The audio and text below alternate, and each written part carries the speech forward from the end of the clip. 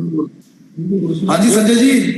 Good morning, viewers, and I welcome you on behalf of Voices and Mastermind.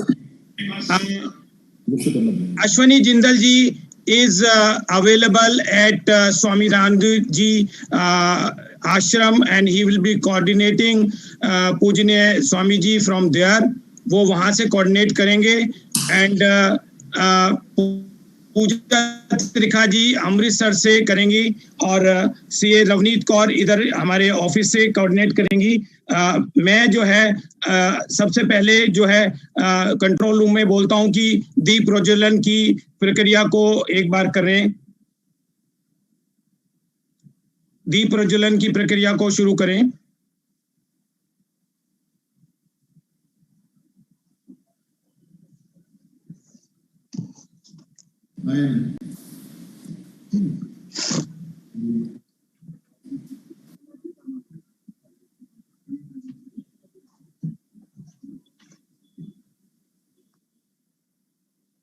करो करो.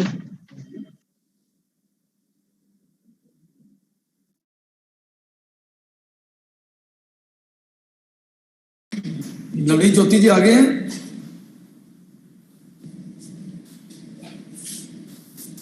को unmute कर लो please.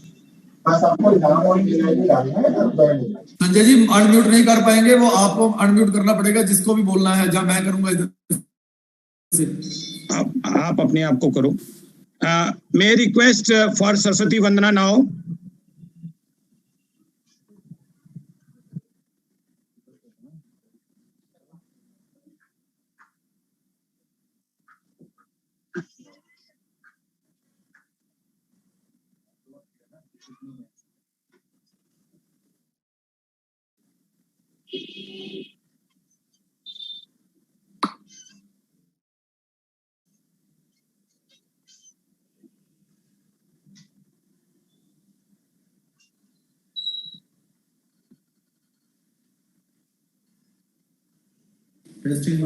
Just a minute. Just a minute.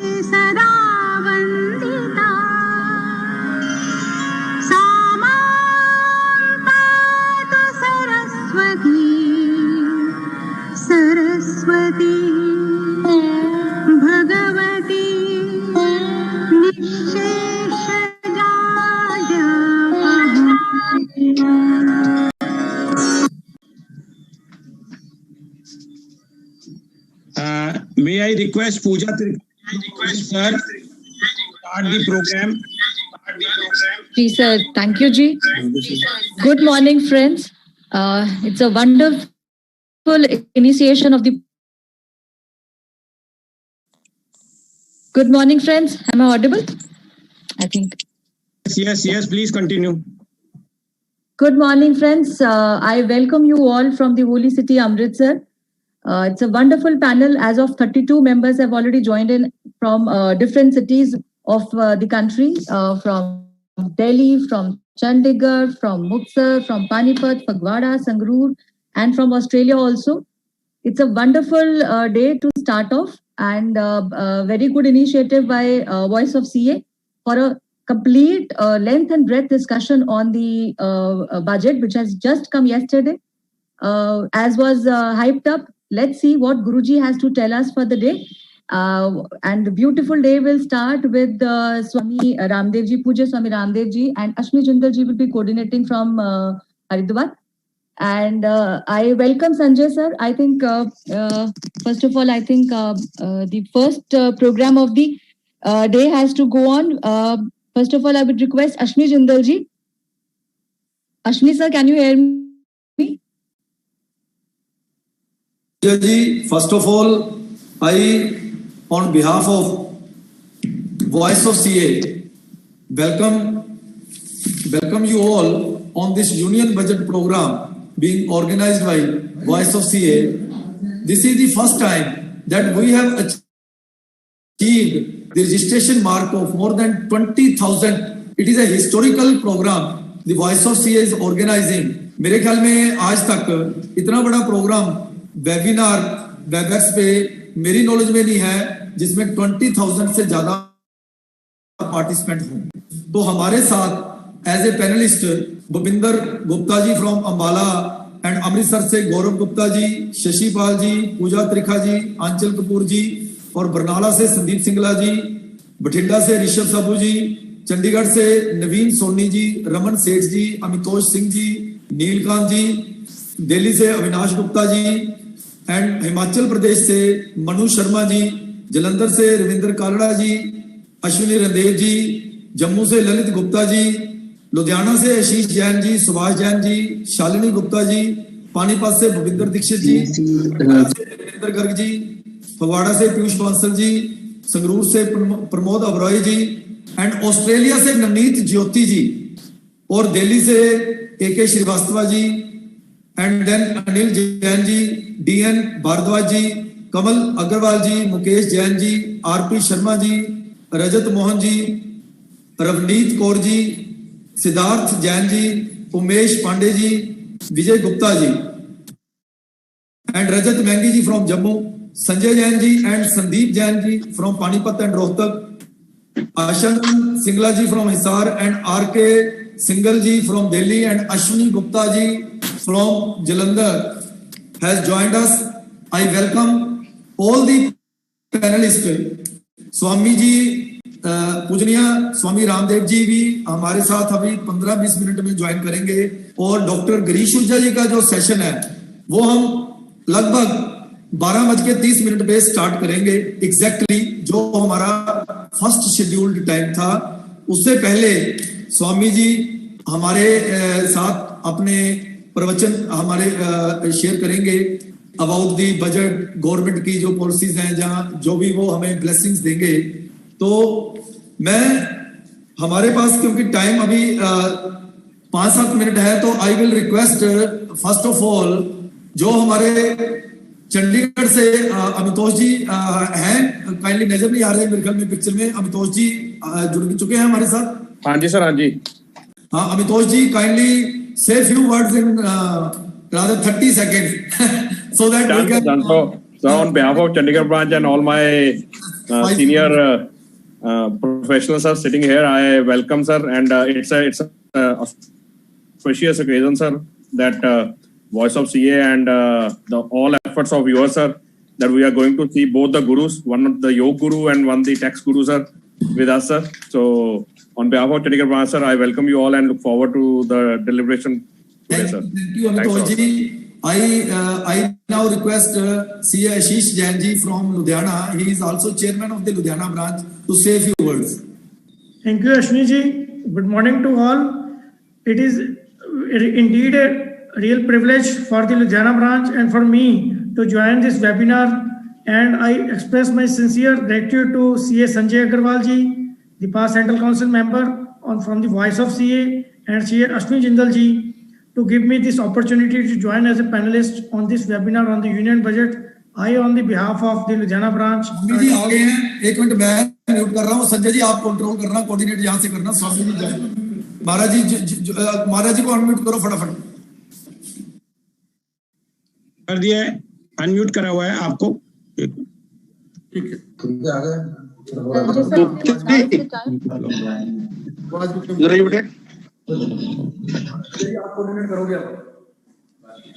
Hello, हाँ Ashwini ji, Sanjay sir आपने आगे coordinate करना है। I think your session for introduction about voice of CA, हमारे पैनलिस्ट हैं, इट विल बी गुड। आप वोका के बारे में थोड़ा बताएं। वॉइस ऑफ सीए एज आप लोग सभी जानते हैं कि 2009 में हमने ये कंसेप्ट को लाए थे और इसमें लाइक माइंडेड हमारे प्रमोटर्स जो हैं वो हैं ये भी पैनल में, और हमारे साथ तकरीबन 70,000 मेंबर हमारा सीए प्रोफेशन का जुड़ा हुआ है। हम अपने डेली अपडेट्स देते हैं। इसी तरह बुक्स भी अपनी जो है तो सिर्फ टेबल फंड मंगवाना उसका हमारे भी ज्वाइन कर लिया है स्वामी जी ने। संजय जी आप स्वामी जी को आप उस पे लाएं। स्वामी जी आ गए हैं। स्वामी जी आ गए। चरण वंदना स्वामी जी। प्रणाम प्रणाम।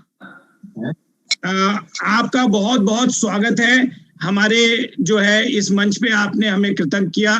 और डॉक्टर गिरीश आहूजा जी अभी दूसरी सेमिनार में है, वो भी अभी हमें ज्वाइन करेंगे। स्वामी जी ये जो आपका छोटा सा हम समय लेंगे इंट्रोडक्शन में, हमारी जो संस्था है ये वॉइस ऑफ सी और मास्टर ब्रेन इस पूरे इसको कर रहे हैं और तकरीबन 20,000 लोग सभी पूरे हिंदुस्तान से जुड़े हुए हैं इसमें इस टाइम, और ऑन लाइव है स्वामी जी सारे। और कोई भी ऐसा सिटी नहीं है जहाँ पे हमारी प्रेजेंस नहीं है। तो ये जो है मैं 1 मिनट का समय लेना चाहूंगा। मैं अपने मास्टर ब्रेन में बोलूंगा कि स्वामी जी को एक बार छोटा सा, वैसे आपकी प्रतिमा इतनी बड़ी हुई है कि आपको किसी इंट्रोडक्शन की आवश्यकता नहीं है, लेकिन फिर भी एक हमारा प्रोटोकॉल है, उसमें मैं चाहूंगा कि आपका एक बार इंट्रोडक्शन करें।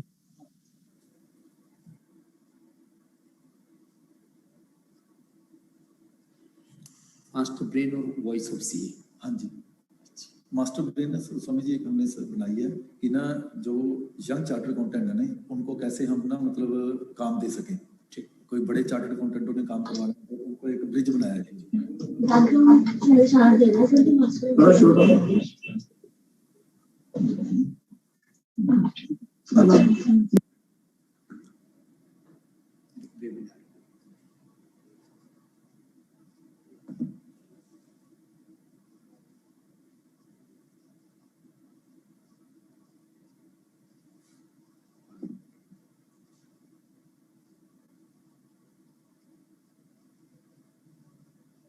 शुरू कर।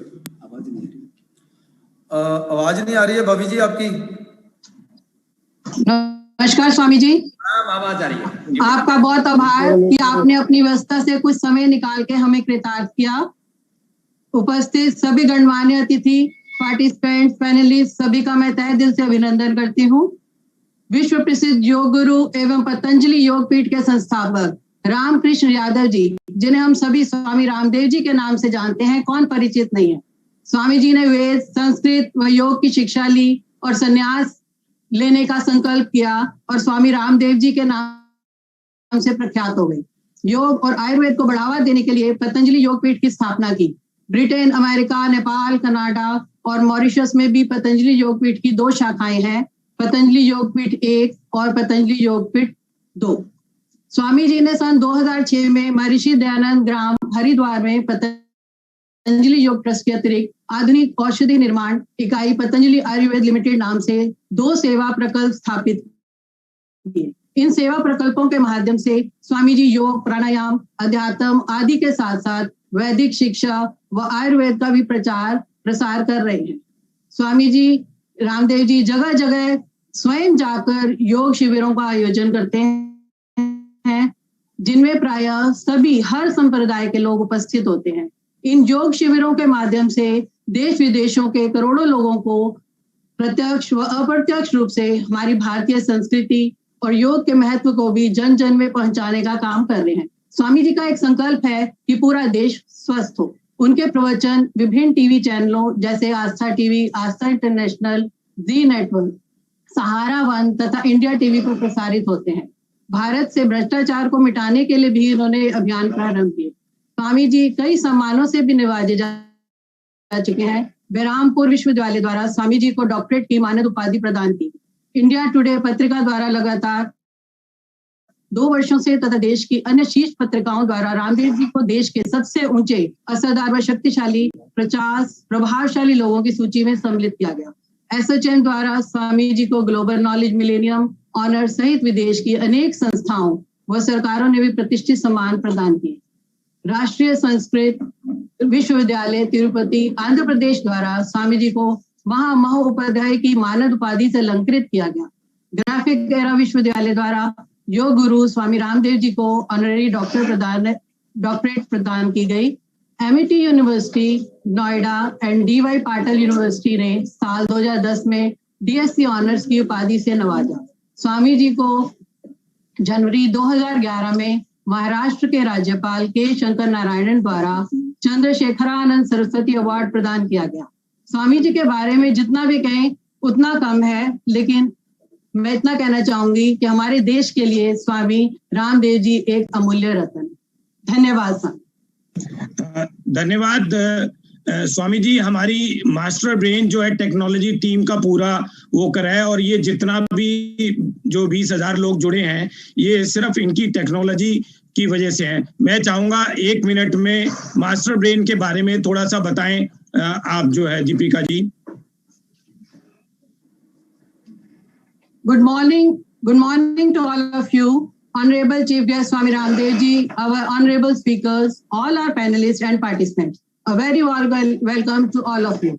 I would like to take this opportunity to introduce a booming startup, Master Brains, Delhi-based startup, aiming to provide a host of financial, legal, and consultancy services to entrepreneurs, corporates, and individuals. It has developed a unique portal which will connect experienced professionals, consultants from all over the country to clients from all industries pan-India. Masterbrain emphasizes on premium quality and provides end-to-end support to its clients. They not only provide clients with business solutions under one roof, but also regularly and timely update clients on the nuances of the laws most applicable to them. The user-friendly and streamlined working process distinguishes them from the masses. Masterbrain believes to stay ahead in the changing economy to provide their clients with the most consistent and prompt quality services. The following features make us distinguished and unique. 24/7 availability. We are not a cost, we are an investment. Out-of-the-box solutions, multi-fold benefits, end-to-end support. Highly qualified and experienced professionals from all over the country working in harmony to provide consultancy all over the country in various laws. Masterbrain's professionals have deep industry knowledge, makes them highly capable to facilitate and guide clients for timely and hassle-free compliance to regulatory requirements and expert advice to distinct issues of the clients, including core taxation and law services like direct tax, goods and service tax, company law, along with other allied laws to management consultancy services like startup management, portfolio management, strategic cost management, forensic analysis, digitization of records, and developing management information systems. Masterbrain take the aid of innovative technology, especially when various initiatives of the government has led to largely contactless, faceless interaction with authorities. In other words, Masterbrain work with entrepreneurs, companies, and individuals to solve their most pressing business challenges by helping them capitalize on opportunities, minimizing hidden costs, delivering quality consultancy for sustainable growth, and saving your time so that you can focus on decisions that matter the most. Thank you. Swami ji, आपसे अनुरोध है कि अब आप जो है समय लें अपना और हमारे सभी पार्टिसिपेंट को आशीर्वाद दें। अश्विनी जी वहां पे पहुंचे हुए हैं, मैं चाहूंगा कि शॉल से स्वागत करें आपका और कृतार्थ करें हमें।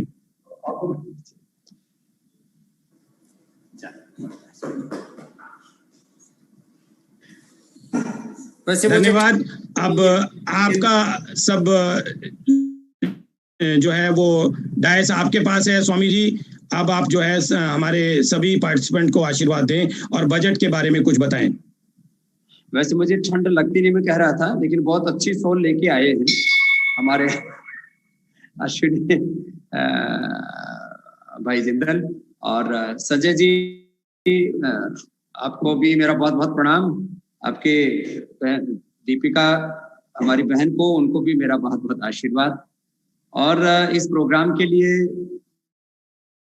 जिन्होंने मुझे प्रेरित किया, और वैसे मेरे बड़े हैं वो, सन्यासी के तौर पर तो मैं गुरु हूँ लेकिन उनको बड़ा मानता हूँ, इसलिए आदेशित किया मुझे आदरणीय गिरीश आहूजा जी ने कि मैं आज आपके बीच रहूं। और मुझे खुशी है कि मास्टर ब्रेन और वॉइस ऑफ सीए ये आपका एक बहुत यशस्वी ऑर्गेनाइजेशन है। और इसकी ताकत बहुत बड़ी आप लोगों ने ऑलरेडी खड़ी कर ली है। और सीए जो है इसको कई तरह से लोग परिभाषित करते हैं। कभी कभी लोग बोलते हैं कि सीए जो है टैक्स सेविंग सिखाते हैं, ये तो एक अच्छी भाषा है। कुछ लोग बोलते हैं कि टैक्स चोरी करना सिखाते हैं, ये थोड़ी बुरी भाषा हो जाती है। कुछ लोग कहते हैं कि बस वो एक बैलेंस शीट जो है सरकार को सबमिट करनी पड़ती है, आईटी रिटर्न आदि भरना पड़ता है, तो उसको वो एक प्रोफेशनल वे में तैयार कर देते हैं।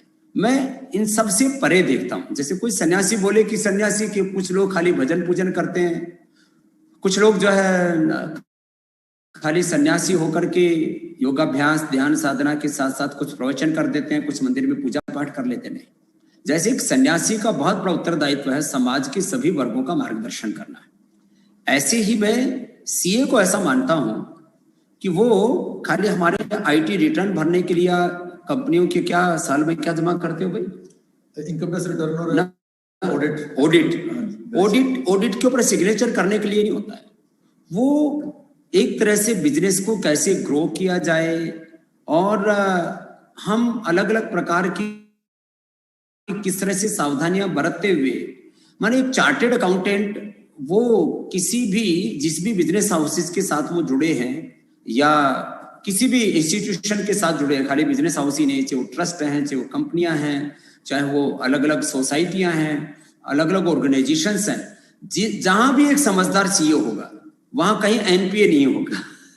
जहां भी एक समझदार सीईओ होगा वहां पर किसी को बीपी नहीं होगा, ब्लड प्रेशर की प्रॉब्लम नहीं होगी, स्ट्रेस एंजाइटी डिप्रेशन नहीं होगा, हार्ट की प्रॉब्लम नहीं होगी, क्योंकि वो सारी चीजों को व्यवस्थित लेकर के चलता है। सरकार किसी की आए, जिसके पास एक समझदार सीईओ होगा उस व्यक्ति के दिमाग पर कोई बोझ नहीं होगा, निर्भर रहेगा। तो सीए माने खाली एक बैलेंस शीट तैयार करने वाला, खाली इनकम टैक्स रिटर्न के ऊपर सिग्नेचर करने वाला इतना ही नहीं है। सीए एक तरह से पूरी एक हमारी अर्थव्यवस्था की रीढ़ की हड्डी है, और ऐसे चार्टेड अकाउंटेंट्स की आप आवाज हैं, वॉइस ऑफ सीए, और ऐसे जो टैलेंटेड लोग हैं उनको आप जिस दृष्टि के साथ मैं कह रहा था और जिस तरह से बहन दीपिका ने इंट्रोडक्शन करवाया कि अलग अलग दिशाओं से किस प्रकार से बिजनेस को और पूरी इकोनॉमी को स्ट्रेंथन किया जाए और किस तरह से हमारी प्रगति को पंख लगे, इतना बड़ा महत् कार्य आप कर रहे हैं। तो इन शब्दों के साथ आपने जो बजट के बारे में पूछा, देखिए बजट में आप सब यदि इनकम टैक्स की दृष्टि से देखें तो उसमें कोई चेंज नहीं है। हाँ, 75+ के जो लोग हैं उनको यदि एक लिमिटेड उनकी इनकम है, इनकम ऑफ सोर्स जो है उनका सुनिश्चित है कि भाई इतनी इनको इनकम जो है वो पेंशन से आ रही है, इतनी इनकम उनकी ये इतने इतने सोर्स है, तो उनको ये लफड़े से बाहर कर दिए, एक अच्छी बात है।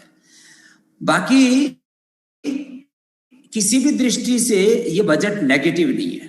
इंफ्रास्ट्रक्चर की दृष्टि से बोलो, हेल्थ एजुकेशन की दृष्टि से बोलो, इसे देश के अंदर गांव गरीब मजदूर खेत खलिहान किसान की दृष्टि से बोलो, या सबसे बड़ा जो इस समय फोकस है सरकार का आत्मनिर्भर भारत बनाना है। अब आत्मनिर्भर भारत के लिए क्या क्या रिक्वायरमेंट है, मैं तो कहूंगा ये एक वाक्य में इस पूरे बजट को बोलो तो आत्मनिर्भर भारत का ही बजट है।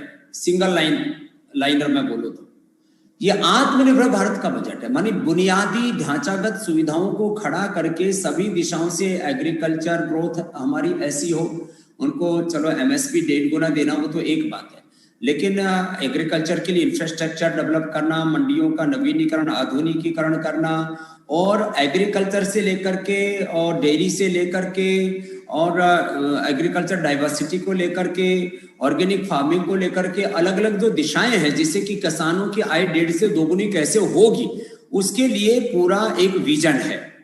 तो एग्रीकल्चर में, इंडस्ट्री में, मैन्युफैक्चरिंग से लेकर के और अलग अलग प्रकार की मैन्युफैक्चरिंग, खाली एक साइड में नहीं, हर दिशा में भारत आत्मनिर्भर बने। मेरा तो सपना है कि एक सुई से लेकर के हवाई जहाज तक कुछ भी हमें दुनिया के किसी देश से ना लाना पड़े। भारत में इतनी प्रतिभाएं, इतनी सुविधाएं, इतने संसाधन, इतनी संभावनाएं हैं।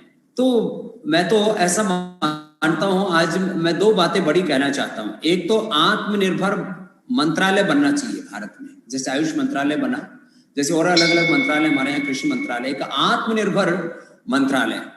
तो आत्मनिर्भर भारत मंत्रालय का काम हो कि ऐसे सारे उत्पाद जो हम कोई भी प्रोडक्ट बाहर से खरीद रहे हैं या कोई भी सर्विस हम बाहर से ले रहे हैं, किसी भी तरह की कोई टेक्नोलॉजी हम बाहर से ले रहे हैं, उन टेक्नोलॉजीज को अपने देश में कैसे डेवलप करना, उन सर्विसेज को भारत से कैसे उपलब्ध कराना, और वो जो हम बाहर से उत्पाद ले रहे हैं उनकी मैन्युफैक्चरिंग, और वो भी अफोर्डेबल कॉस्ट में, और उनसे ज्यादा बेहतर, उनसे ज्यादा अच्छे फीचर्स के साथ देश में कैसे लेकर के आना। तो ये एक बहुत बड़ा प्रोजेक्ट है। अभी भी करीब देश की आधी अर्थव्यवस्था पर प्रत्यक्ष परोक्ष रूप से विदेशियों का कब्जा है। इससे मुक्ति दिलाने के लिए आत्मनिर्भर भारत मंत्रालय बनना चाहिए। और जब ये काम लगातार भारत में 15-20 साल तक होगा, तो आज लोगों को ये बात बड़ी लग सकती है या एक मजाक लग सकती है। मैं वो दिन देखना चाहता हूं तब 2040 से 50 के बीच में, और ये होगा। आज मैं आपको कह रहा हूं संजय जी, मैं दोबारा मिलूंगा आपसे 20 साल के बाद 2040 में, जब WHO का ऑफिस भारत में होगा, जब जो है UNO का, अभी तो स्थायी सदस्य तक मानने के लिए हमको तैयार नहीं, जब IMF का और वर्ल्ड बैंक का ऑफिस भारत में होगा। एक ऐसा समृद्ध भारत, एक ऐसा शक्तिशाली भारत, एक ऐसा समर्थ भारत, और उसके लिए अलग अलग अपने अपने हिस्से की जिम्मेदारी लेके चार्टर्ड अकाउंटेंट जो है वो अपने जो भी उनके साथ बिजनेसमैन जुड़े हैं, उनके साथ ऑर्गेनाइज जुड़े हैं, कंपनियां जुड़ी हैं, कॉर्पोरेट हाउसेज जुड़े हैं, उनको इस तरह से पूरा एक आज के परिप्रेक्ष्य में माने किस तरह से ऐसे बिजनेसेस को डेवलप करना जो आने वाले 15, 20, 25 सालों के बाद में दुनिया के अंदर सबसे ऊपर होंगे। इस तरह की प्लानिंग के साथ अपने फंड्स का निवेश करें, क्योंकि जब इतनी बुनियादी ढांचे के ऊपर सारी चीजें खर्च हो रही हैं तो उद्योगपतियों को भी अपनी तिजोरियां खोलनी पड़ेगी और लोगों को इन दिशाओं में अपने बिजनेस को एक्सपेंड करना पड़ेगा, जिससे कि वो सब प्रकार से प्रगति के शिखर छुए। तो आत्मनिर्भर भारत बनाने के लिए चार्टर्ड अकाउंटेंट्स की बहुत बड़ी भूमिका होने वाली है। जितने भी कॉर्पोरेट हाउस हैं, बिजनेस मैन हैं, जितने भी इस देश में उद्यमी हैं, व्यापारी हैं, अलग अलग सर्विस प्रोवाइडर्स हैं, उन सबको इस दिशा में लगाना पड़ेगा। तो मुझे तो आज बस यही बात कहते हुए लग रहा है कि आप लोग यदि पूरी जी जान से लग जाएं, देखो मैं तो आपके साथ हूं, और मुझे तो जो आदरणीय गिरीश आहूजा जी सलाह देते हैं मैं उसका पूरा सम्मान ही नहीं करता, उसको एग्जीक्यूट करता हूं। तो आने वाले 5 सालों में हमारा सपना है हम 50,000 करोड़ से ज्यादा पतंजलि ग्रुप को लेकर के चले जाएंगे, रुचि सोया पतंजलि को, और आने वाले 10 सालों के अंदर हम 1 लाख करोड़ से ज्यादा की कंपनी होंगे ही होंगे। मार्केट कैप की दृष्टि से तो 5 लाख करोड़ रुपए से आज यूनिलीवर से बड़ा मार्केट कैप हमें खड़ा करना है, क्योंकि ईस्ट इंडिया से कंपनी से लेकर के यूनिलीवर तक उसमें बाकी सब उसके छोटे भैये हैं, दूसरे हैं, कोका कोला है, पेप्सी वाले हैं, नेस्ले वाले हैं, बाकी और दूसरे हैं, कोलगेट वाले हैं। तो इन सबसे बड़ा मार्केट कैप हमारी स्वदेशी कंपनी का क्यों नहीं हो सकता। जब मैंने पिछले दिनों, क्योंकि रुचि से एक लिस्टेड कंपनी और उसके मार्केट में हमें शेयर्स को लिक्विडेट करना था, तो मैंने अलग अलग कंपनियों का मार्केट कैप दिखाया। तो यूनिलीवर का 5.5 लाख करोड़ का जब मार्केट कैप हो सकता है एक FMCG कंपनी का, तो हम उससे बड़ी कंपनी को नहीं खड़ी कर सकते। इस विजन के साथ हमें चलने की जरूरत है।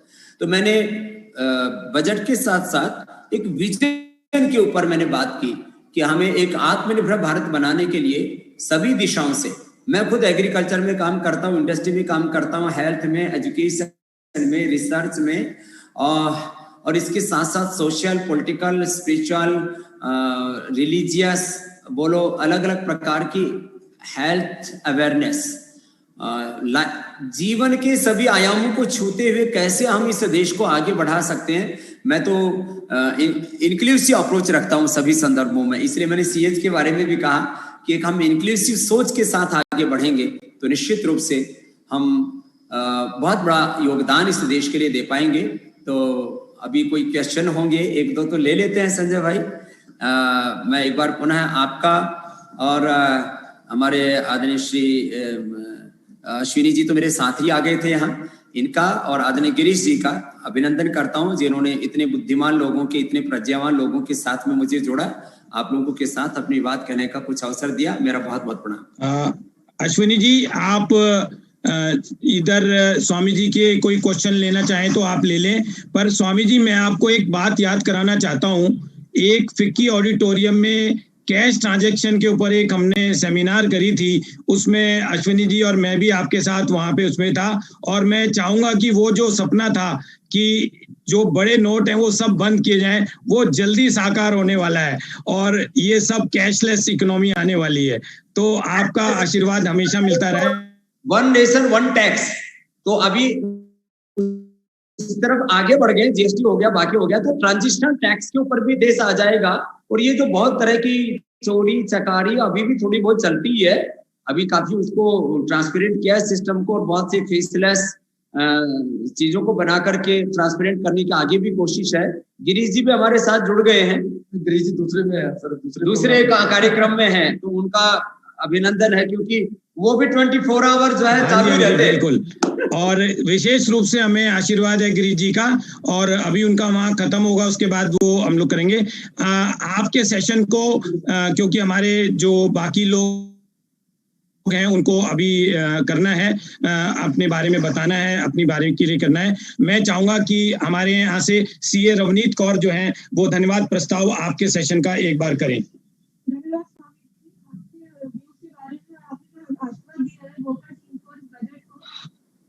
आपकी आवाज कम आ रही है बेटा। धन्यवाद स्वामी जी आपके आशीर्वाद के लिए और अपने व्यूज प्रेजेंट करने के लिए, इस बजट के लिए, बजट के ऊपर बहुत बहुत शुक्रिया आपका। Thank you. बहुत प्रणाम नवनीत। धन्यवाद जी। अश्विनी जी, अब मैं बाकी का प्रोग्राम आगे चालू करूं और इसको जो है आगे कंटिन्यू करते हैं। बात करता हूँ, खत्म होने वाला ही होगा। बहुत बहुत प्रणाम, फिर जल्दी मिलेंगे संजय भाई, आपके और हमारे सबके सपने जल्दी साकार होंगे। धन्यवाद जी।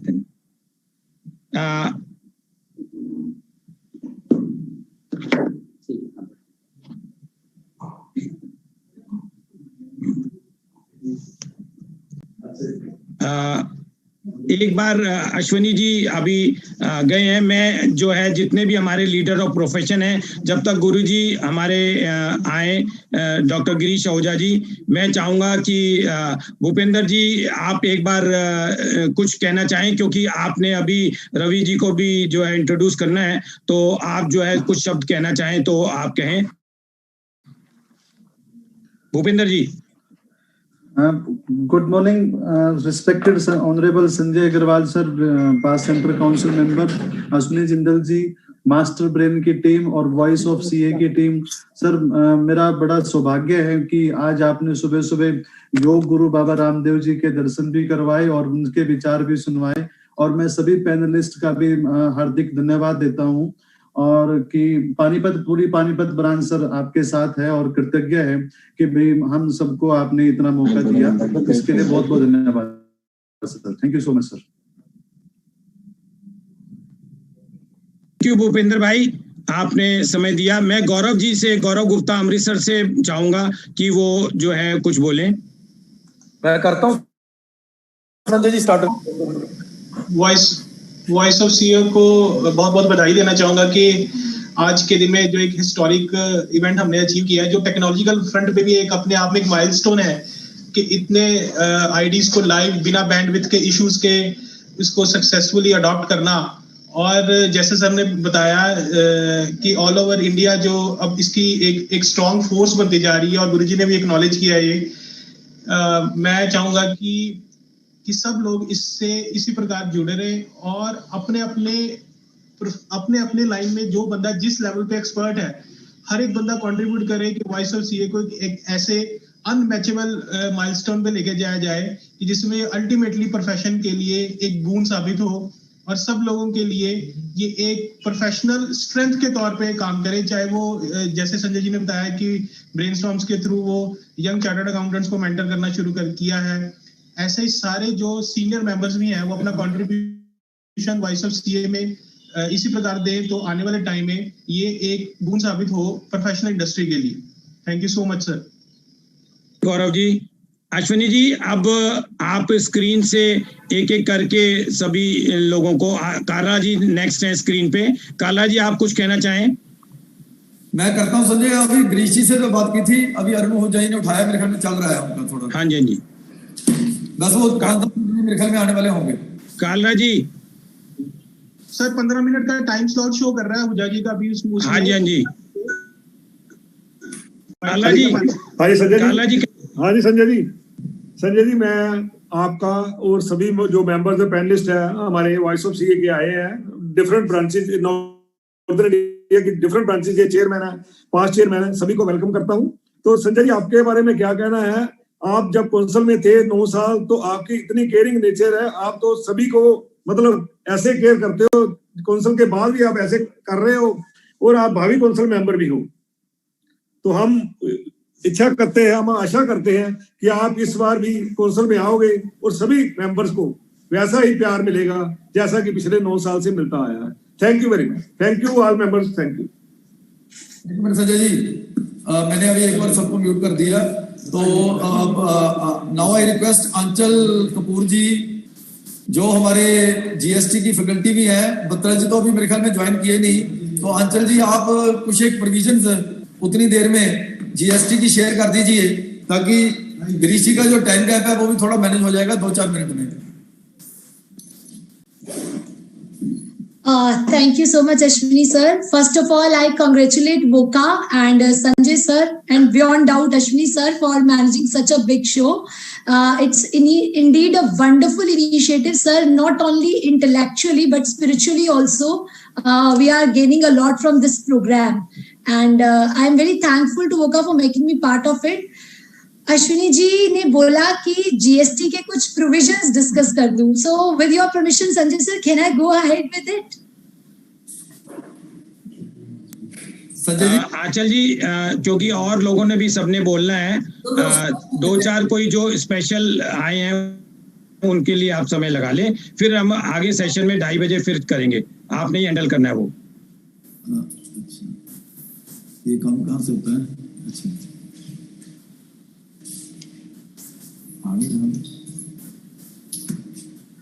Just 2 provisions I would like to discuss in GST, and that is about the 2A or 2B, which one to be followed, और मतलब करना चाहिए कि नहीं करना चाहिए। सर, बहुत सारे जजमेंट्स आते रहे हैं जीएसटी में, एंड 36(4) रूल की वैलिडिटी को चेक करने के लिए, जिसको कि सेक्शन 16 में अमेंडमेंट लाके the government has brought a type of full stop to all those. I will not a full stop because the further litigation round of litigation will start, but they have tried to put a stop on number of things. उन्होंने section 16 में ही amendment कर दी है कि सामने वाले को अपनी GST 1 में दिखाना जरूरी है और दूसरे तक कम्युनिकेशन थ्रू 2A और 2B. सो अल्टीमेटली रूल 36(4) को एक लीगल बैकिंग जो है वो देने की कोशिश की गई है under this provision. So apart from this, GST में GST audit 9C जो है that has been withdrawn. Sir, इसकी अभी तक डेट नोटिफाई नहीं हुई है, but for the year 1920 it will continue, and आगे भी सर एनुअल रिटर्न चलती रहेगी. 9C का जो एक विड्रॉल हुआ है, that is due to certain reasons, considering the revenue elements and all that has been involved in it. So उसको आगे डेट टू बी नोटिफाइड के साथ जो है वो डिसकंटिन्यू किया जाएगा. With this, I now hand over to you, Sanjay sir. Thank you, Anchal ji. Sanjay ji, now I request Piyush Bansal ji from Jalandhar. He is also the chairman of the Jalandhar branch of NIRC. I request to share few words. Piyush ji, oh sorry, unmute एक minute, इधर से करना पड़ेगा. Piyush ji. Thank you. Piyush ji, unmute है जी.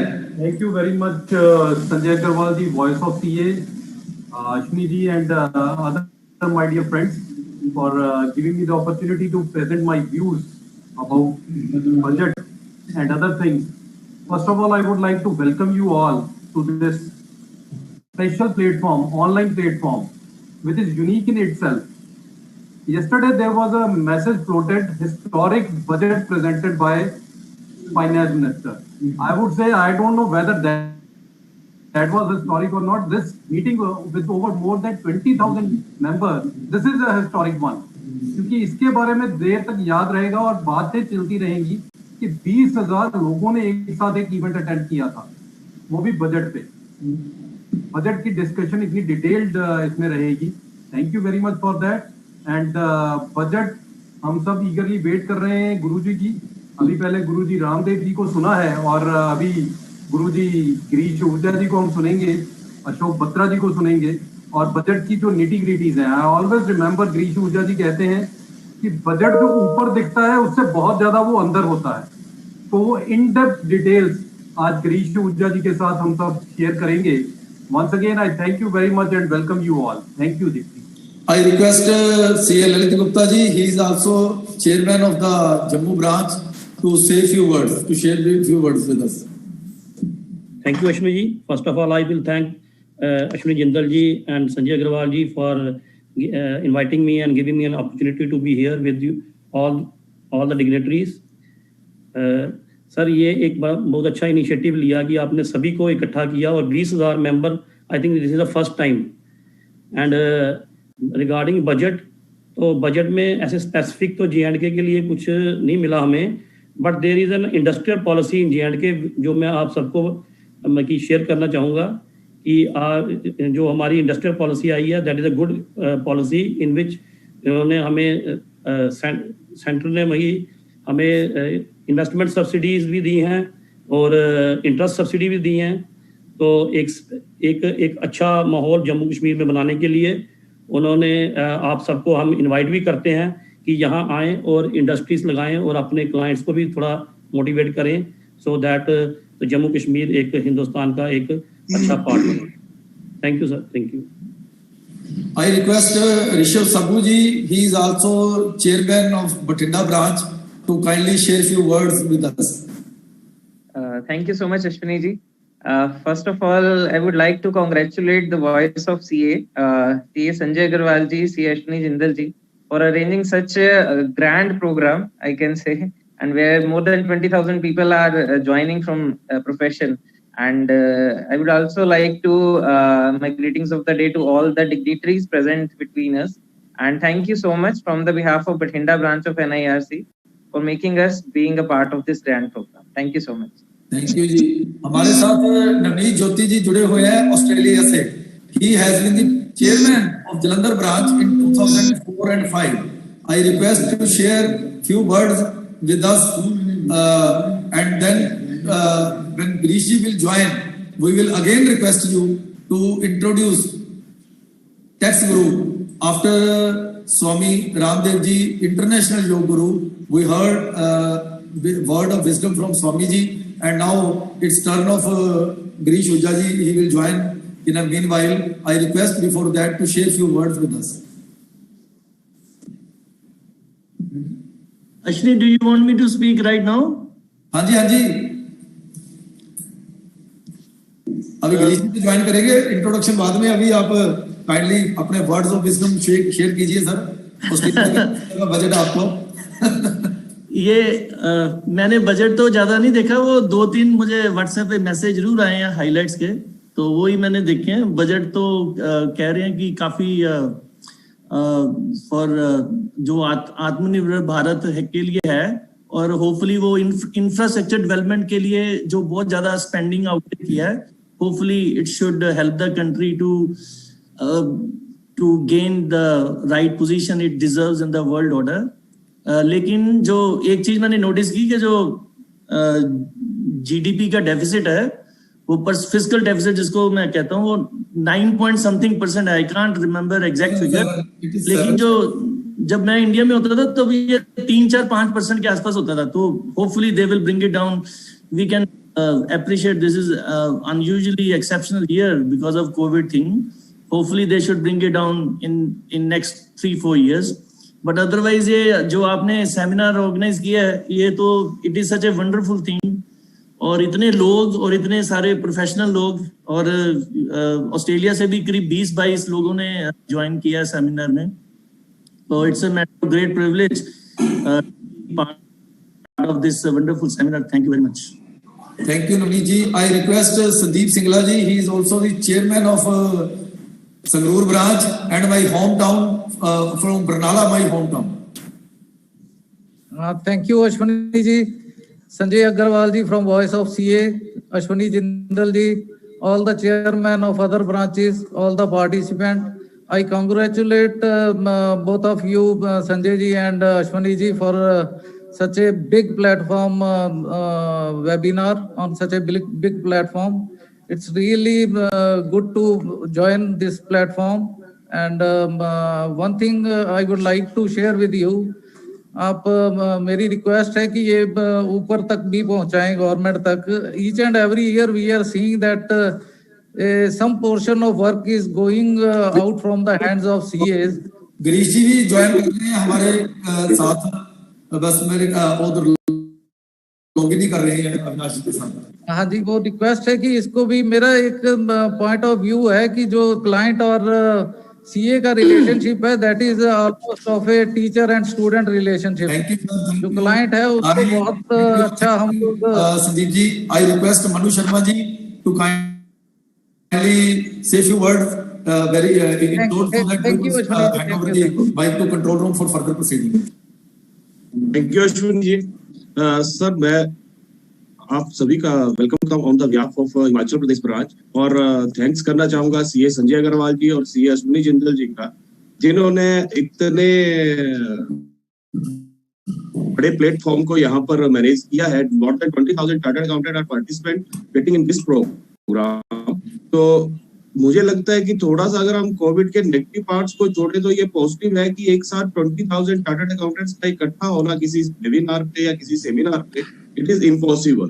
तो यही है. और बाकी जैसे संदीप जी एक बोल रहे थे कि जैसे हम स्मॉल सिटीज में है, तो अभी इस बजट में जीएसटी ऑडिट को वलिश किया गया है, तो थोड़ा सा अगर इस चीज पे गवर्नमेंट को जो प्रोफेशनल्स का हमारा वर्क जा रहा है, तो with respect to small cities के रिगार्डिंग में करूंगा कि थोड़ा सा अगर ये गवर्नमेंट की तरफ इस चीज को बात पहुंचाई जाए तो ज्यादा बेटर रहेगा. एंड ज्यादा टाइम ना लेते हो, क्योंकि गुरु जी हमारे टैक्स गुरु जी ज्वाइन कर रहे हैं थोड़ी देर में, तो उन्हीं का भी टाइम बड़ा प्रीशियस होता है. So thank you Agarwal sir, and thank you Ashwini Jindal ji, and thank you all the members who join this programme. Thank you sir. Girish ji join कर गए हैं. किए तो थे, मेरे ख्याल में कट गया connection. For the timing, I request Bhupinder Gupta ji, he is the chairman of Ambala branch, to say few words. Girish ji फिर दोबारा आ गए. Bhupinder Gupta जी, नमस्कार. प्लीज गुरु जी को शुरू करने दे प्रोग्राम, क्योंकि उनका लंबा है. और मैं जी स्वामी जी की बात हो गई. स्वामी जी सर आप लेट हो गए. स्वामी जी तो टाइम पे आके चले गए. सॉरी, मेरी अनफॉर्चुनेट पार्टनर में स्वामी जी. आपने लेट ही इतना कर दिया. उधर दूसरा प्रोग्राम ना टैक्स एडुकेट वाला, आपको मजे ले रहे थे. पहला प्रोग्राम था. कहाँ चले गए? फिर चले गए. Yes sir. हाँ जी संजय जी, आपको मजे ले रहे थे, उधर चले गए ना. अश्विनी जी इंट्रोडक्शन करवाएं नवनीत जी से प्लीज. सबसे पहले तो मैं गुरु जी हमारे आ गए हैं. प्रोग्राम हम विदिन 2 मिनट स्टार्ट कर देंगे. तो बिफोर दैट मैं सबको एक बार फिर दोबारा बता दूं कि ये सब इनिशिएटिव संजय अग्रवाल जी ने, वॉइस ऑफ सीए के जो फाउंडर हैं, फर्स्ट है हमने लिए हैं. कोविड का जहां सब लोग कहते हैं कि हमें नुकसान हुआ, हम तो कहेंगे कि ये प्रोफेशन के लिए एक बेनिफिशियल रहा कि हम 20,000 मोर देन 20,000 पीपल इस माध्यम के जरिए गिरीश जी को प्रेजेंट कर रहे हैं ऑन ए बजट. जो बजट की स्पीच के लिए हमें गिरीश जी के लिए 7-8 तारीख तक वेट करना पड़ता था कि कब हमें डेट मिलेगी. जलंधर में आएंगे, फिर अमृतसर आएंगे, अकेले. आज हम बिल्कुल ताजा बजट जो कल पेश हुआ है, आज ही गिरीश जी उसको क्लोज बाई क्लोज हमें हर चीज के बारे में बताएंगे. अभी हमने इंटरनेशनल योग गुरु आदरणीय पूजनीय स्वामी रामदेव जी से बजट के ऊपर विचार सुने. Now I will request Navneet Jyoti ji, जो हमारे ऑस्ट्रेलिया से चार्टर्ड अकाउंटेंट हैं, जलंधर से चेयरमैन भी रहे हैं, to introduce our tax Guru. He is tax गुरु. अब गिरीश जी तो स्वामी जी के साथ बिल्कुल क्लोजली अटैच्ड हैं. स्वामी जी इंटरनेशनल योग गुरु हैं, गिरीश जी हमारे टैक्स गुरु हैं. तो ये इनको भी गुरु की आदि है, तो I will request Navneet ji to kindly formally introduce Dr. C.A. Girish Ahuja ji. If we talk about yoga, the person who revolutionized yoga in India, revered Swami Ramdev, comes to our mind. We were blessed to have his presence a short while ago. If we chat about cricket, you cannot miss the name of Sachin Tendulkar. If you think about acting, you cannot miss the name of Amitabh Bachchan, probably. If we discuss income tax, the name that invariably comes to our mind is none other than C.A. Dr. Girish Ahuja ji. A born academic prodigy, he passed his master's in commerce from the prestigious SRCC at the young age of 23. His busy schedule that includes traveling all over the India and few other countries did not deter him from pursuing his PhD in 2009 from Delhi University. His exceptional command over the nitty-gritties of income tax and the ease at which he explains the complex provisions tax has earned him the title of India's tax guru. His knowledge and experience that is now over 5 decades has been recognized not only by professionals like us, but by Government of India as well. It is no surprise that he was nominated as member of the committee that redrafted the Income Tax Act in 2009. Girish ji is a prolific writer and a very, very passionate speaker. He has written over 25 books that has benefited all the students and professionals all over India. While his contribution in the world of academics is unparalleled, he has also provided his advice to a number of big corporates that includes listed companies and banks by serving as director. His lectures are keenly vetted like we are today. I remember when he came to our city, Jalandhar, first time in 2003, his humility and commitment to profession have no match. Having spoken at over 3,000 seminars is no small feat. As part of my introduction, I was supposed to mention what does he do in his free time? What does he like? So when I asked him this question some time ago, sir, what do you really do in your free time? And what do you really like? He said, when I am free, their friends like you call me and ask, sir, what is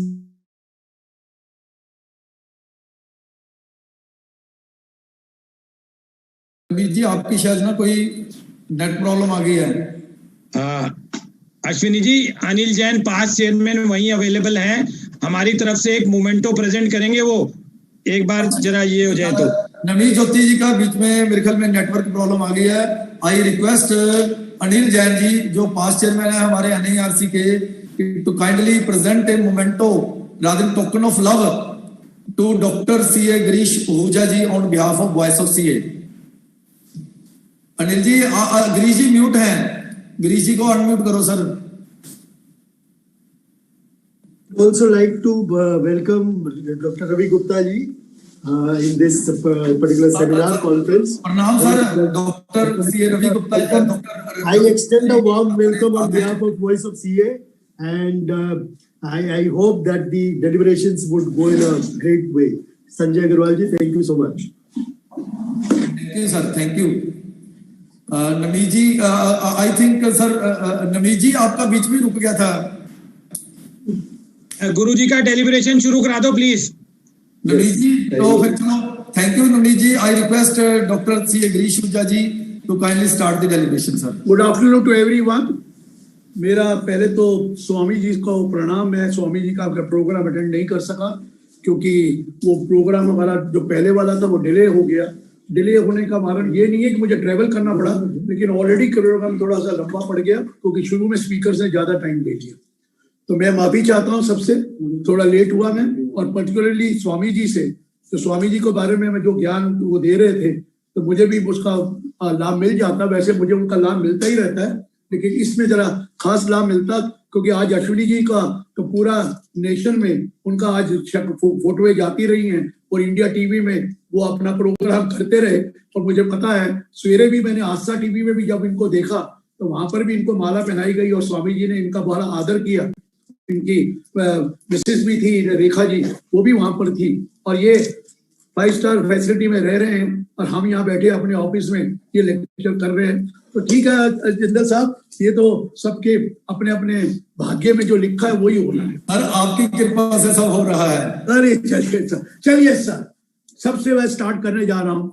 the founder of this voice of CA Sanjay Agarwal ji, CA Sanjay Agarwal ji, सबको पता है कि CA Sanjay Agarwal जी 9 साल तक हमारे central council में सर्व करते रहे। उसके पहले चेयरमैन भी थे NIRC के, और आने वाले टाइम के मैंने सुना क्या है ही है कि वो इलेक्शन के लिए तैयारी कर रहे हैं और भगवान करेगा तो जरूर सक्सेस होंगे, उसमें जब आपका सबका सपोर्ट मिलेगा। तो ये तो हमारी पक्की बात है।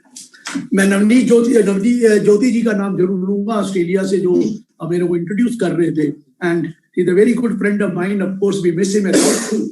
मेरे पास स्टैंडिंग इनविटेशन है ऑस्ट्रेलिया जाने का, वो तो 2 बारी हुआ है ये जिंदल साहब, लेकिन वो हर बार मुझे टाल जाते हैं कि जाऊंगा, मैं जरूर जाऊंगा, नवनीत जी को जरूर वहां जाकर मिलूंगा। चलिए अनिल जैन जी, जो आप सेंट्रल रीजनल काउंसिल के चेयरमैन भी थे NIRC के, और आज हमारे ऑफिस में आए हुए हैं, मैं वेलकम किया।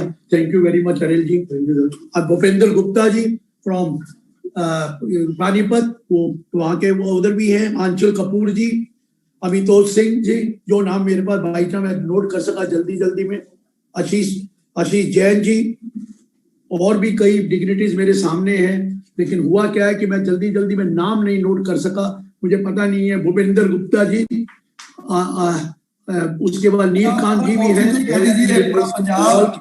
श्रीवास्तव जी, अमित तो थे, आशीष जैन भी आ गए, भूपेंद्र दीक्षित भी आ गए, ललित कुमार गुप्ता जी, ये चेयरमैन मेरे ख्याल उसके हैं सर, शिमला के चेयरमैन है। तो नहीं, ये ललित गुप्ता जी तो अमृतसर के, जम्मू के, हिमाचल के। मनु शर्मा जी को नहीं नाम लूंगा तो कभी बुलाएंगे नहीं मुझे शिमला में, और शिमला में कभी हम भी चले जाएंगे इनके वजह से। चलिए उनका नाम भी लिया। सर जरूर बुलाऊंगा, टाइम दीजिए। RS कालरा जी, शालिनी गुप्ता जी, ऋषभ साबू जी, श्री साबू बठिंडा से हैं, शशि पाल सेक्रेटरी अमृतसर से होंगे, सिद्धार्थ जैन जी, सुभाष जैन जो ये आपके लुधियाना से होंगे जरूर, देवेंद्र कुमार जी, संदीप सिंगल जी, रमन सेठ जी, देवेंद्र नाथ भारद्वाज जी, गौरव गुप्ता जी, ये भी अमृतसर में, कमल अग्रवाल जी, नवीन सोनी जी तो मैंने नाम ले ही दिया, नवीन सोनी जी, ये चंडीगढ़ के हैं। ज्योति जी का लिया, RP शर्मा जी, रजत बेंगी जी आप जम्मू से हैं, संगरूर से भी लोग आए हुए हैं, and the other dignitaries in front of me. Sorry if I have not named anybody. Thank you very much. Sorry for the delay. Now let us start with the deliberation today. Let me tell you. हाँ, अविनाश जी भी मेरे पास बैठे हुए हैं, अविनाश गुप्ता जी, वो भी तो panelist हैं, लेकिन वो मेरे लेफ्ट में बैठे हैं। अविनाश जी आप इधर आ सकते हैं मेरी तरफ, लेफ्ट साइड में। अविनाश गुप्ता से अपने रीजनल काउंसिल NIRC के वो भी हैं इलेक्टेड मेंबर, तो वो भी बैठे हुए हैं। And let us start with the deliberation. मैं एक चीज आपको बताऊं, it's a very technical budget. वो चीजें जो पॉपुलैरिटी वाली है कुछ नहीं है। We were expecting that there will be COVID tax और समथिंग और that. There is absolutely no change in the rates of income tax, it remains the same. कोई चेंज नहीं है, लेकिन टेक्निकल चेंजेस इतनी है, मैं आपको बताऊंगा, आप देखते रह जाएंगे, इतनी ज्यादा टेक्निकल चेंजेस है। देखिए अब तो टेक्निकल चेंजेस का तो जमाना ही टेक्निकल आ गया, क्योंकि now gone are the days everything is going to be faceless, and if it is going to be faceless it is only the knowledge will pay. जिसकी नॉलेज है, जो ड्राफ्ट स्किल है, जिसके पास शो का notice करने का जवाब है, जो पर्स हेयरिंग में अपीयर हो सकता है, उसी का काम।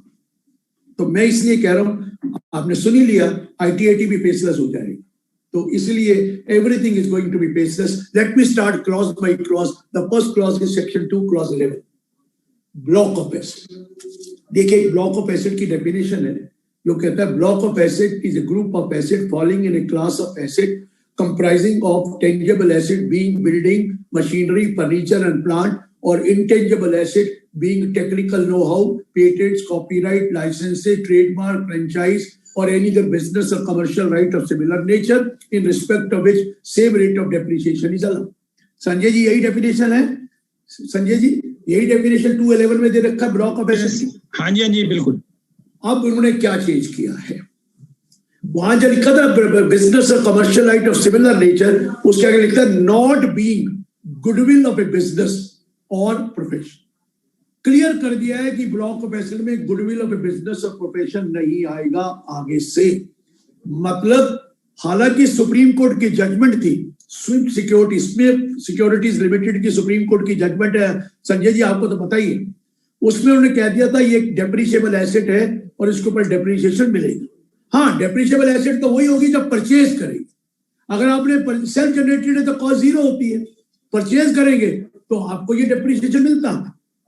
इन्होंने कह दिया भूल जाओ, आगे से कोई डेप्रिसिएशन नहीं मिलेगा, ब्लॉक ऑफ एसेट की डेप्रिसिएशन से निकाल दिया है संजय जी। और कॉन्सिक्वेंशली क्या हो गया, उस कॉन्सिक्वेंशली में कई सेक्शन चेंज करेंगे। Section 32 subsection 1 talks about depreciation is allowed on tangible asset, being land, being building, furniture, machinery, furniture and plant, and intangible asset being know-how, patents, copyright, license, franchise, trademark, or any business or commercial right of similar nature. है ना sir? वहां भी लिख दिया है not being business, not being goodwill of a business or profession, not being goodwill of a business or profession। मतलब भूपेंद्र जी अब इसके ऊपर डेप्रिसिएशन नहीं मिलेगी, गुडविल ऑफ बिजनेस और प्रोफेशन। एक्सप्लेनेशन 3 में भी वहां पर डाल दिया नॉट बीइंग बिजनेस और बिजनेस। अब सवाल आया आगे से नहीं मिलेगी। अब जब सेक्शन 50 में जाते हैं, आपको पता है जब ब्लॉक ऑफ एसेट बिकता है, अगर सारा ब्लॉक बेच दिया तो शॉर्ट टर्म कैपिटल गेन या शॉर्ट टर्म कैपिटल लॉस होता है, या पार्ट ऑफ द ब्लॉक बेचा और पार्ट ऑफ द ब्लॉक में क्या हुआ, if the sale price is more than the block value, written down value, तो भी शॉर्ट टर्म कैपिटल गेन होता है। Am I right sir? Siddharth ji मैं ठीक कह रहा हूं? यही होता है। लेकिन अब क्या करा है उन्होंने कि देखिए ये ब्लॉक से हट जाएगा, इसलिए जब आप 50 सेक्शन में जाएंगे ब्लॉक की जो इसकी जो रिटर्न डाउन वैल्यू निकालनी पड़ेगी और वो ब्लॉक की आइटम से हट जाएगी। बाकी इंटेंजिबल एसेट तो एक ही ब्लॉक होता है इंटेंजिबल एसेट का, लेकिन ये जो अमाउंट है इसकी कॉस्ट लेकर जो डेप्रिसिएशन है उसको लेस कर उसको हम ब्लॉक से हटा देंगे और वो उसके ऊपर जो क्या निकलेगा वो अलग निकलेगा। लेकिन यहां पर आपको डेप्रिसिएशन अब नहीं 50 सेक्शन में आएगी। 53 में भी यही डाला है, 43 में भी यही हुआ है, 43(6) में भी हुआ है। सेक्शन 55 में गुडविल की बिजनेस की गुडविल की cost of acquisition and cost of improvement के बारे में लिखा गया। उसमें लिखा था अगर सेल्फ जनरेटेड एसेट है तो कॉस्ट जीरो होती है, तो उसमें तो कभी डेप्रिसिएशन मिलेगी। लेकिन if you have purchase the goodwill of A business and profession, तो उसमें लिखा था द परचेज प्राइस जो है उस पर डेप्रिसिएशन मिलेगी, वो कॉस्ट है। लेकिन आगे से तो मिलनी ही नहीं है, तो आगे से ये क्या होगा, उन्होंने कह दिया जो और की ओरिजिनल कॉस्ट है माइनस डेप्रिसिएशन जो आज तक मिल चुकी है वो आपकी कॉस्ट ऑफ एक्विजिशन मानी जाएगी और इसके ऊपर कैपिटल गेन होगा जब भी आप ये गुडविल बेचेंगे। कॉस्ट ऑफ एक्विजिशन जो ओरिजिनल आपने खरीदी, जो डेप्रिसिएशन ले चुके हो, नेट कॉस्ट निकाल लीजिए। और आपको पता है गुडविल की कॉस्ट ऑफ इंप्रूवमेंट निल होती है। लेकिन रुकिए, अब जरा ध्यान से सुनिए पूजा जी, जरा ध्यान से सुनना।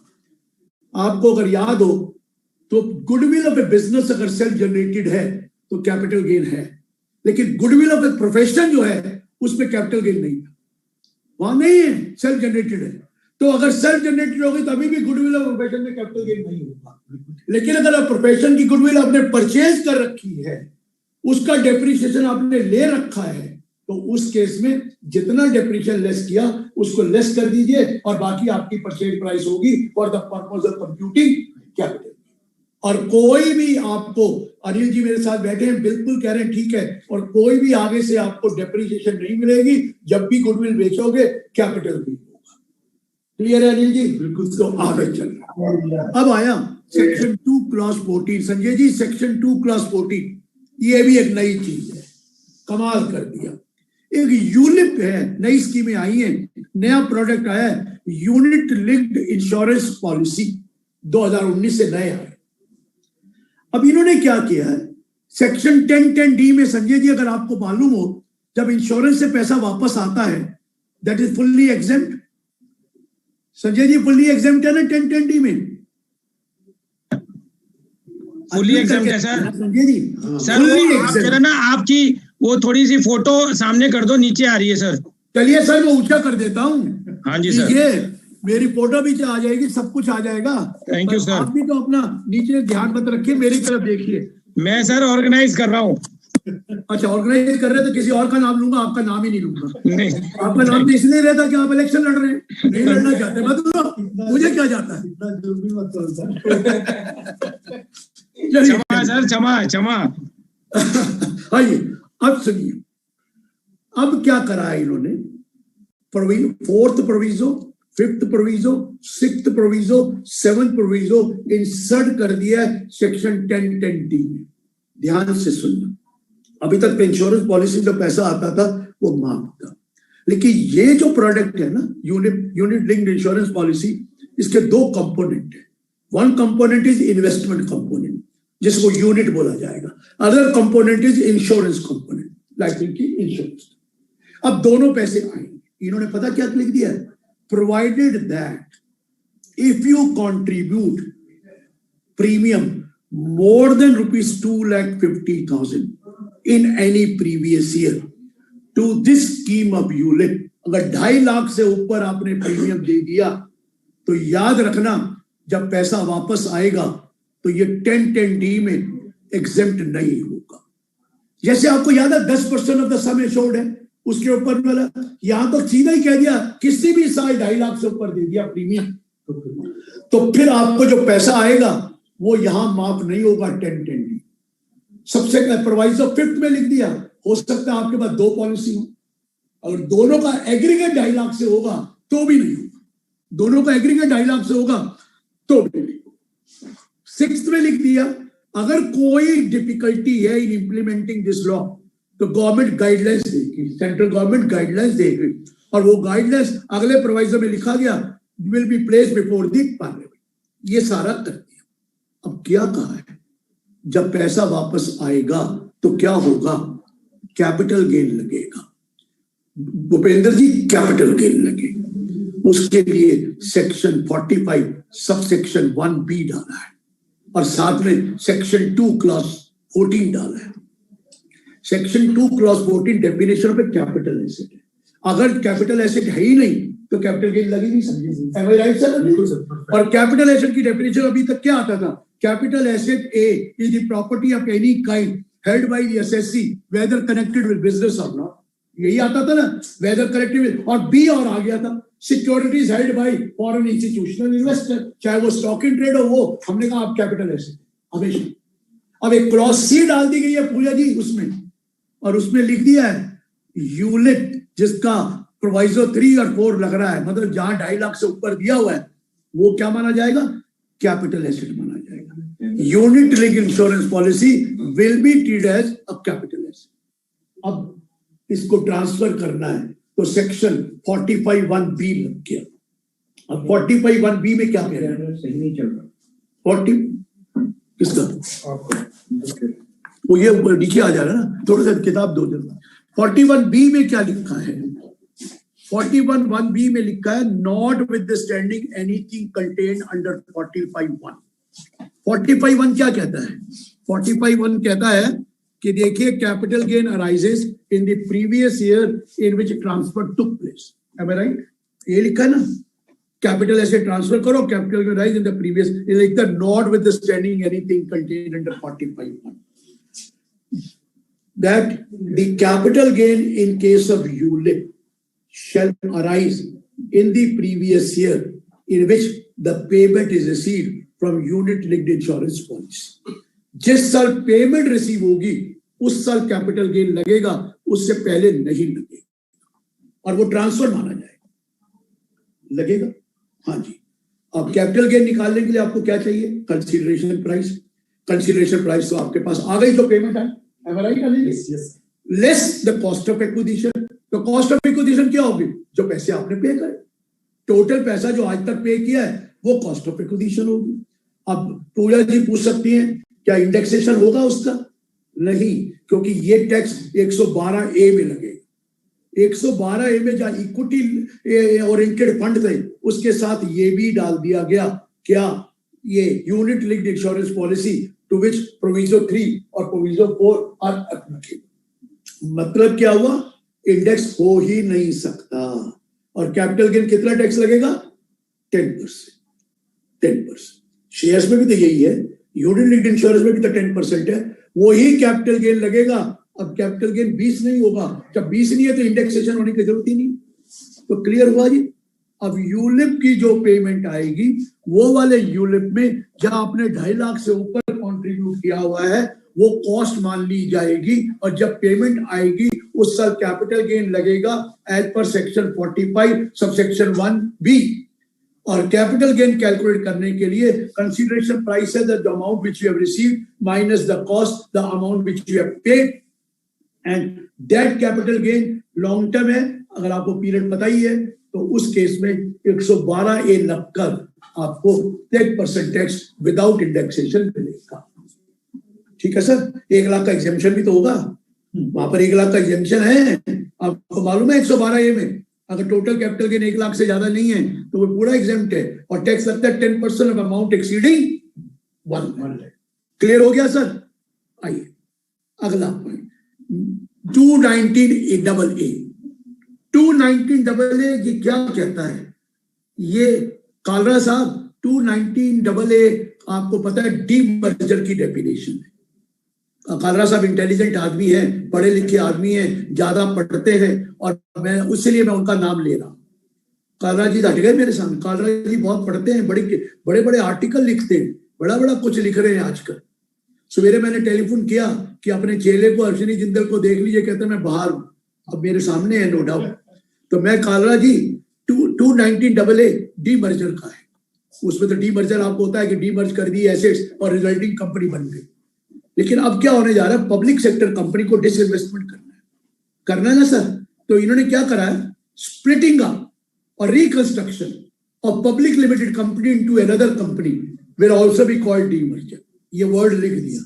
पब्लिक सेक्टर कंपनी का अगर स्प्लिट अप करके कोई और कंपनी बनाएंगे तो उसको डीमर्जर कहेंगे, उसको या रिकंस्ट्रक्ट करेंगे तो वो आगे उसको डिसइन्वेस्टमेंट करेंगे।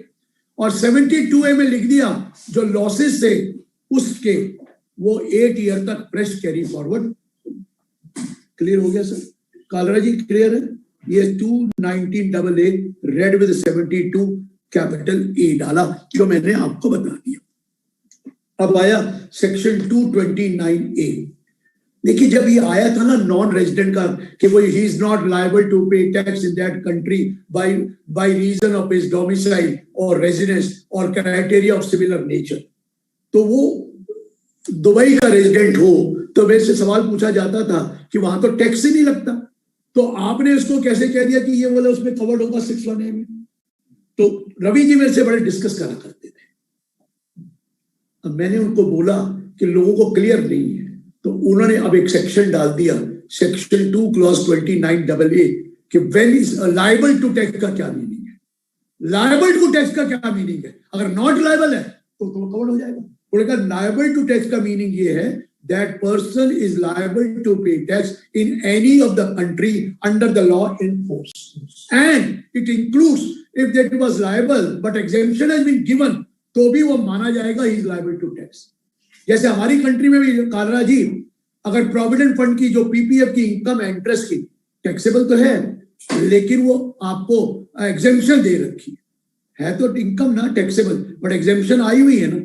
इसी तरह फॉरेन कंट्री में हो सकता है कोई इनकम तो हो टैक्सेबल हो लेकिन उसकी एग्जेम्पशन दे दी। अब इन्होंने कह दिया लायबल कब है जो उस कंट्री में टैक्स लगता है, जहां नहीं लगता वह not liable to pay tax. सो अगर आप दुबई में हैं वहां टैक्स नहीं लगता है तो आप डीम्ड रेजिडेंट माने जाएंगे, ये मैंने आपको बोल दिया। तो मैंने ये कहा कि लायबिलिटी टू पे टैक्स को उन्होंने डिफाइन कर सारे जो डाउट थे वो क्लियर कर दे। मुझे कोई डाउट नहीं था, पर हमारे रवि जी को जो मेरे साथ किताबें लिखते हैं उनको बहुत डाउट था। वो कहते थे जब तक लिखा नहीं हो, क्योंकि वो वकील है, मैं चार्टर्ड अकाउंटेंट हूँ। वकीलों का काम होता है वो ढूंढना जो लिखा नहीं होता, और मेरे जैसा आदमी जो लिखा होता है उसी को मान जाता है। तो रवि जी ने बड़ी लड़ाई करी, लेकिन अब मान गए हैं कि लायबल टू टैक्स आ गया, इसलिए दुबई वाला केस क्लियर। आइए अब आया 242C। सर हुआ क्या, श्रम सेल में लिखा हुआ है कि श्रम सेल जो होती है वो यू सेल एन अंडरटेकिंग और ए पार्ट ऑफ अंडरटेकिंग और division of undertaking for a consideration, lump sum consideration.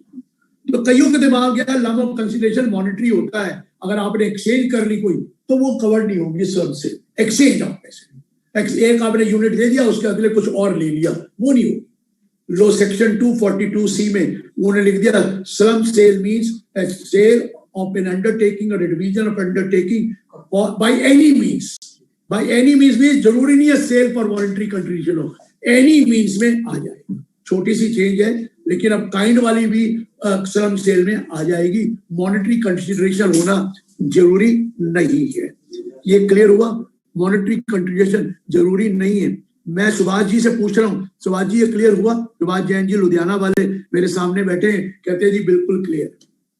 आगे बोलता हूं। नेक्स्ट है, देखिए जीरो कूपन बॉन्ड इशू करते हैं इंफ्रास्ट्रक्चर कंपनी और कैपिटल वाली कंपनी और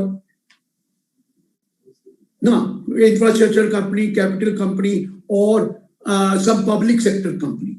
Now they are saying that infrastructure debt fund can also issue zero coupon bond, and therefore amendment is made under section 2 clause 48. Well, I've been told that I have to speak in English because also, this is this. Also. I have to speak in English because many people who are from the south, they are also listening to it. About more than 20,000 people have joined. So my mistake. But let me tell you, when I go to south and I listen lecture there, they also speak in Tamil or in Kannada or in their local language. You don't enjoy it unless you speak in your own language also. So I'll be using both English and Hindi at times. Anil ji ne mujhe, he pointed out, speak in English. Okay, sir. आती है मुझे English. मैं कपिल शर्मा नहीं हूँ. मुझे कपिल शर्मा वाली English नहीं है. मुझे इंग्लिश ठीक तरह की आती है. ऐसी कोई बात नहीं. चलिए आगे बढ़ता हूँ. Now, have you understood this point? Now, please try to understand. Section 10. Sir, it is my big mistake which I did while writing an income tax act. वो mistake से, now this is a consequential mistake which be rectified by the department. When I was rewriting the income tax, we were discussing a lot of things. I said, you people don't understand how kind of a tax planning is done, but we wanted some benefit from them, so I wanted to tell them something. They did not give me benefit, but they plugged the loophole which I told them. What was the loophole? Let me tell you. You know, these employees who are getting fat amount of salary, let's say 4 crore, 5 crore, 10 crore. Our Mukesh Ambani is getting 14 crore salary. Am I right? 4 crore, 5 crore. Now, how were they defeating the law? They were contributing, employer was contributing 12% of the salary to the recognized provident fund of that employee. Suppose his salary is 10 crore or 5 crore, let's say. Let's say 5 crore. 12% of 5 crore is how much? 60 lakh. Every year, 60 lakh was contributed by the employer to the recognized provident fund of the employee. Yes. The employer was getting deduction of that 60 lakh, but employee was not taxed. Rather, interest also on that was earned by the employee, and the total amount when he received after 15 year, 20 year, whenever he retired, was fully exempt. What is the way? What a good way of tax planning. They are already rich. They don't need money. They are already rich, but they are contributing 12% of the salary. Employer is contributing. Already 12% of the salary, 60 lakh or let's say 10 crore, 1 crore 20 lakh contributed by the employer, allowed as deduction to the employer, but not taxable in the hands of the employee. Even the interest which we will earn on that 1 crore 20 lakh will be exempt. Am I right, sir? Yes, it was a loophole. Now, last year they changed that contribution by the employer to the provident fund shall be exempt to the extent of 12% of the salary, subject to maximum of rupees 7,50,000. 7,50,000 से ऊपर employer contribution लगेगा ही tax. अगर दिया, the balance will be treated as perquisite, taxable in the hands of the employer. मुझे बहुत बहुत लड़े लोग, बड़े लोग, आप नहीं, बड़े बड़े लोग, ये क्या करा दिया, CFO के फोन आए, CEO के फोन आए, सर मरवा दिया, हम तो ये लेते थे, मेरे बहुत क्लोज थे एक जिसमें मैं डायरेक्टर भी था, मेरे भी बहुत दोस्त रहते और वो 5 करोड़ सैलरी ले रहे थे। उन्होंने मुझे कहा सर आपने मरवा दिया। I was saving 60 lakh, employer was getting a deduction, and I was earning interest on that, and I don't need money today. When I retire, I'll get a huge amount of money without being paying any tax. Few of my friends were also. His Anil says also his friends said like that. I am the culprit, and it was imported as perquisite. चलिए, अब मुझे क्या पता था और भी हो जाएगा। अब क्या किया sir? Listen to me. If an employee contributes to the provident fund of an amount exceeding rupees 2,50,000 in a statutory provident fund or a recognized provident fund. I'm not talking about public provident, but because public provident fund, the maximum is 1,50,000. If he contributes more than 2,50,000, then the interest which he received on an amount exceeding 2,50,000 shall become taxable as per the rules to be prescribed. Rule आ जाएंगे, but it will become taxable. So now, मेरे रवि जी यहाँ से उठ के चले गए. He was working in Shri Ram College of Commerce as a professor, and he used to deposit the entire amount in his provident fund. Entire salary in his provident fund. सारी salary provident fund में करा देते थे क्योंकि काम आमदनी और भी थी. पूरा का पूरा amount exempt, and he was not worried about 1,50,000. He was worried about the interest, tax-free income of interest. The contribution was not important for Dr. Ravi Gupta. It was important was interest which he was earning about 8%, 9%, 10%. Those days even 16%. वो अभी आ गए रवि जी मेरे पास, कह रहे मेरा secret बता रहे हैं. इसमें सीक्रेट क्या है? And he got the money worth crores of rupees, and he did not pay even a single penny of tax on that interest. लेकिन अब क्या हुआ? अब तो जो interest more than 2,50,000 के ऊपर का amount है, you will have to pay tax on that. Because deduction was not important. 1,50,000 was not important for him. What was important is tax-free interest. And he could save 36%, 35% on that interest. Now you will have to pay that tax. इन्होंने मेरा नाम सुन लिया और आ गए. कहता मेरा नाम आगे समझ लेना, मैं तो लूंगा, तो सही है, गलत तो गलत. चलिए, तो मिलना तो मिल गया ना उन्हें. तो आप तो ले गए ना, अब आपने लॉ चेंज करा दिया. अब जो मर्जी करो. अब ये तो क्या है कि पहले तो ले गए, अब लॉ चेंज करा दिया. दूसरों का ध्यान नहीं रखते, अपने लिए तो करा लिया. यार ये बात ठीक नहीं है सर. चलिए आगे बढ़ते हैं. Next 1023C subclause 3 IAD and subclause 3 IAE. क्या है पहले ये बताता हूँ. Section 10 clause 23C subclause 3 IAD says income of a university or educational institution not for making any profit but imparting education shall be exempt if the receipts do not exceed a prescribed limit. अब वो prescribed limit notify हुई थी 1 crore. That if your gross receipt do not exceed 1 crore, 1023C exemption is there fully. And another 1023C subclause 3 IAE, income of a hospital or medical institution not for making any profit but for philanthropic purposes shall be exempt if the gross receipt of that institution do not exceed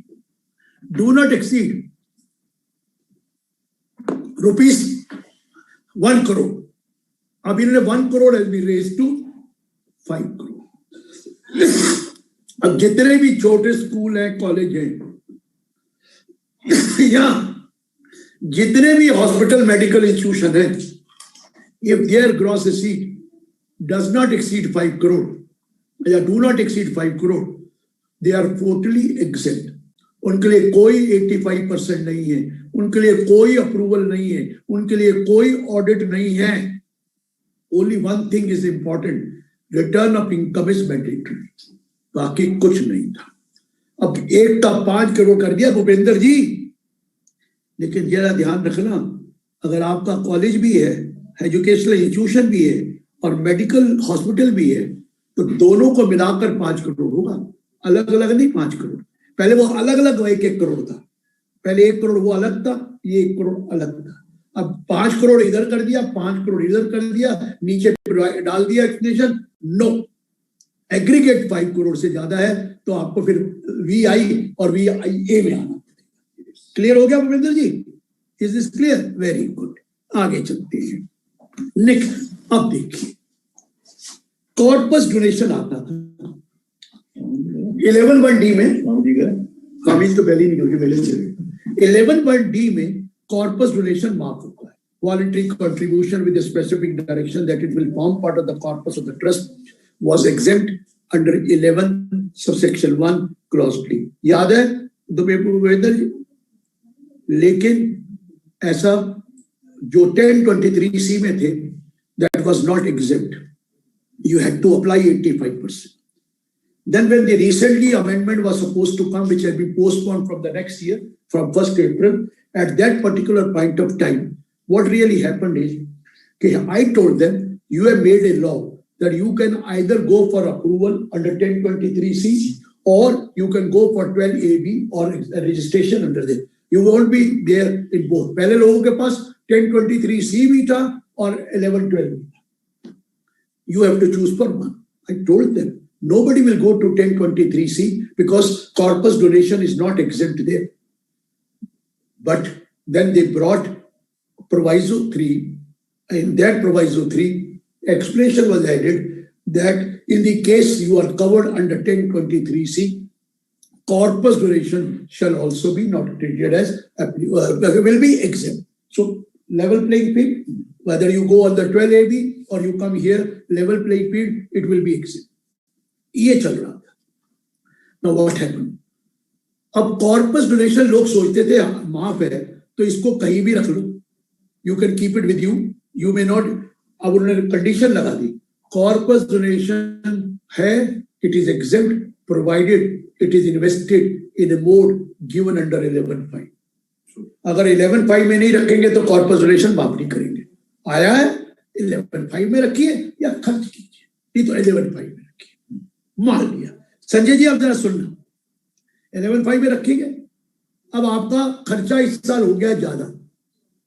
कई लोग क्या करते थे, corpus donation को spend करते थे, application करके कहते थे इसको एप्लीकेशन मान लो, वो जो 85% वाली, वो कहता है यार डबल कैसे ले लोगे?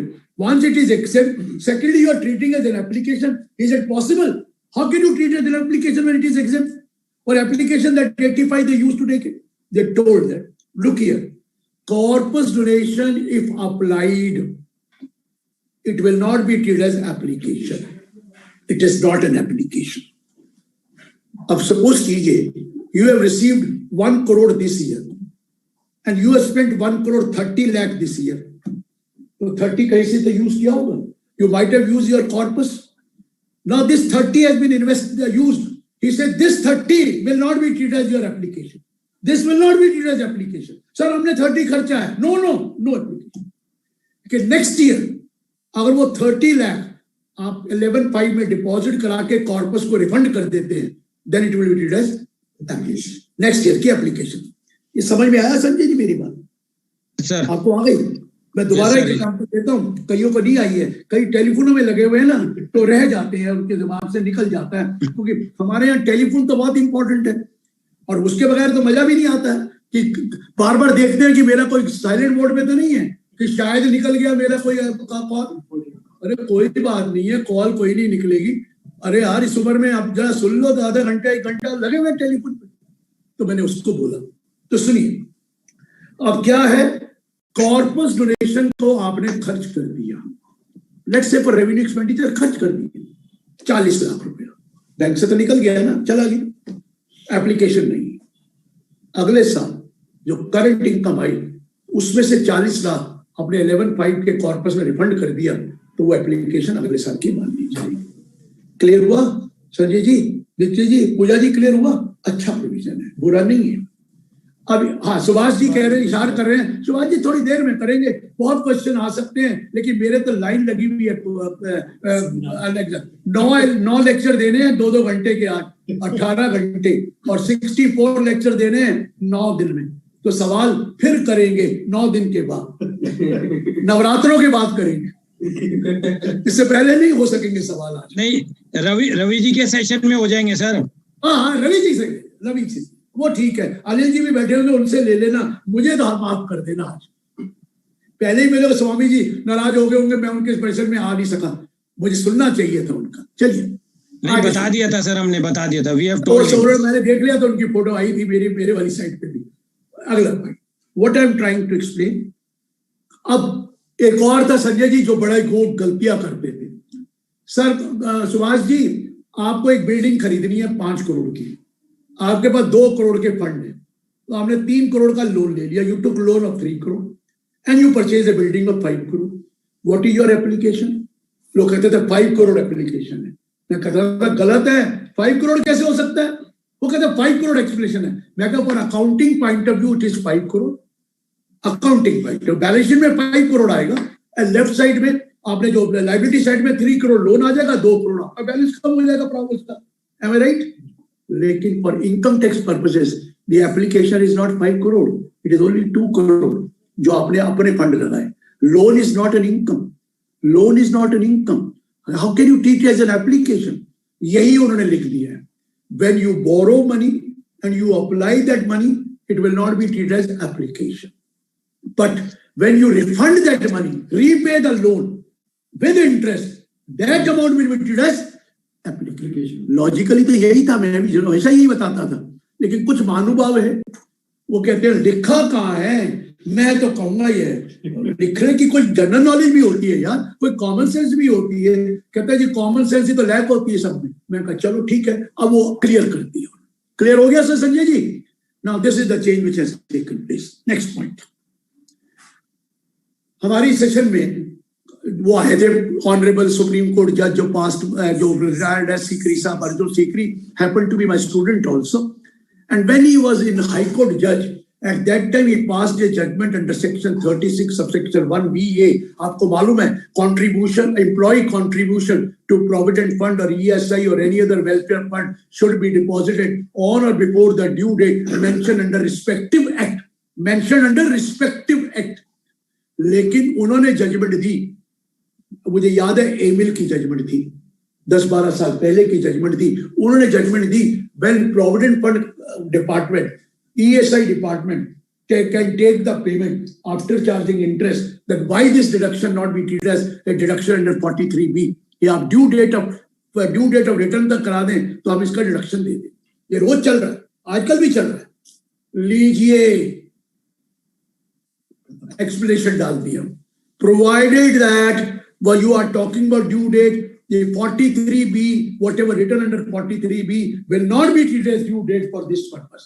The due date will be वही जो प्रोविडेंट फंड एक्ट में है 15th डे और जो ESI में है 21st डे। एक दिन भी डिले करेंगे, no question of any deduction. It will be treated as income. Section 2 clause 24 में ऑलरेडी इनकम मान ली जाएगी और इसके ऊपर डिडक्शन देंगे ही नहीं। मुश्किल काम पड़ गया, एक दिन भी लेट जमा कराएंगे आपको ये डिडक्शन नहीं मिलेगी। आशीष जी तो अपने फोटो लगा के निकल गए। फोटो लगा के मत निकलिए, जब तक सामने नहीं होगा हमें पता नहीं लगता कौन है कौन नहीं है। आ गए वापस, आइए। तो चलिए, मैंने कहा now you have to deposit PF employee contribution to be deposited by 15th of August or 21st as the case may be. If you do not deposit by that time, it will be treated as your income and you will not be allowed any expense of that. Sir ये फंस गए हैं। वो कहते हैं ये retrospective effect से है, वैसे तो एक्सप्लेनेशन रिट्रोस्पेक्टिव इफेक्ट से होती है, लेकिन इन्होंने एक अंडरटेकिंग दे रखी है कि हम रिट्रोस्पेक्टिव इफेक्ट से नहीं करेंगे, तो ये केस नहीं खोलेंगे। But now that whatever case are pending before the higher authority, they will take their own view, but in future you have to do it in this manner. Clear sir? This is clear. Next point is 43B वो तो हो गया, 43CA आपको मालूम है that you are if you are any land or building forming part of stock in trade and if the stamp duty value exceeds the actual consideration plus 10% thereof, then we will take the consideration price to be stamp duty 10% का margin था, लेकिन lot of properties lying in stock in trade, so they have given a concession for a short period of time that if we are now October से आई थी till 30th June. If you sell a property and the stamp duty value of that property does not exceed the actual consideration plus 20%, instead of 10%, plus 20% thereof, then in that case, we will take the actual consideration and not the stamp duty. 20% दे दिया 10 के लिए, और 56(2) में भी ये ठीक कर दिया, 56(2)(10) में, वहां भी 20%, लेकिन only residential property sold by builder, first time allotment, Sanjay ji, first time allotment, and the actual consideration does not exceed 2 crore. ये कंडीशन के बाद 20% है, अदरवाइज 20% नहीं। अगला तो मारोगे मुझे, मैंने नहीं किया, ये 44AB 5 crore raised to 10 crore मैंने नहीं किया सर, मैंने नहीं किया, मेरे को मत कहना, वैसे तो मैं ऑडिट नहीं करता, लेकिन मेरा ये काम नहीं। Now 5 crore raised to 10 crore provided the condition is 95% payment or these should be in a mode other than cash, है ना सर? ये आ गया, लोग कहते हैं मर गए, ये तो मुसीबत हो गई, कई ऑडिट निकल गए और छोटी जगह पे तो जरूरी निकल गए, मोस्टली का 10 करोड़ से कम ही है टर्नओवर, गए ऑडिट तो कहते हैं 44AD में भी नहीं आएगा, क्योंकि 44AD तो 2 करोड़ की लिमिट का है, वो तो 44AD में भी नहीं आएगा, तो अगर 2 से ऊपर है तो 44AD भी नहीं आता, तो 10 करोड़ तक हो गया। वो मुझे पता है, मुझे रिस्क नहीं है, उसको रिस्क है कि वो प्रूव करेगा 95% payment in cash other than cash और 95% रिसीव इन देता। लेकिन तो कोई कहने लगे, भूपेंद्र जी कहने लगे मुझे, पूजा जी क्या कह रहे भूपेंद्र जी, मैं तो ऑडिट करूंगा, क्या कर लेंगे ना, कर ले करा दे, लेकिन एक याद रखना Bhupendra ji, due date of filing the return 31 जुलाई होगी, ना कि 31 अक्टूबर। समझ में आ रहा है? क्योंकि आपने ऑडिट कर दिया तो 5 अक्टूबर कर दो जी, नहीं, वो तो सिर्फ कंपनी के लिए रह जाएगी, जिसके अकाउंट्स ऑडिट होते हैं अंडर इनकम टैक्स एक्ट और एनी अदर लॉ, उसके लिए 31 अक्टूबर है। तो जब आप इंडिविजुअल है, आप HUF है, आप फर्म है, आपके अकाउंट्स ऑडिट होते ही नहीं अंडर एनी लॉ, तो उस केस में आप ऑडिट कर दे, चल भैया क्लाइंट को क्या है, ऑडिट कर दूं, 3CD डाल दूं, क्या डालोगे, रिटर्न 31 जुलाई तक भर देना, नहीं तो कोई फायदा नहीं होगा, पेनल्टी लग जाएगी। क्लियर है भूपेंद्र जी? वो कंबोज जी कह रहे सिर्फ भूपेंद्र जी का नाम लेते हैं, मेरा नाम तो ले ही नहीं रहे, मैं बदल लेता हूँ नाम, जो सामने नजर आता है उसका आ जाता है, जिसका नहीं आया उसका नहीं आया, मैं कर क्या सकता हूँ। आंचल का आया, मैंने आंचल का बोल दिया, जो सामने आएगा मैं बोल दूं, मुझे तो सामने नजर आने वाले का नाम बोलना ही बोलना है। हालांकि आंचल इनडायरेक्ट टैक्स की एक्सपर्ट है, लेकिन डायरेक्ट टैक्स तो आता ही होगा, ऐसा तो है नहीं है, इनडायरेक्ट टैक्स की एक्सपर्ट है, तो मैं इनडायरेक्ट टैक्स नहीं आता, मुझे तो सिर्फ डायरेक्ट टैक्स आता है, इसको होता है दोनों आते हो, मुझे नहीं आई। सो पूजा जी मैं आगे बढ़ रहा हूँ, 44AB 10 करोड़ हो गया, मुझे मत कहना। अब एक देखिए वहां क्या बात है, 44ADA, अभी तो लिखता था 44AD is applicable in case of a person who is carrying on a profession under 44AA, उसके लिए 44ADA कह देता, एम आई राइट? जो प्रोफेशन करता है, you know that company can not carry on a profession, हम कहते थे profession carried on by individual होगा, फर्म होगा, इंक्लूडिंग LLP। अब इन्होंने क्या स्टेटमेंट दी है, LLP are supposed to maintain books of account, mandatory है for them to maintain books of account, so therefore the LLP should be out of this 44ADA. Partnership will remain in the 44ADA, but LLP out of 44ADA. अब जरा ध्यान से सुनना पूजा जी, क्या किया इन्होंने ना, लिखा the section 44AD is applicable in case of a person, just सुनना, who is an individual or HUF or a firm other than LLP। अरे भैया क्या बोल रहे हो, क्या HUF भी क्या प्रोफेशन कर सकती है? तो क्या एचयूएफ प्रोफेशन कर सकती है? मुझे तो देखना पड़ेगा, आज तक तो सुना नहीं था। अब चार्टर्ड अकाउंटेंट इंस्टीट्यूट को कहो कि मैं करता हूं अपने एचयूएफ का, तो I should be allowed to carry on a profession. अरे क्या किया वो 44 एडी से सुभाष जी उठाकर नीचे डाल दिया, एसएससी यूज इंडिविजुअल एचयूएफ और फर्म अदर देन एलएलपी। और मेरे भाई एचयूएफ नहीं कर सकती प्रोफेशन, ये क्या कर रहे हो? लेकिन लॉ आ गया, ठीक करा दूंगा, वो तो बात अलग है, लेकिन ये लॉ आ गया 44 AD, चलिए ये भी कर दिया। 44 D भी तो छोटी सी चीज है। आप कोऑपरेटिव बैंक को मर्ज करना चाहते हैं, विद द बैंक बनाना चाहते हैं, अमलमेंट करना चाहते हैं, तो वो रीऑर्गेनाइजेशन अलाउड हो जाएगा जो बाकियों के लिए। नेक्स्ट है जो प्लानिंग करा करते थे हमारे सीए, तो एक्सपर्ट है डूइंग टैक्स प्लानिंग, हमें भी तो बता के जाता था। क्या होता था, एक 45(4) है सर अनिल जी, जिसमें लिखा हुआ है that if there is a transfer of capital asset by a firm to its partner in kind at the time of dissolution, then it will be treated as a transfer, and for the purpose of computing capital gain, the fair market value of that asset shall be taken and it shall be taxable in the hands of the partnership, ठीक है ना, और AOP।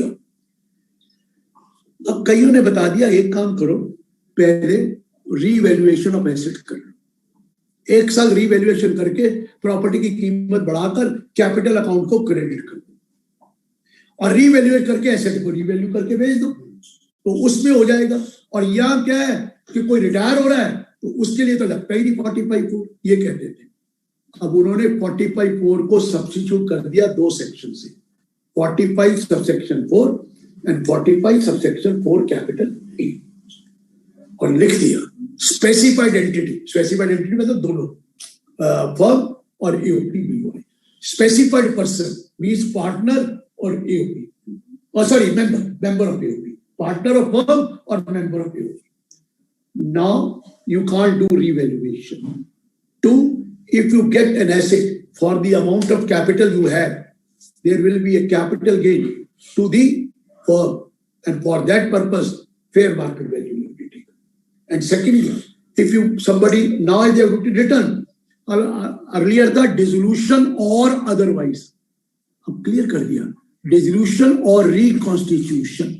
तो अब retirement हो, reconstitution हो, सारे का एएन नायक का जजमेंट था, एएन नायक का, उसमें लिखा था रिकॉन्स्टिट्यूशन कवर्ड है 45(4), लेकिन कई जजमेंट कोर्ट्स की आई थी नहीं कवर्ड। अब उन्होंने कवर ही कर दिया रिकॉन्स्टिट्यूशन रिटायरमेंट। इस केस में अगर आप रीवैल्यू करके कैपिटल बढ़ाकर पेमेंट करेंगे तो टैक्स लगेगा फर्म को, वो डिफरेंस अमाउंट पर कैपिटल गेन टैक्स लगेगा।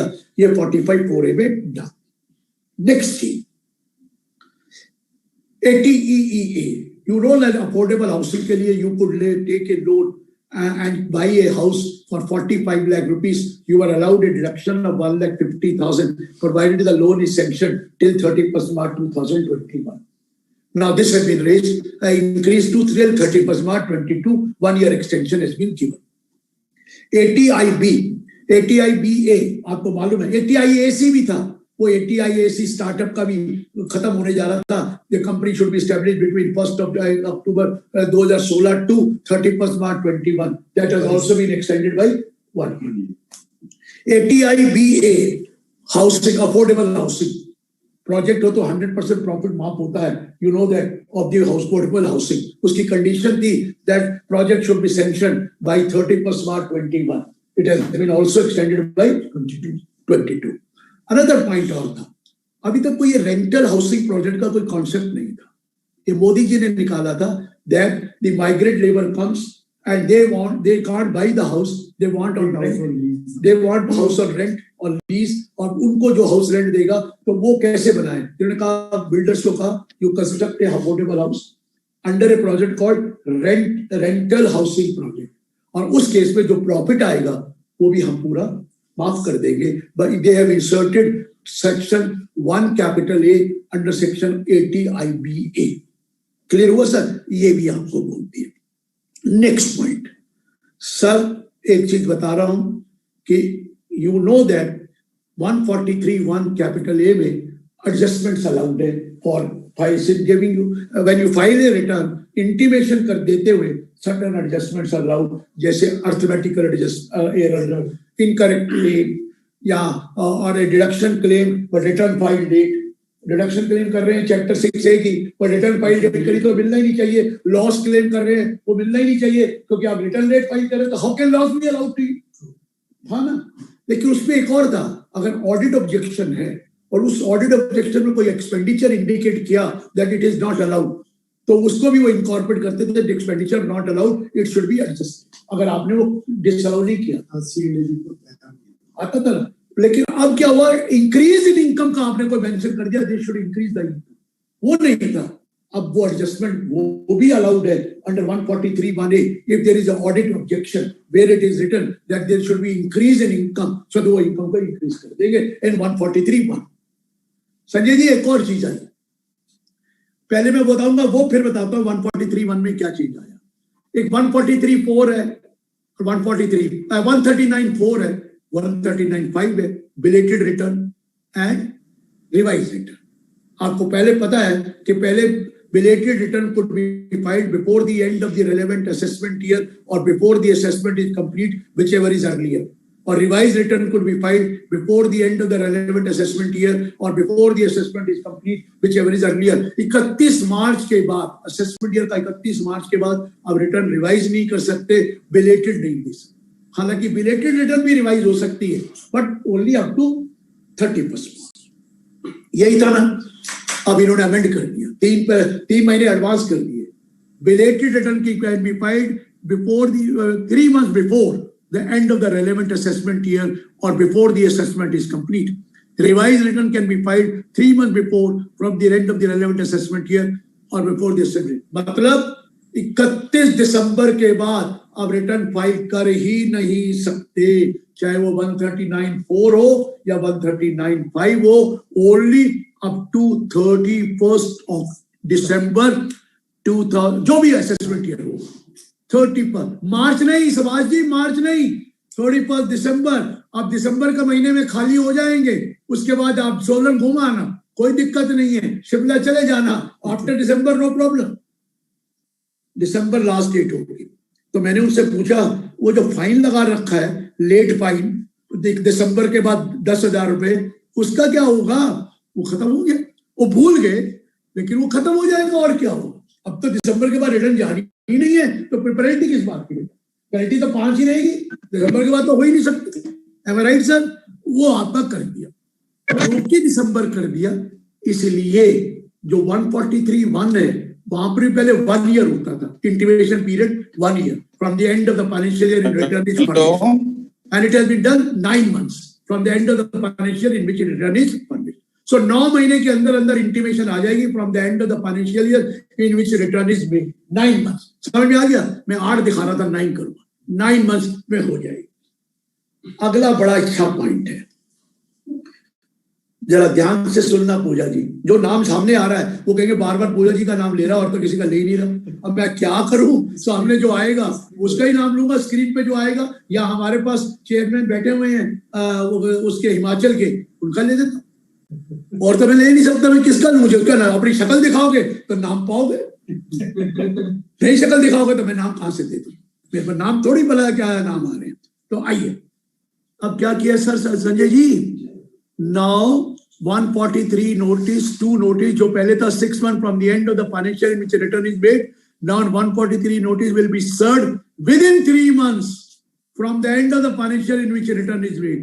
मतलब 31 जून के बाद 143(2) का नोटिस सर हो ही नहीं सकता, जो पहले 30 सितंबर था। बड़े खुश हो रहे हैं पर भूपेंद्र जी कि 3 महीने रह गया। भूपेंद्र जी वो 6 महीने ही है, 3 महीने नहीं है, वो 6 ही है, क्योंकि पहले रिटर्न मार्च तक भर सकते थे तो 6 महीने थे, अब रिटर्न दिसंबर तक है तो भी तो 6 महीने हैं, तो भी तो 6 महीने हैं, दिसंबर से जून। ऐसे मत समझो, वो पागल नहीं है, वो 6 महीने कर दिए। और असेसमेंट जो अब कंप्लीट होगी, किसी जमाने में 2 years था, फिर 21 months आया था कंप्लीशन ऑफ असेसमेंट, फिर 18 months आया था, अब संजय जी फिर 12 महीने आया था, अब क्या है 9 months, 31 दिसंबर में टाइम बार्ड हो जाएगा। लेकिन संजय जी उनको फिर भी साल मिल गया, क्योंकि रिटर्न 31 दिसंबर को जाएगी, अगले 31 दिसंबर को टाइम बार्ड होगा, तो 1 ईयर मिल गया। भूपेंद्र जी मूर्ख मत समझो उनको, वो समझदार हैं, उन्होंने अपना पीरियड तो वही रखा है 1 ईयर। पहले 31 मार्च से 31 मार्च था, अब दिसंबर से दिसंबर। क्लियर है? चलिए ये भी हो गया, आगे चलिए। अब एक बहुत इंपॉर्टेंट चीज आई सर कि सर्च, संजय जी में बहुत सर्च के केसेस करा करते थे। 132 संजय जी करते हो, और फिर 153A में 6 साल की असेसमेंट कराते थे, 153A, 153B, 153C। Sanjay ji, any search which has taken place after 31st March 21, 153A will not be applicable, 153C will not be applicable। घबराने की बात थोड़ी है, वो तो वहां हट गया, अब इनको रीअसेसमेंट में लिया है। अब क्या है, ऑल सेक्शन 147, 148, 149, 150, 151 सब के सब सेक्शन सब्स्टिट्यूट करके नए सेक्शन डाल दिए गए। क्लियर है सर? नए सेक्शन। अब 2 तरह की इनकम एस्केप ऑफ असेसमेंट है। If AO has reasons to believe that some income has escaped assessment of any assessment year, then subject to the provisions of section 148 to 153, he can assess or reassess such income or recompute the loss or allow the government। यही है ना sir Anil ji, ये है ना, language यही लिखी है। लेकिन नीचे पता क्या लिखा है संजय जी? एक्सप्लेनेशन डाली है 2। एक्सप्लेनेशन नंबर 1 में लिखा है रिस्क स्ट्रेटेजी मैनेजमेंट से जो इंफॉर्मेशन आई उसको आप चैलेंज नहीं कर सकते।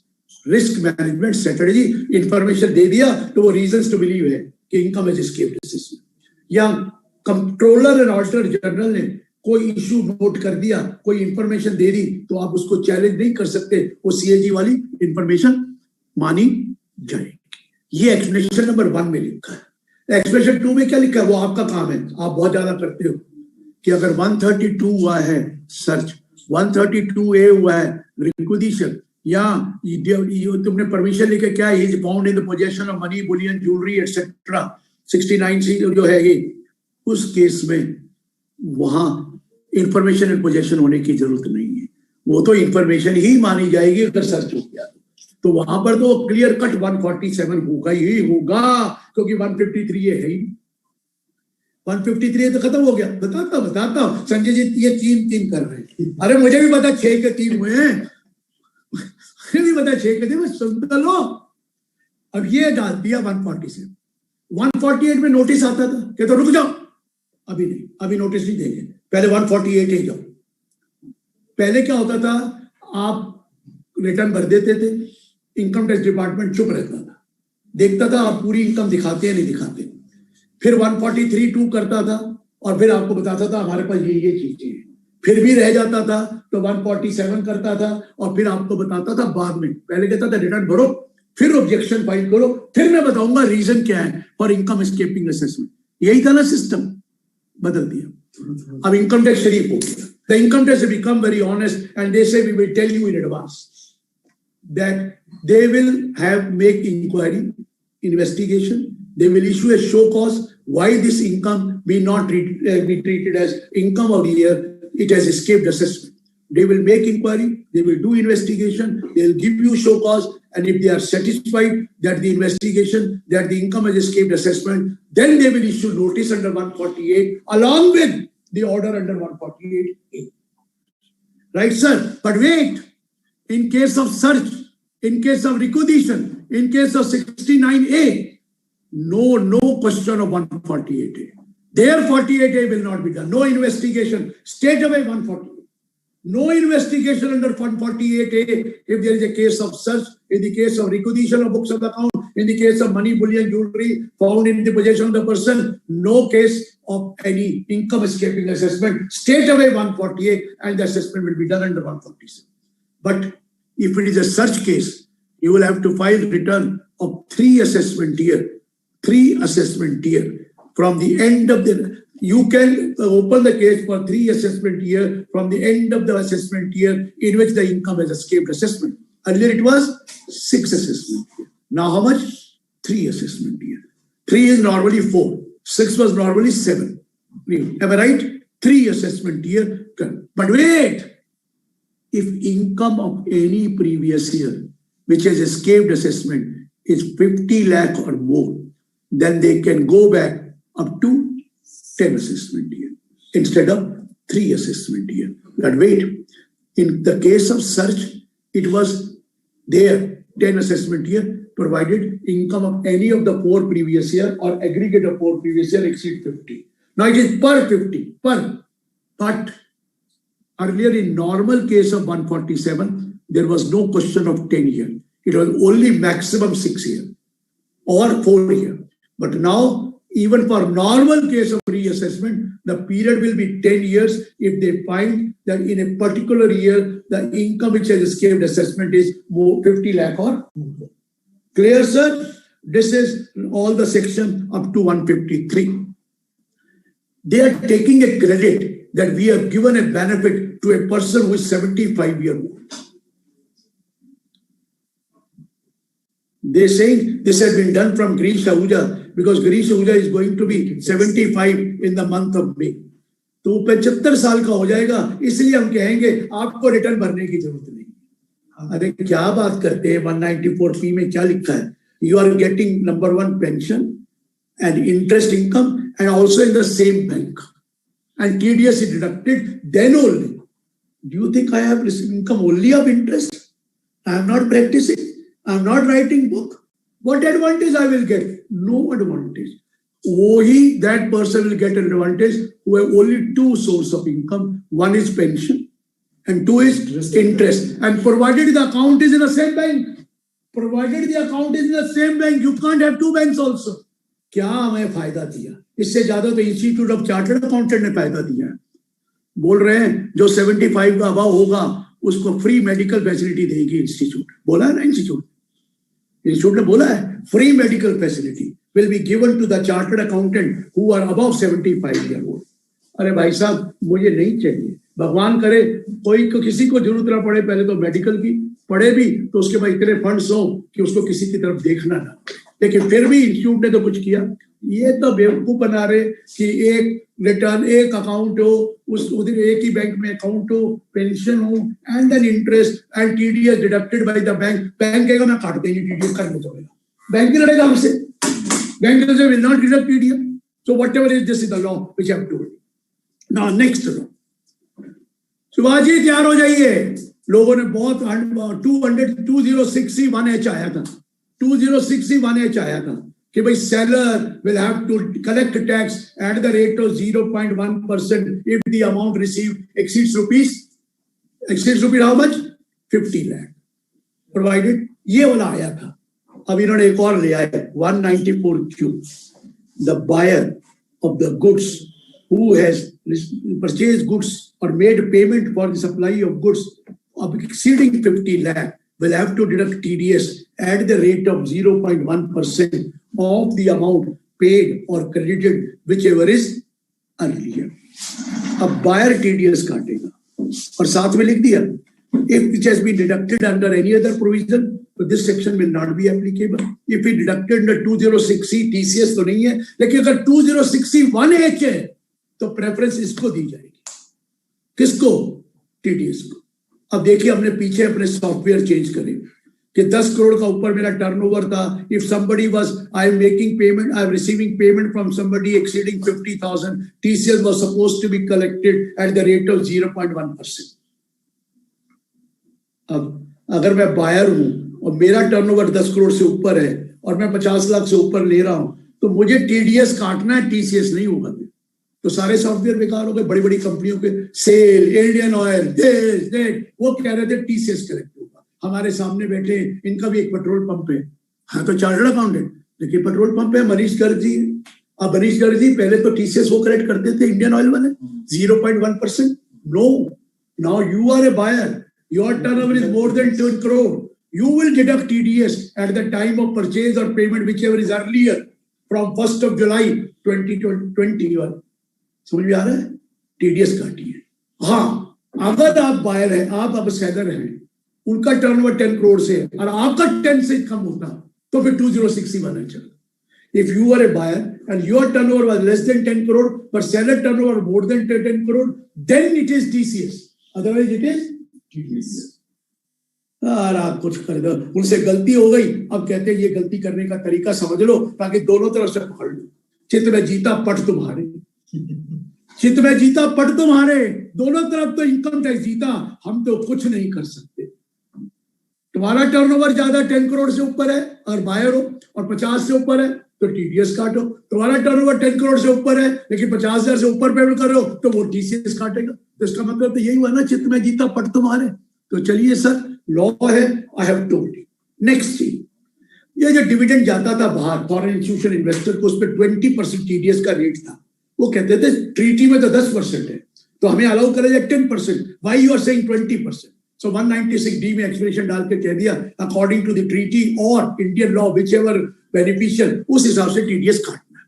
चलो ये भी हो गया। अगला पॉइंट आपको पता है 206C, अगर आप परमानेंट अकाउंट नंबर नहीं देते तो टीडीएस क्या रेट है सर?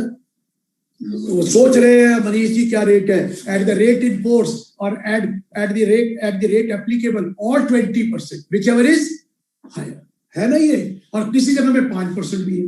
लेकिन कई लोग हमारे महानुभाव हैं, टीडीएस कटता है, टीसीएस कटता है, लेकिन रिटर्न फिर भी नहीं भरते।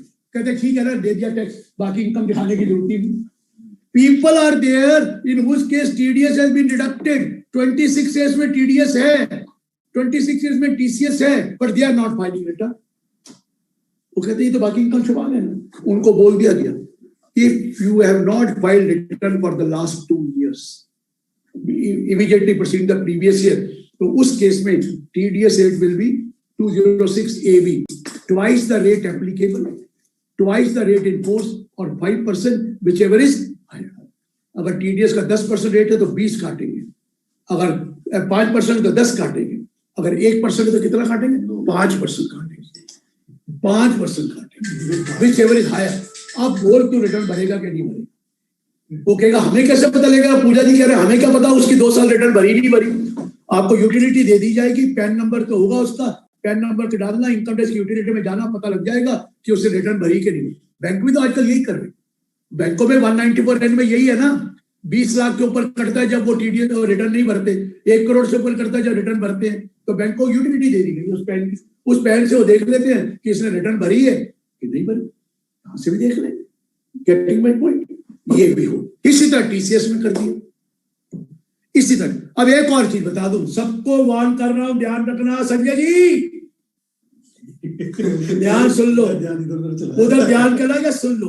271AD आया था, क्या लिखा था? कोई फॉल्स एंट्री होगी तो जिसकी किताबों में फॉल्स एंट्री वो भी 100% पेनल्टी प्रोसिक्यूशन, और साथ में जो करवाता है उसकी भी होगी 100%। तो रिश्वत लेने वाला और देने वाला दोनों पकड़ जाते हैं सर। अब एक और भी बता दिया है, 281B डाल दिया है। उस 281B में लिखा है कि उसके एसेट भी सीज हो जाएंगे, प्रोविजनल अटैचमेंट कर देंगे। अगर कितना अमाउंट है वो 50 लाख, कितना अमाउंट है सर? इतना ही कुछ अमाउंट है 281B में। देखिए सर कितना अमाउंट है, अगर उतना अमाउंट हुआ तो आपके एसेट भी प्रोविजनली 2 करोड़ सर, 2 करोड़। अच्छा 2 करोड़ से नीचे कर लेंगे ऊपर सर हाथ जोड़ के विनती है, कोई गलत काम नहीं करना। जमाना बदल गया, अब सब कुछ पता है। डिसिप्लिनरी एक्शन आप ही लेने वाले हैं जब इलेक्शन में आप जीतेंगे तो। फिर कहेंगे आ जा तेरा इलेक्शन हम कर रहे हैं, प्रैक्टिस का खत्म। फिर नहीं होगा कुछ भी, हाथ जोड़। और फिर इस बारी बजट में शायद कोई डिसिप्लिनरी की कुछ अमेंडमेंट आ रही है, मैं आपको बता रहा हूँ, याद रखना। तो मैंने बस ये कर दिया। एक लास्ट है कि 255 में अब जो असेसमेंट होगी ट्राइब्यूनल की वो भी फेसलेस होगी, वो भी फेसलेस होगी आने वाले टाइम में। और दूसरा एक डिस्प्यूट रेजोल्यूशन कमेटी बनाई है, वो केसेस आईटीसी वो कर दिया, इंटर सेटलमेंट कमीशन खत्म। ये जाया करते थे सेटलमेंट कमीशन, संजय जी बहुत जाते थे सेटलमेंट कमीशन। संजय जी काम बंद हो गया आपका, नो सेटलमेंट कमीशन सर। आप बहुत सेटलमेंट करते रहे, समझ में आ गया? No settlement in future, only dispute resolution committee, वो भी return does not exceed 50 lakh and variation does not exceed 10 lakh. ये है। तो चलिए sir, thank you very much. एक और हो गया 234C, डिविडेंड कई बार लेट आता है। अभी 2 इंस्टॉलमेंट जब आपकी ड्यू डेट ऑफ रिटर्न निकल जाती है, सॉरी एडवांस चेक जमा कराने की, कभी आया दिसंबर में, आ गया जनवरी में, इंटरिम डिविडेंड मार्च में भी आ जाता है, तो उसका हमने तो वो काटा ही नहीं और दिया ही नहीं एडवांस टैक्स। तो उन्होंने कह दिया कि जिस डेट को आया उससे पहले की जो इंस्टॉलमेंट है उस पर इंटरेस्ट नहीं पड़ेगा, no interest on that provided you make the payment in the balance instalment, और if there is no instalment left in one go up to 31st March. That was 234C and that completes the whole story which I have done. और मुझे जरा जल्दी छोड़ देना, मेरा अगला programme भी है इमीडिएटली, उसके बाद फिर और प्रोग्राम भी है, उसके बाद फिर मतलब अभी 6 लेक्चर और अभी कुछ क्वेश्चंस तो ले लेते इजी जो 2-4 मिनट में लेना ले लीजिए। बोलिए सर, कुछ क्वेश्चंस 3-4 क्वेश्चंस लेंगे। रवि जी उधर हैं, रवि जी ले लेंगे ना, रवि जी ले लेंगे, रवि जी को ज्वाइन कराओ अनिल जी। वो तो खाना वाना खा के तैयार हो गए हैं, उनको तो जो मर्जी पूछते रहना, मुझे जरा एक्सक्यूज कर दो, थैंक यू करना कर दो, नहीं करना आपकी मर्जी। एक मिनट पूजा जी सेशन कंक्लूड करा दो प्लीज, थैंक यू कर दो। सर एक क्वेरी, 2-3 क्वेश्चन ले लेंगे सर। और सर का टाइम 2:30 तक का, पहले नहीं छोड़ना इनको आधा घंटा। सर एक क्वेरी आप अश्विनी जी कहाँ पर पहुंचे हो? आप तो पहुंचने वाले थे उनको ऑनर करने के लिए, हरिद्वार बैठ के मजे ले रहे हैं। हाँ, हरिद्वार पहुंच गए। नहीं आपका 2:30 तक टाइम है, हम नहीं ज्यादा जाने देंगे, लेट आते हो पहले जाते हो। कंधे खाना खाना है उन्होंने।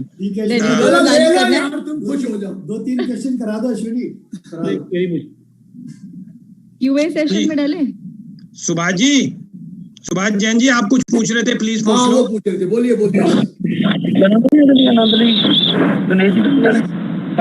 सुभाष आनंद जी करिए। सुभाष जी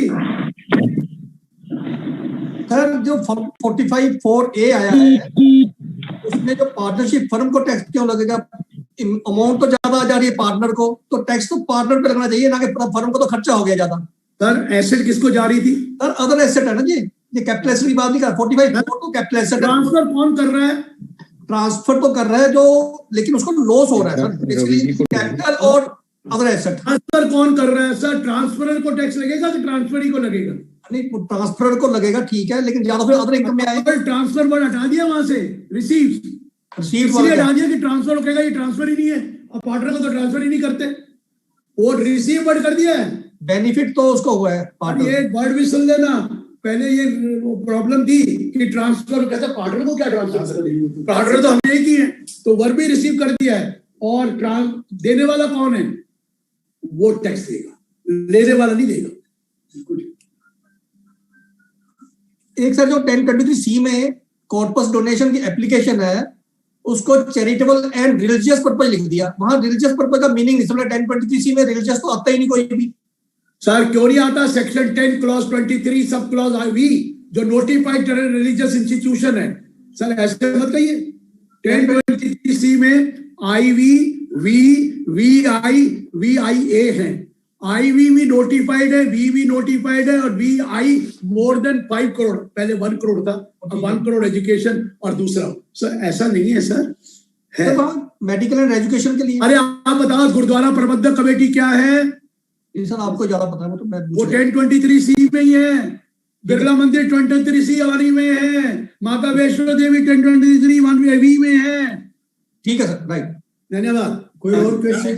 सिद्धार्थ जी, वो एक जो आपकी वो थी क्लबिंग वाली 1023C, वो क्वेश्चन पूछ लो प्लीज। नमस्ते सर, गुरुजी प्रणाम। वैसे तो गुरुजी ने इन्फॉर्म कर दिया है और वो स्पेसिफिकली बोल भी दिया है। गुरुजी क्वेरी है कि 1023C III और AE वाले जो इंस्टीट्यूशन थे एजुकेशनल, जैसे यूनिवर्सिटी है और वो 4-5 छोटे छोटे उसके इंस्टीट्यूशन है अलग अलग, जिनकी अभी तक एग्रीगेट जो रिसीट थी वो 1-1 करोड़ से नीचे होती थी। तो हम ITAT के अंदर, हालांकि डिस्प्यूटेड इशू है, बट बहुत सारे बेंचेस की जजमेंट आ गई थी कि वहां पर वो सबका अलग अलग देते थे, अलग अलग दे देते थे। तो अब ये जो बजट में आए एक्सप्लेनेशन, इसमें एग्रीगेट वर्ड यूज किया है, यूनिवर्सिटी और यूनिवर्सिटीज। एग्रीगेट तो दोनों का किया, 3IAD और 3IAE दोनों का, और ये भी हो जाएगा सब मिलाकर। तो अगर सेपरेट चार्टर बना ले, 1 मिनट, सेपरेट पैन नंबर ले ले तो हो जाएगा। Separate PAN of each institution you take it, then it will done. But if it is a trust under that umbrella, 5 institution वो इकट्ठे हो जाएंगे, तो इकट्ठे हो जाएंगे, जो बोला तो जो जजमेंट।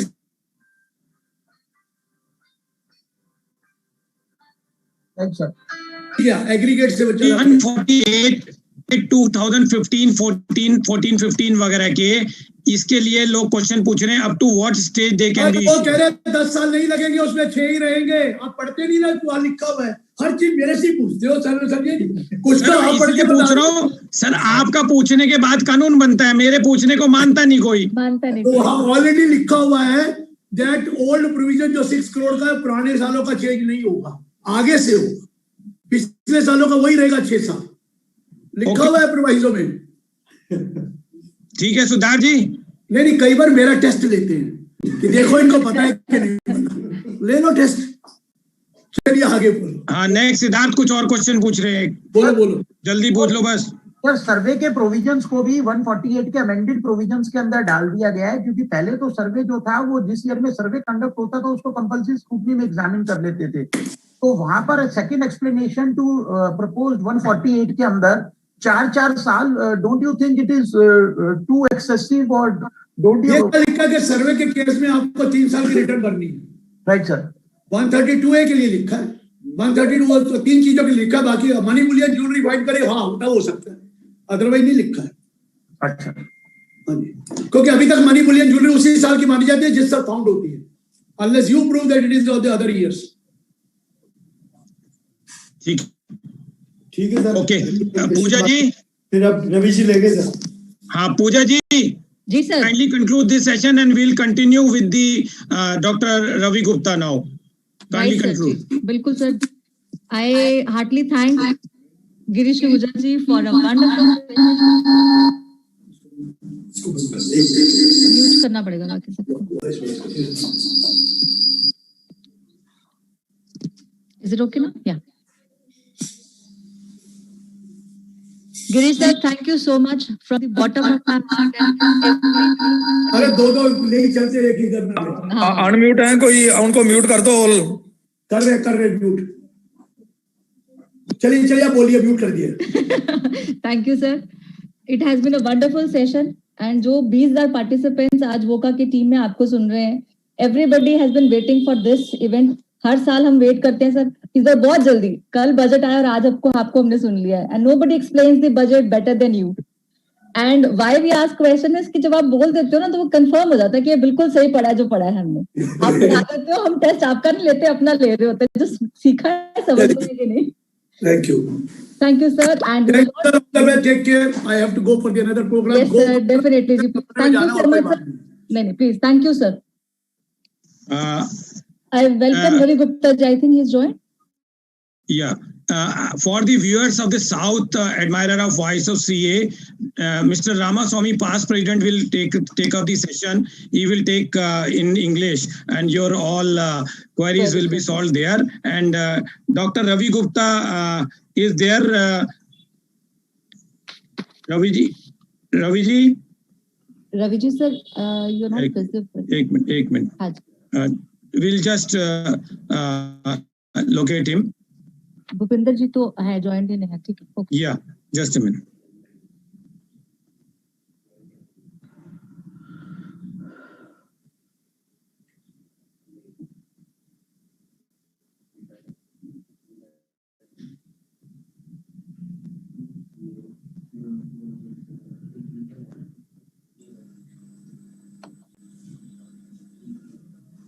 हाँ जी, joined है। हाँ, yes joined। I welcome our next speaker, Dr. Ravi Gupta जी। तो जो queries अभी आप गुरुजी से नहीं ले पाए थे, I think we will be able to sort them. Thank you.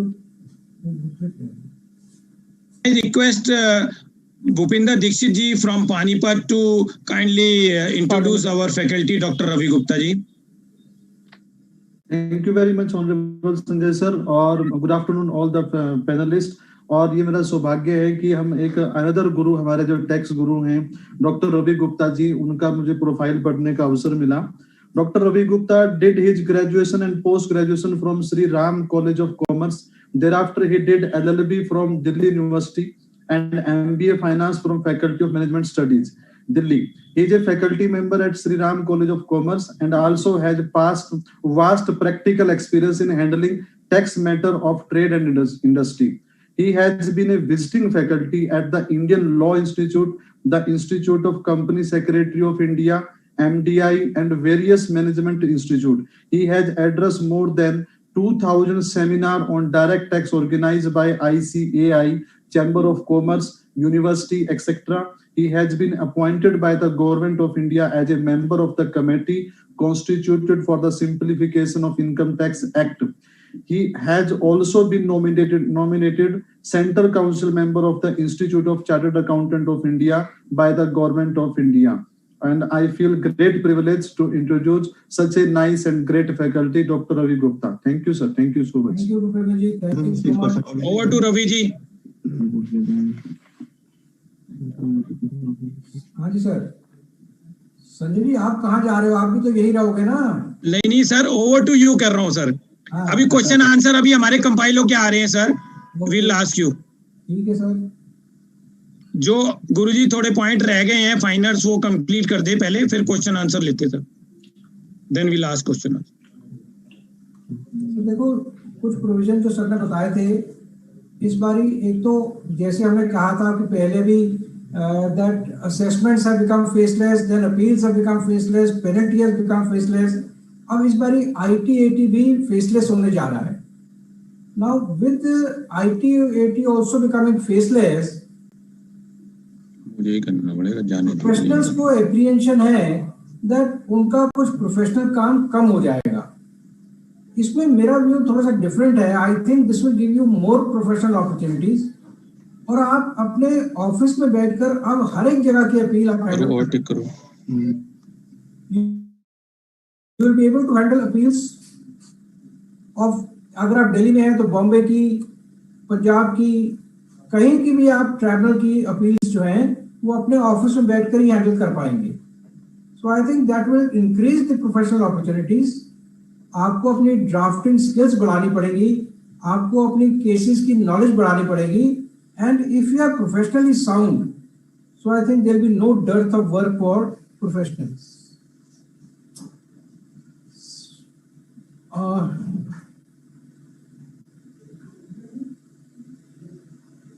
Sir, people are asking regarding that PF 36(1)(VA, if any case is pending in the High Court or Supreme Court or IT-AT in respect of the previous year, what will be the impact on those cases? Sanjay ji देखो, you will appreciate कि जब उन्होंने explanation डाली है 36(1)(VA के नीचे भी और 43(B) के नीचे भी, उसमें लिखा है that it shall never have been deemed to be there. तो इसका मतलब है कि पुरानी डेट से ही इसको इफेक्टिव नहीं माना जाएगा. और जो इंटरप्रिटेशन कोर्ट्स ने दी थी that due date under 43(B) can be taken as a due date under 36(BA) also, वो प्रोविजन अब नहीं अप्लाई होगा. लैंग्वेज लगती है it is prospective. All pending cases will be governed by the new provision. Although इन्होंने retrospective नहीं करने की बात करी है, तो जो केसेस कंप्लीट हो चुके हैं वहां पर रीओपन नहीं होंगे, पर जो लिटिगेशंस पेंडिंग है in my view they will apply the new provision और अब वो अपील्स में भी अलाउ नहीं होंगे. That is my view on the applicability of this new provision of 36(1)(VA). Next question, sir, Vinod Verma ji. Sir, this 2.5 lakh limit of that PF contribution, will it apply to GPF also, Government Provident Fund? It will apply to Government Provident Fund as well as recognized Provident Fund. दोनों पे apply होगी. Now, sir, next session, CA Apurva will ask the questions. Next question is from Dinesh Jain ji, that removal of employees' contribution from 43(B). What will be the impact of pending cases before the Supreme Court? अभी हमने take up करा था. Okay, sir. Next question is from Raj Goyal ji. If the turnover is up to 10 crore for tax audit cases and receipts are by check, but profit is less than 6%, will audit be required in this case? Audit की requirement तो 44AD में अलग requirement है. If your turnover is more then 2 crores, you are not in 44AD. अगर 2 crore से नीचे की है and if you declare profit of less than 6%, then of course you have to get an audit. वो 44AD का provision अलग है. Okay, sir. Sir, next question is from OP Agarwal ji. Faceless IT-AT is applicable on pending cases also? which are pending as on date? अभी तो ITAT का faceless scheme अभी draft नहीं हुई है and it will take about 2 years time. 2 साल के बाद ये सारी चीजें जब स्कीम आ जाएगी, उसकी इम्प्लीमेंटेशन हो जाएगी, तब से फेसलेस होगी. अभी पेंडिंग केसेस जो है एज इट इज जैसे चलेंगे वो चल रही है. Okay, sir.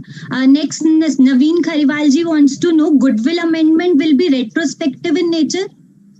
नहीं, this is also prospective. It is not retrospective. पर अगर आपने गुडविल को ब्लॉक में डाला हुआ है ऑलरेडी, तो वो ब्लॉक से आपको आज की डेट से निकालना पड़ेगा. उसका मेथड कैसे है वो सारा प्रिस्क्राइब करेंगे. So you will have to withdraw that. In future you will not get depreciation of it. And what value will you withdraw it from the block of assets? That method will be prescribed. So next, R.S. Bansalji's question is, in accordance to new provisions of section 147, whether reason to believe has been removed or authority has to make opinion for escapement of income on the basis of reasons and to record the same. First of all, they will get information regarding the escapement of income. उसका उन्होंने scope बढ़ा दिया.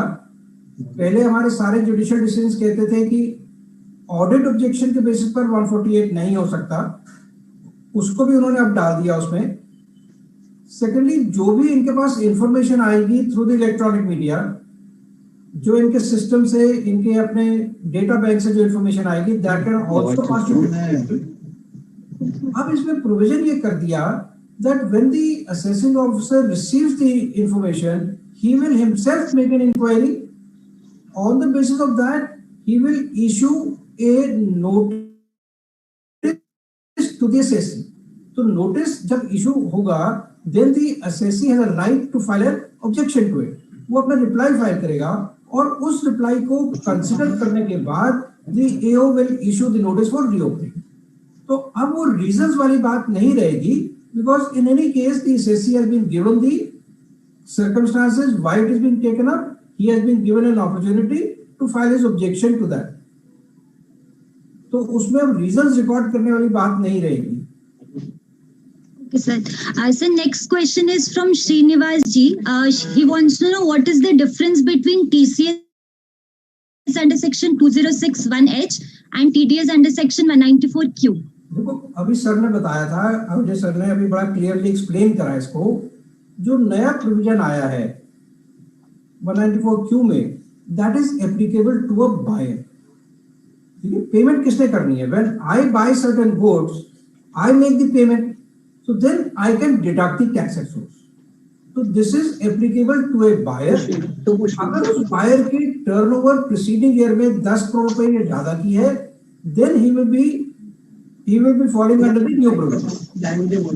हमारा provision जो था 2061H वाला, that was a TCS provision which was applicable to a seller. ठीक है ना? जब सेलर अगर कोई पेमेंट करता है तो उसके ऊपर भी प्रोविजन लगता है. दोनों प्रोविजंस अलग अलग है. TDS का प्रोविजन लगता है टू द बायर, TCS का प्रोविजन लगता है to the seller. Conditions almost the number of the buyer or seller should be more than 10 crore rupees. The transaction should be more than 50 lakh rupees. Rate of tax in both the cases is 0.1%. और ये बड़ा clear provision दिया गया है that if tax has been deducted under one section, then the other section will not apply. यानी एक ही में होगा. And normally you will find that the provision of TDS will come into force earlier. क्योंकि जब buyer कोई goods खरीदेगा उसी time अपनी बुक्स में एंट्री डालेगा amount payable to the seller, and at the time of payment of credit which is earlier he will deduct the tax. अगर उसने टैक्स काट ही लिया तो I don't think that the opportunity to the seller to come under the provision of the TCS. और ये दोनों provisions अलग-अलग फील्ड में काम करेंगे. Sir, next question is from Mr. R.S. Bansal. He wants to know where the educational institute is registered under section 1023 with CCIT under section 1023(4). If the gross receipts is less than 5 crore rupees, whether they are required to get their accounts audited? देखिए, audit की requirement तो उसमें रहेगी. अगर 5 करोड़ से नीचे की फिर ऑडिट की रिक्वायरमेंट नहीं है. The only requirement is to file the return of income. पहले 1 करोड़ तक की लिमिट थी, वो 1 करोड़ से 5 करोड़ कर दी। तो उस केस में ऑडिट की रिक्वायरमेंट भी नहीं है। The only requirement is to file the return of income. Okay, sir. So next question is TDS of supplier who have not filed their income tax return. Whether to deduct double TDS, how to know whether they have filed their income tax return or not? देखिए, इसको भी sir ने अभी explain करा था that the department will provide the income tax utility to the deductor. अभी भी banks के पास वो यूटिलिटी होती है, so you just have to put in the PAN number in that utility. वो PAN नंबर डालने के बाद आपको ये इन्फॉर्मेशन मिल जाएगी whether he has filed his return for 2 years, and then you will have to see whether you have to deduct tax at the higher rate or not. थोड़ा सा deductor का काम जरूर बढ़ जाएगा. That in respect of each deductor he will have to verify whether 2 years returns have been filed or not. ये utility से information मिल जाएगा.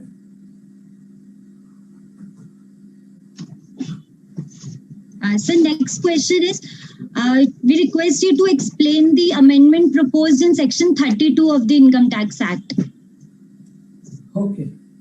देखिए 32 इनकम टैक्स एक्ट में जो कराया that is basically regarding depreciation. अब depreciation we have been considering as an intangible asset.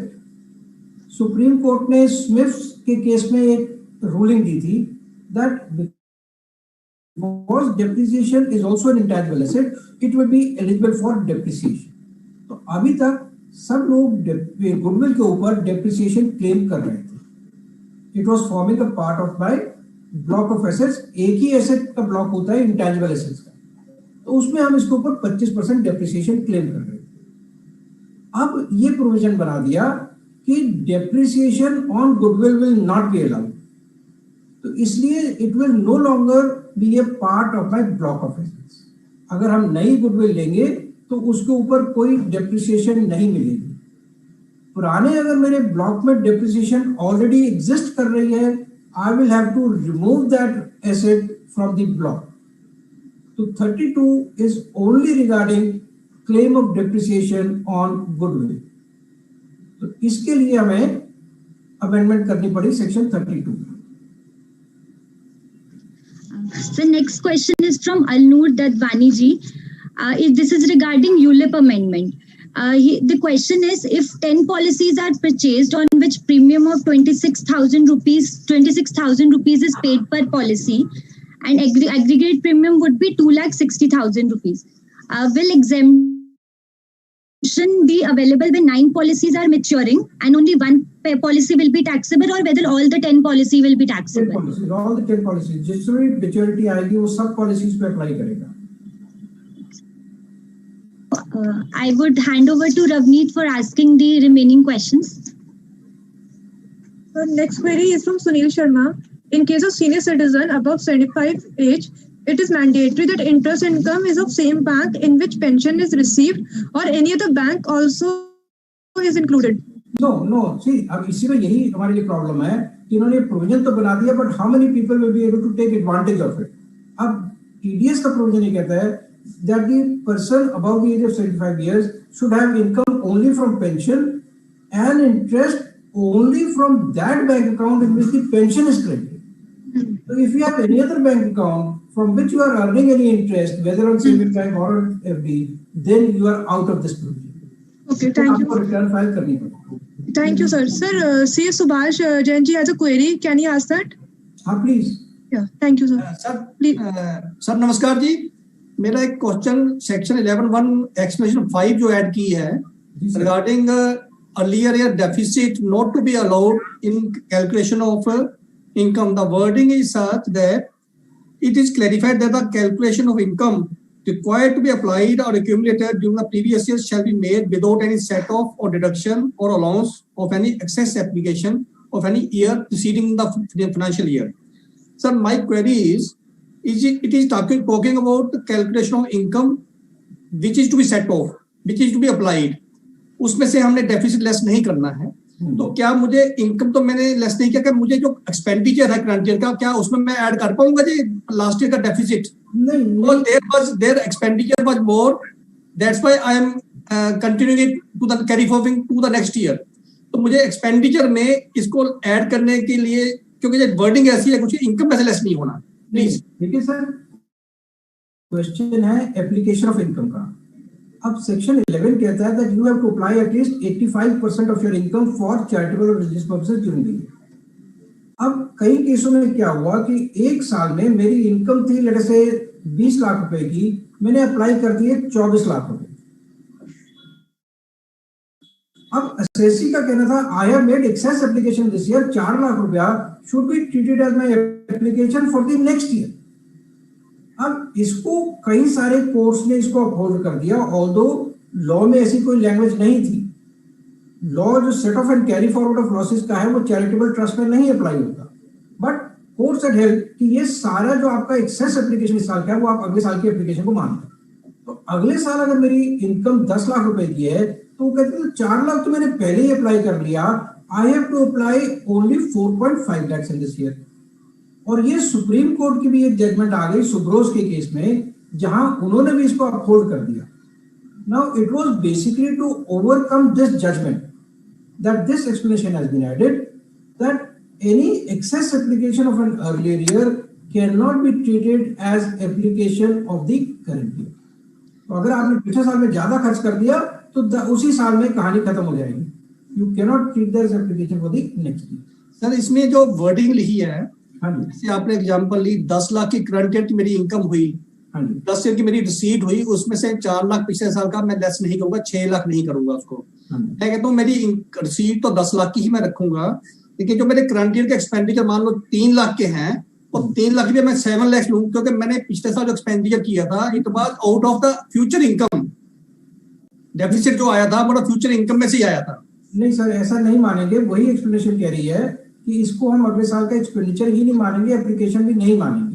Expenditure लिखा नहीं वैसे उन्होंने, जैसे आप कहते ना लिखा नहीं है। नहीं है वो ठीक है, मैं उसी को एक्सप्लोर कर मानेंगे, उन्होंने लिख दिया कि एप्लीकेशन नहीं मानेंगे। तो application could be out of expenditure और it could be other method also. आपने स्पेंड नहीं करा, आपने एक्रू कर लिया, बट स्टिल वो उसको नहीं अलाउ करेंगे आपको नेक्स्ट ईयर में। Right sir, thank you.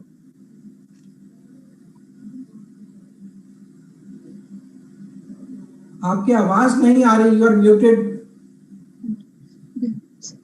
Sir, next query is from CA Lalit Kumar Gupta.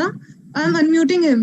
हाँ जी सर, एक मेरे ये था कि अभी जैसे ट्रस्ट में चेंजेस आई 1023C में, तो अभी जो 12A रजिस्ट्रेशंस ली हैं हमने छोटी छोटी ट्रस्ट की, तो with that we have to surrender और हम उसको कैसे करेंगे सर? सरेंडर नहीं करना, आपने जो भी रजिस्ट्रेशन अभी ली है, अब जो नया प्रोविजन 1 अप्रैल से लगेगा रिगार्डिंग रजिस्ट्रेशन और री रजिस्ट्रेशन के लिए सर फिर हम अप्लाई मगी उसको ना करने, आपको जो ऑलरेडी रजिस्टर्ड ट्रस्ट है उनको अप्लाई करना पड़ेगा, जो नए ट्रस्ट है उनको भी अप्लाई करना पड़ेगा।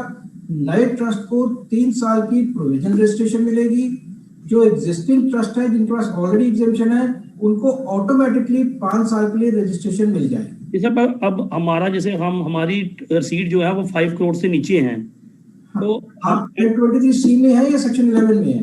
सर अभी तक तो हम 11 में ले रहे थे ना, क्योंकि हमारी 2 करोड़ है या 2.5 करोड़ है, बट अभी न्यू इंस्टीट्यूशन क्या काम करता है? एजुकेशन में है? एजुकेशन एंड मेडिकल दोनों में एक है। ठीक है, ठीक है। अगर आपका 5 करोड़ रुपए तक है then you need not apply for 11 या 5 करोड़ रुपए तक के लिए आपको ऑटोमेटिकली एग्जेम्पशन मिल जाएगी। ठीक है sir, but in some cases if they will not reapply, the question of 115T that may not be invoked because they need to continue. They have a lot of funds, they will be taxable otherwise. They should continue, they should not leave that registration. Sanjay ji बिल्कुल ठीक बता रहे हैं कि अगर registration already है तो it is advisable कि आप उसको अप्लाई करके रिन्यू करा लीजिए, चाहे आप एग्जेम्पशन अपने 23C में लेते रहे। Okay, but you should have that registration with you, otherwise अगर वो कहते हैं आपका फॉर्म चेंज हो गया तो 115TD में कि आपके एसेट्स को टैक्स ना कर दें, तो इसलिए it is better that you continue with that registration, आप अप्लाई कर दीजिए उसके। सर एक कोई क्वेरी और थी कि जो रीपेमेंट ऑफ प्राइवेट लोन्स हैं अदर देन बैंक्स, वो भी अब एप्लीकेशन माने जाएंगे? देखिए अब लॉ में जो चेंज करा है, when you take a loan and let us say apply anything for charitable purposes out of the loan, उसको हम एप्लीकेशन नहीं मानेंगे। मान लीजिए आपने 10 लाख रुपए लोन लिया और उसको बिल्डिंग में लगा दिया, एक बिल्डिंग खरीदी 10 लाख रुपए की, तो इस साल में उसको एप्लीकेशन नहीं मानेंगे, because you have not made that application out of your income, it is out of loan, तो उसको हम एप्लीकेशन नहीं मानेंगे। बट जब आप लोन की रीपेमेंट करेंगे उस वक्त उसको हम एप्लीकेशन मानेंगे। सर मेरी क्वेरी ये है कि जो आज की डेट में हमारे ट्रस्टीज के या अदर लोन स्टैंड है बैलेंस शीट में, तो अगर हम नेक्स्ट ईयर उनको रीपेमेंट करते हैं उन लोन्स की, तो क्या हमें नेक्स्ट ईयर में ये चीज मिलेगी हमें? अगर आप उसको ऑलरेडी एप्लीकेशन मान चुके हो तो डबल तो नहीं मिलेगी। अगर आपने उसको एप्लीकेशन पिछले सालों में नहीं माना तो then when you repay that loan that can be taken as an application. Sir पिछले सालों में जो एक्सेस एप्लीकेशन होती थी वो तो हमें वैसे कैरी फॉरवर्ड करने नहीं देते थे। तो जैसे लास्ट ईयर मैंने लोन लिए 1 करोड़ के और 1 करोड़ की मेरी रसीद थी, तो मैंने 2 करोड़ का खर्चा कर दिया हुआ है। हाँ, तो लोन को आपने एप्लीकेशन में नहीं लिया, अगर लोन से जैसे क्रिया अगर उसको एप्लीकेशन में नहीं लिया, then repayment of that loan may be treated as your application. Okay. Only in the case if you have a deficit and you have not been able to claim it, because there was earlier a circular number 100 also which used to apply the repayment of loan as an application. I think that they have brought in the legislation. Thank you, sir. Thank you. Thank you, sir. Ravneet, next question of the participant, please. Yes, sir. So next question is, sir, what to do if the opposite person wrongly files a TDS return and shows more amount than the actual? What to do? Even after the reminder, the person is not revising the return. This is not related to budget. We can leave it. Yeah. So next question is about the interest on Provident Fund. Is that applicable on Defense Provident Fund as well or not? It is applicable to statutory provident fund, it is applicable to recognized provident fund, तो defence भी statutory में ही आएगा तो उस पर apply करेगा। Okay, sir. So next query is, if my sale is more than 50 crores, of course my purchases are more than 50. Sir, we can leave. Yes. Sir, I'll just leave that query also. Now, Mr. Lakshay Gupta will ask. Okay, you ask. Okay. So the next query is, has the newly introduced TCS under section 206C been discontinued or effective with effective which date? 206C 1H has not been discontinued. This remains. So it will continue to apply to the seller. The new provision of TDS is only to the buyer. Both provisions will continue simultaneously. Okay, sir. The next query is from Nidhi Srivastava. Sir, in respect of taxability of interest on amount 2.5 lakh rupees of employees' contribution in PF, please inform whether this will be taxable in the year of receipt of amount on maturity at the time of retirement, or will it be included in income of every person, income of the person every year from assessment year 21-22 on accrual basis? It will be taxable on accrual basis as the interest is credited to your account. On the amount in excess, or the interest on the excess contribution of more than 2,50,000, that be included in the income on a yearly basis. Okay, sir. Thank you. The next query is from same person, Nidhi Srivastava, with proposed amendment to section 1023C, raising limit from 1 crore to 5 crore for registration. Can an education institution having registration under section 12B now can file return of income under 1023C instead of 12B and not required to get registration under 12B? Whether the income receipts are 2.5 crores. We just answered this question. Sanjay ji ne abhi isko clarify kara that if you already are registered under section 11, you must continue that registration, although you may claim the exemption under 1023C. Okay. So next question is from Deepak Agarwal ji. What is the treatment of portion of premium in ULIP attributable to risk assurance if this is the third year and payment to be received after 5th year, that is after 2 years from the current year, whether capital gain will be applicable? Provision does not say what is risk and what is that. The provision of capital gain will arise there. Yes, provision of capital gain will arise. Okay, sir. Thank you. So next query is from Ameji. Would contribution to PPF would also be considered along with contribution to RPF while determining the amount of contribution exceeding 2.5 lakh in a year? No, contribution to PPF has not been included. However, as you know, contribution to PPF cannot itself exceed 1,50,000. So maximum contribution to PPF is 1,20,000. That is not being included. Okay. So next query is whether profit and loss on trading derivative will be covered under section 44AD? Profit and loss on? Derivative trading. Yes, derivative trading is taken as a business. There is a method prescribed as to how do I compute the turnover in that case. So according to that method, if the turnover exceeds the specified limit, yes, it will be covered. Okay, sir. Thank you. So the next query is educational trust already registered under 12A. If the gross receipts are between 1 CR to 5 CR, section 1023C 3 IAD can be availed till gross receipts do not exceed 5 CR and availed 12A after the receipts exceed 5 CR. Effect of 12AB after 1st April may please be explained. You've just answered this question. This question is being repeated. Everyone has the same Okay, so we can leave that query. Yeah. Sir, yeah.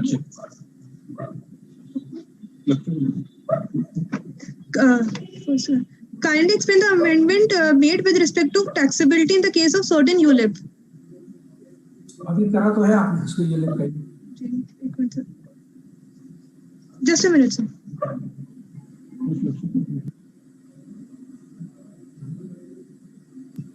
Sir, I'm giving to C. Raksha Gupta. He will ask you further queries.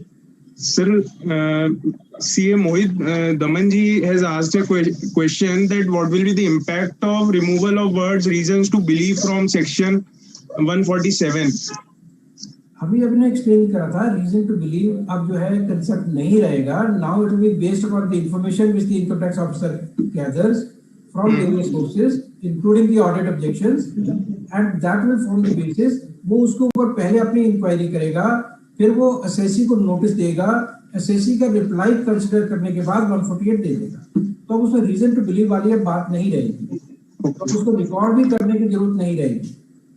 So sir, is will there be any implication on how we have to challenge before while doing assessment? ठीक है, अब तो first opportunity is given by the assessing officer only. तो assessing officer आपको पहले बताएगा, आप उसका रिप्लाई फाइल करेंगे. If is not satisfied he will issue the notice and make an assessment. तो जब आप उसको चैलेंज करेंगे in the appeal, then you can take this ground also. Okay, मतलब वो रीजन टू बिलीव में जो बहुत सारी पुरानी बातें थी ना कि it is based on bond of satisfaction, it is based upon audit objections, वो सारी मेरी अब ऑब्जेक्शंस खत्म हो जाएंगे. Okay okay. Sir, there is another question whether religious trust covered under section 1023C, how to treat corpus and whether 85% condition is applicable through gross receipts is less than 5 crores. देखिए 1023C में आप cover होते हैं only religious trust के लिए. वो 5 करोड़ वाली limit नहीं है.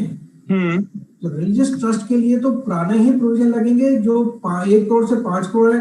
1 करोड़ की लिमिट भी पहले किसके लिए थी? Only educational institution and medical institution. Yes, sir. जिसके लिए नहीं थी पहले. Okay, okay. Sir, now I will request CA Apurva Bhardwaj ji to have a vote of thanks. Thank you, CA Ravi Gupta ji, for sharing such insightful knowledge with us. You have handled the queries in a very detailed manner. Most of our queries have been resolved asked by the participants. Thank you so much for joining us. Thank you, ma'am. Thank you so much. Thank you, Sanjay ji, for inviting me. It was a pleasure. Thank you. Thank you, sir. Thank you very much. Participant, we have now our another guru, C. Ashok Batra ji, here in the panel. Ashok Batra ji, are you listening us?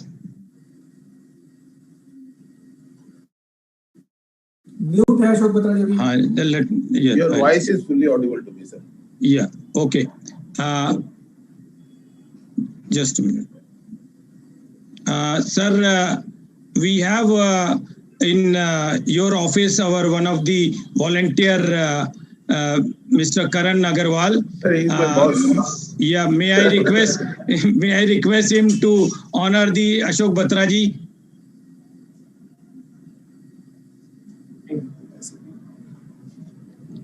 Thank you, Karan, for gracing the function, and you are requested to be present here.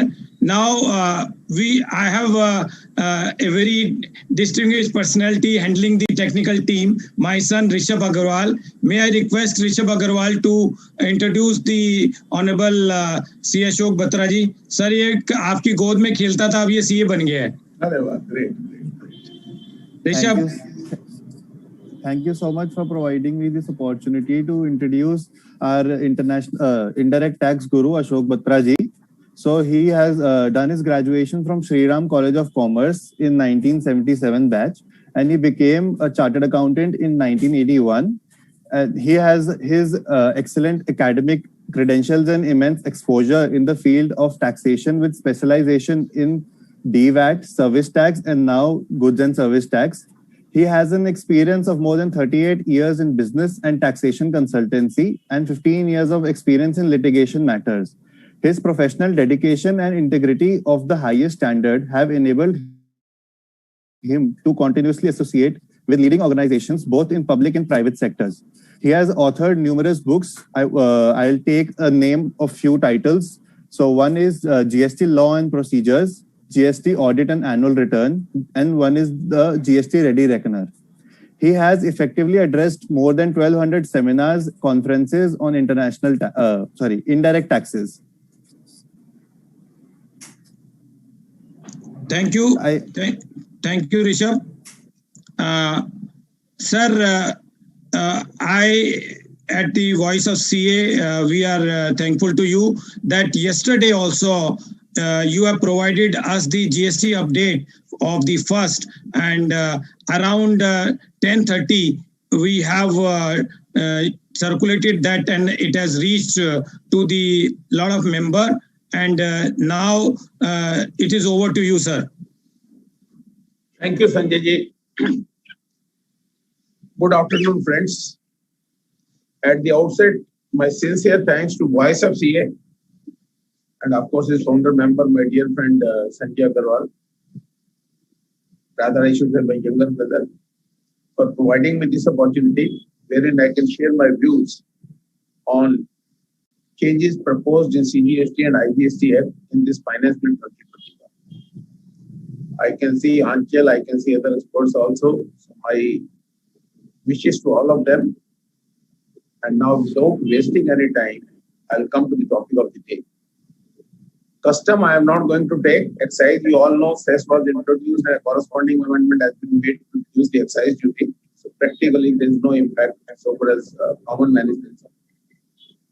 Coming to the GST, section clause 99 to 114, 16 changes are being proposed. Out of that, 3 changes are retrospective in nature, and 30 changes will be applicable after the issuance of notification once the finance bill is being enacted. Again, I am making it clear, not on the date of enactment, but once the notification is being issued after the enactment. This has started only after the GST is being introduced. And out of these 16 changes, 15 changes are in CGST Act and 1 change is in IGST Act.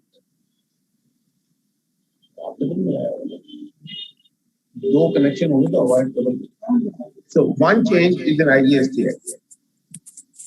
Let us start with the first change, which is wide clause 99, and that change is section 7, which is one of the important section of CGST Act because it deals with the definition of supply.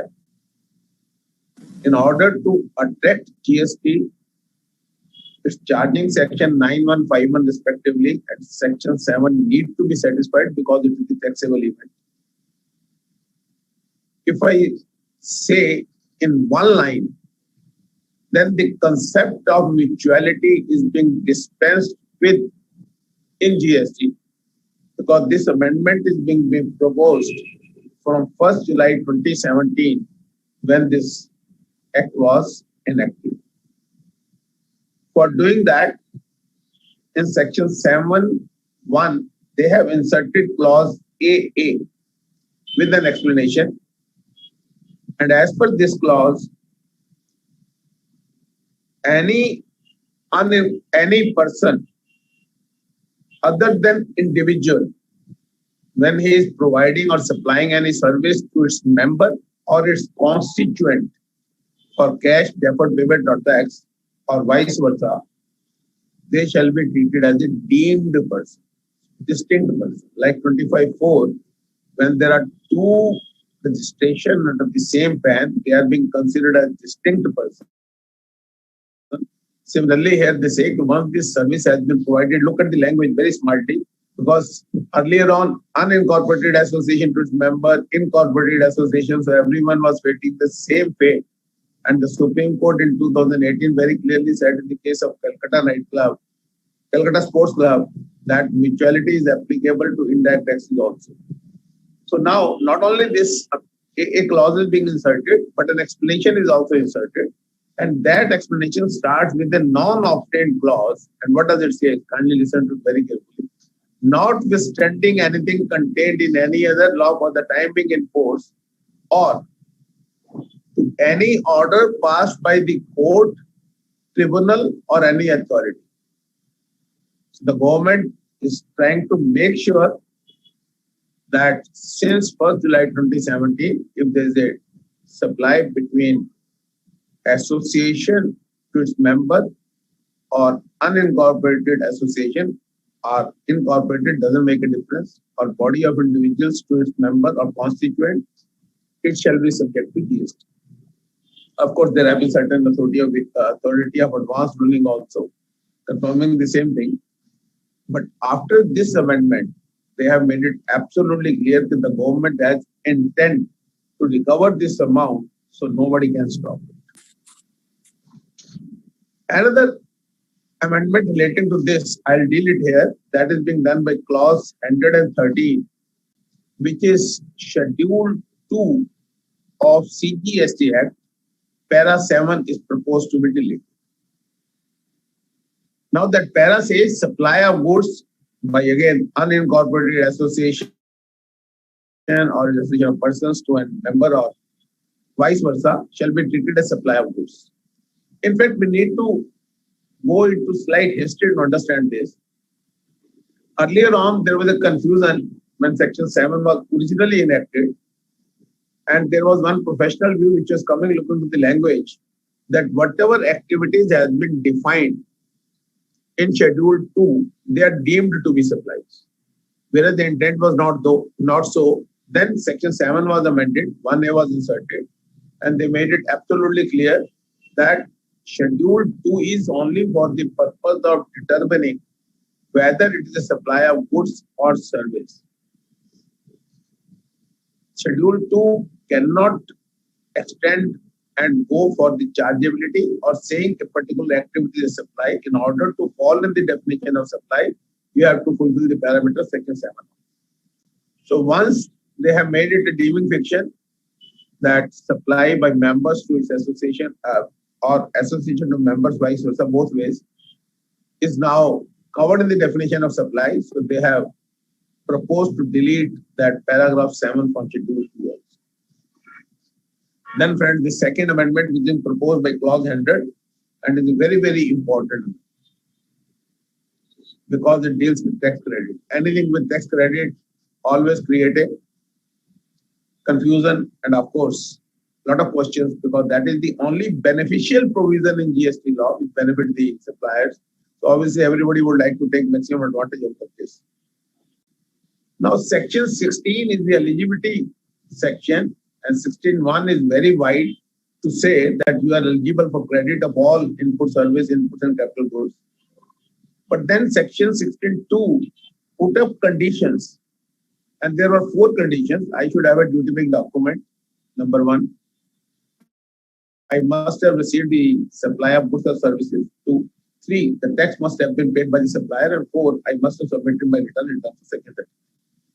Now they intend to put a clause AA and adding another condition which says that not only the supplier must have paid the tax, but the supplier must have reported that supply in its ESTR1, which is coming to correspondingly 2A and 2B. They want to give a backing of a statutory provision to Rule 36(4), which restrict the credit. Now, friends, to what extent this clause is legally justifiable, whether it will still be challenging the court of law? In my humble understanding, in the case of Arise India Limited, Delhi High Court, in the context of DVAT, when the provisions were paramateria, held that buyer cannot be held responsible for the fault committed by the seller. At this judgment,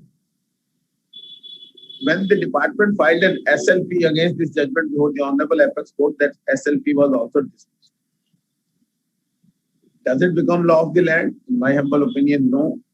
Because of the simple reason, because SLP was summarily dismissed, not passing a detailed order. If that SLP could have been considered, various provisions have been analyzed, it could have been a speaking order, then in terms of Article 141 of the Constitution, that would have become the law of the land. But now it is not law of the land. So obviously, the government has put up now another condition, which is not in the hands of the recipient. How can I ensure that he filed his GSTR1? The Section 37 is statement of supply only, so it is GSTR1 only. So simple language.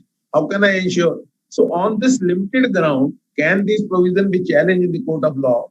And ultimately, can it be said, if this is a condition which cannot be complied with, you cannot expect an assessor to do an impossible task, or even the pre-GST era principle that you cannot penalize the buying dealer for the fault committed by the selling dealer. Here it is a supplier or recipient, that is all. The principle is the same. So let us see. This is very, very important. And now they are giving a backing to Rule 36(4), which says that you can claim 105% of the credit which is appearing in 2A.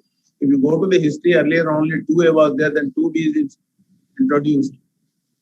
Still, there are people are in confusion or in two minds whether 105% of 2A or 2B is to be taken. According to my understanding, either it is appearing in 2A or 2B.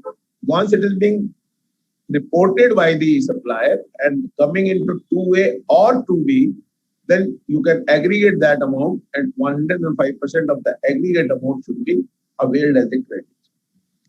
Then, friends, I am coming to the next clause, that is 101. Very interesting proposition. I think none of us has ever anticipated. Okay. GST audit can also be removed. So this is deletion of Section 35(5). Of course, on the date to be notified, as I already stated.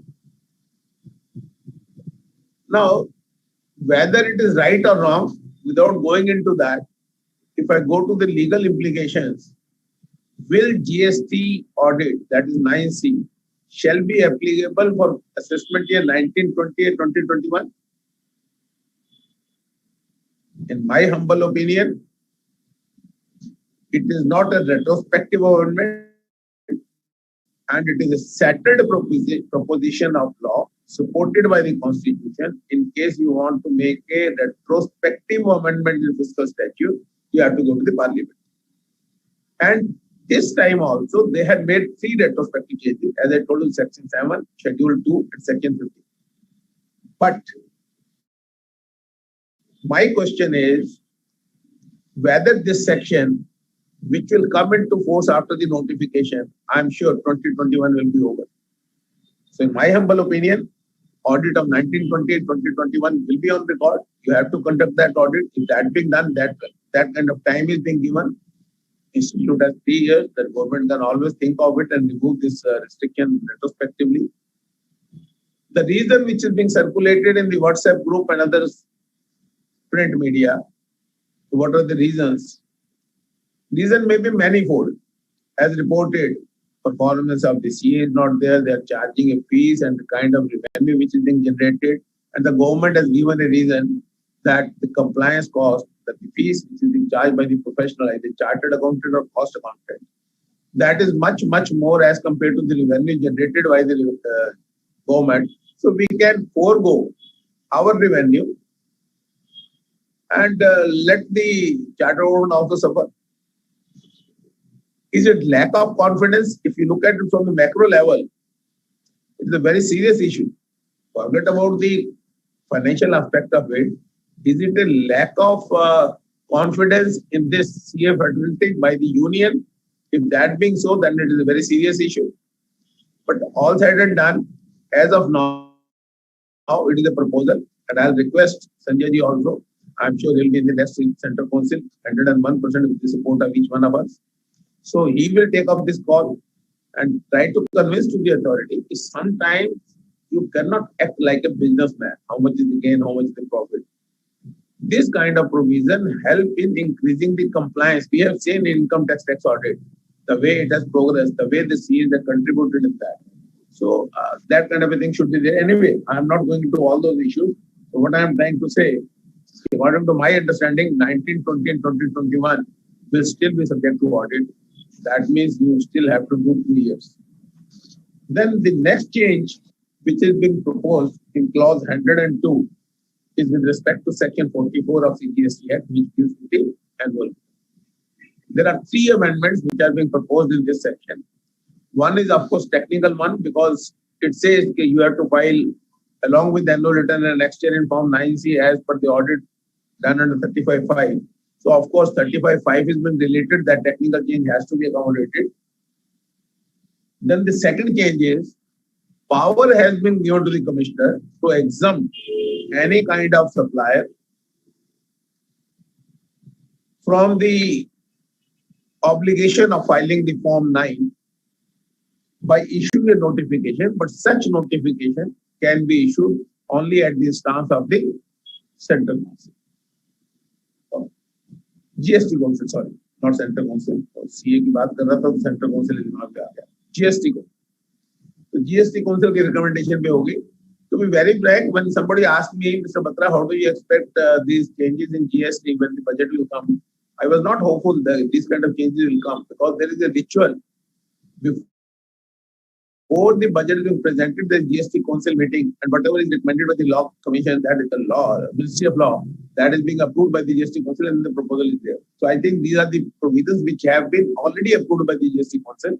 In case this meeting could have been done, the changes would have been much, much more. Anyway, so these are the 3. Then the third change is that this Form 9 is not applicable to the Department of Central Government, State Government, local authority, whose books of accounts are to be audited by the CAG or by any auditor appointed under the law for the time being in force.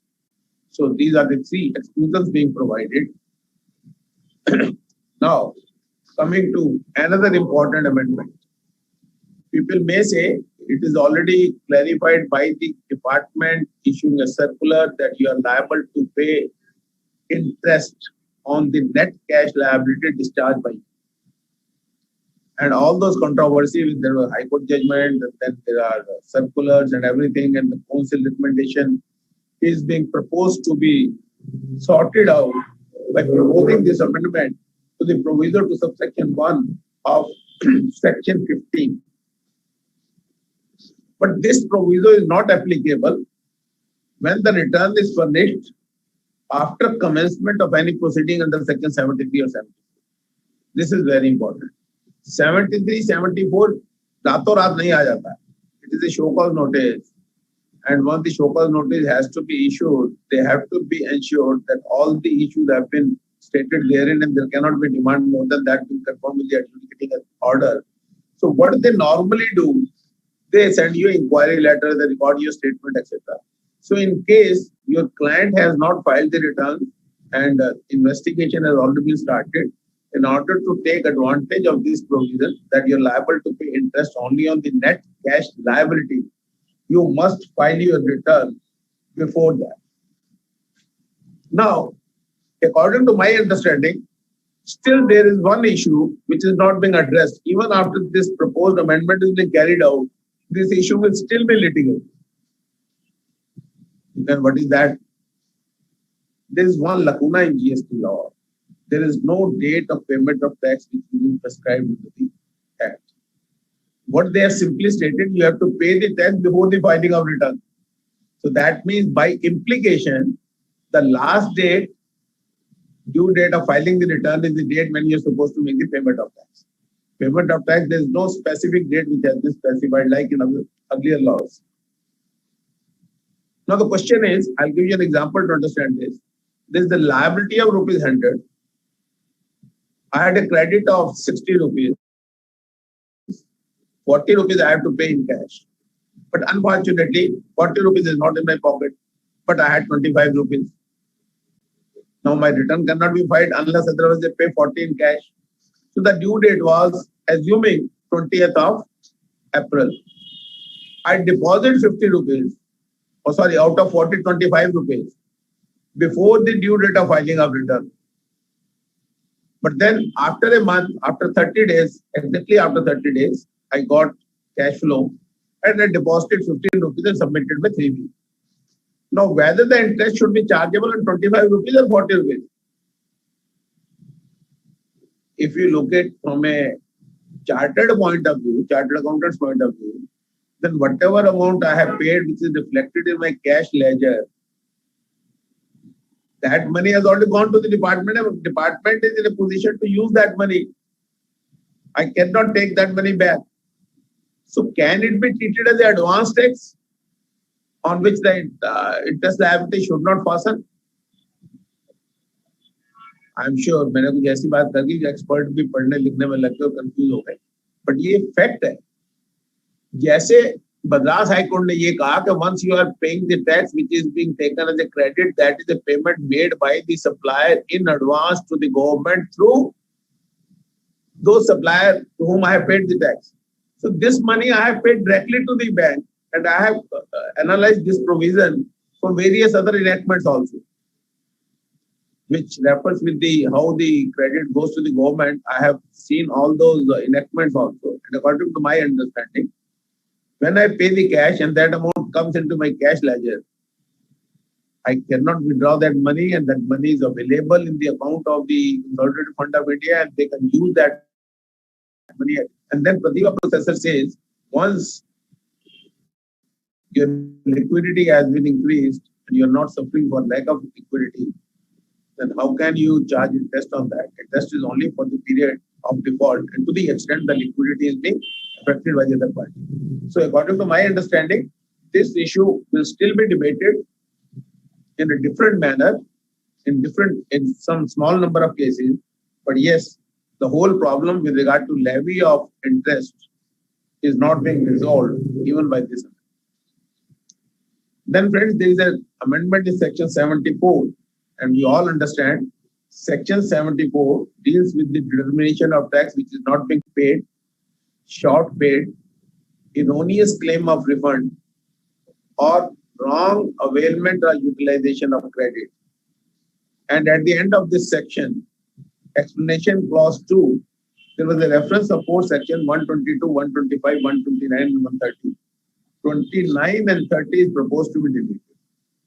We all understand section 129 deals with the subject of detention, seizure, and release of goods and conveyance in transit. And section 130 deals with confiscation of goods and conveyance. There has been a lot more amendment in those sections. In fact, the major amendments have been done in these two sections. I'll come to that when I'll deal with it. But what is the purpose here? I told you that show cause notice under section 74 can be issued in four instances: non-payment of tax, short payment of tax, erroneous claim of refund, and wrong availment or utilization of credit.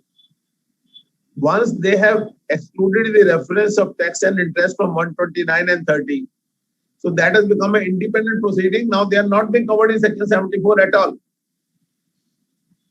74, you can serve the notice for this whole situation when such situations are there. For what? For because of fraud, willful misstatement, or suppression. And if it is not because of that, then 73. So 74, now because tax and interest has been deleted from those two sections, that has become only a penalty provisions. So 74 cannot be issued in those cases. So they intend to carry out this amendment to give effect to the implication for changes proposed in section 129 and 30. And I'll tell you why it is being done, because I'm grateful to Voice of CA that they have told me you had complete 1 hour, 5 minutes to deliberate on this. So I'll be there, so I can deal with these amendments in detail.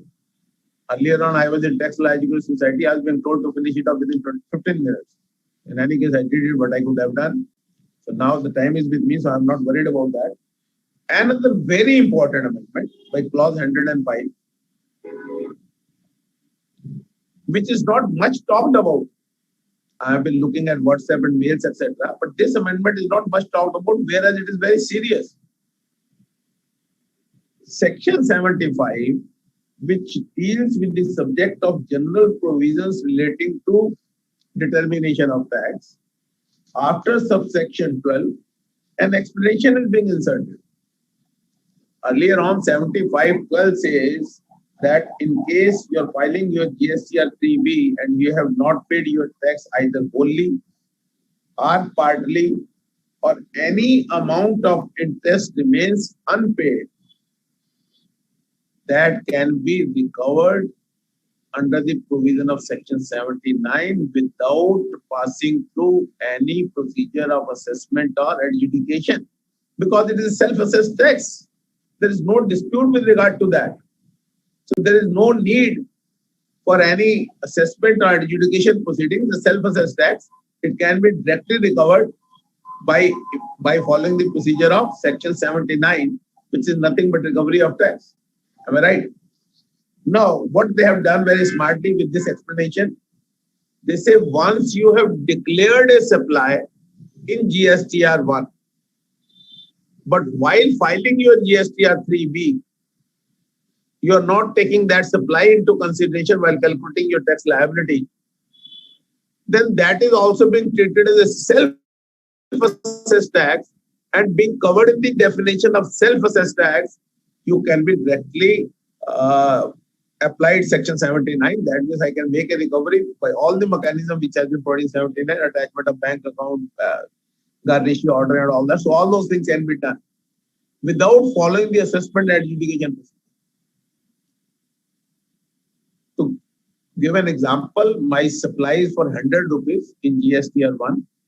In GSTR 3B, while calculating my output tax liability, I calculate my supply as 80 rupees. Then on 20 rupees, on which I have not paid the tax, is not being covered in the definition of self-assessed tax, for which you have given a letter to the department, and the department can stately invoke section 79. Then, friends, there is another amendment, an important one under section 83. This amendment is important by clause 106, but can be controversial also. I don't have any problem with the proposed amendment. I have a problem with the implementation of this proposal.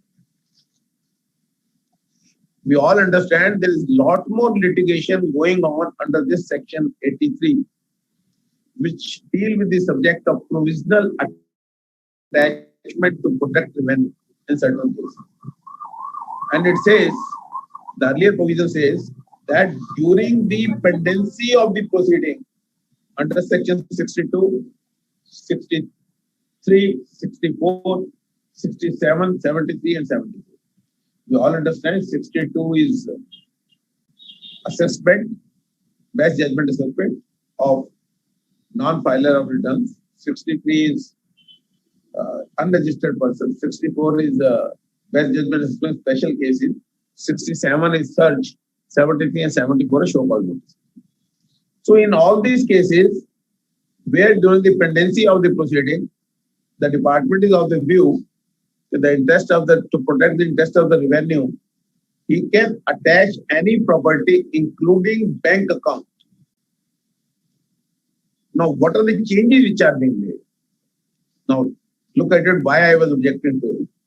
The changes are, now the reference to all these sections is being deleted, proposed to be deleted, and the reference to chapter 12, chapter 14, and chapter 15 is being referred.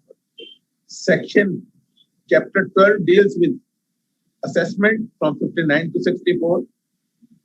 15 deals with demand and recovery, and 14 deals with search, inspection, etc. Inspection, search, etc. So now rather than those specified 6 sections, now it is applicable on 59 to 74, 16 sections, barring 265 and 66, which is nothing but departmental audit and special audit. तो 10 section की जगह पे अभी 14 section पे हो गया apply, scope बढ़ा दिया गया, and this is a power which is being misused by the authorities. In case it is being followed in letter spirit, absolutely no problem. You can see, according to my estimate, 30% rates are only on this issue. And then another very interesting dimension is being added to it. In order to handle the menace of fake invoices, last finance bill made 2 very important changes. One change was in Income Tax Act 271(11)D.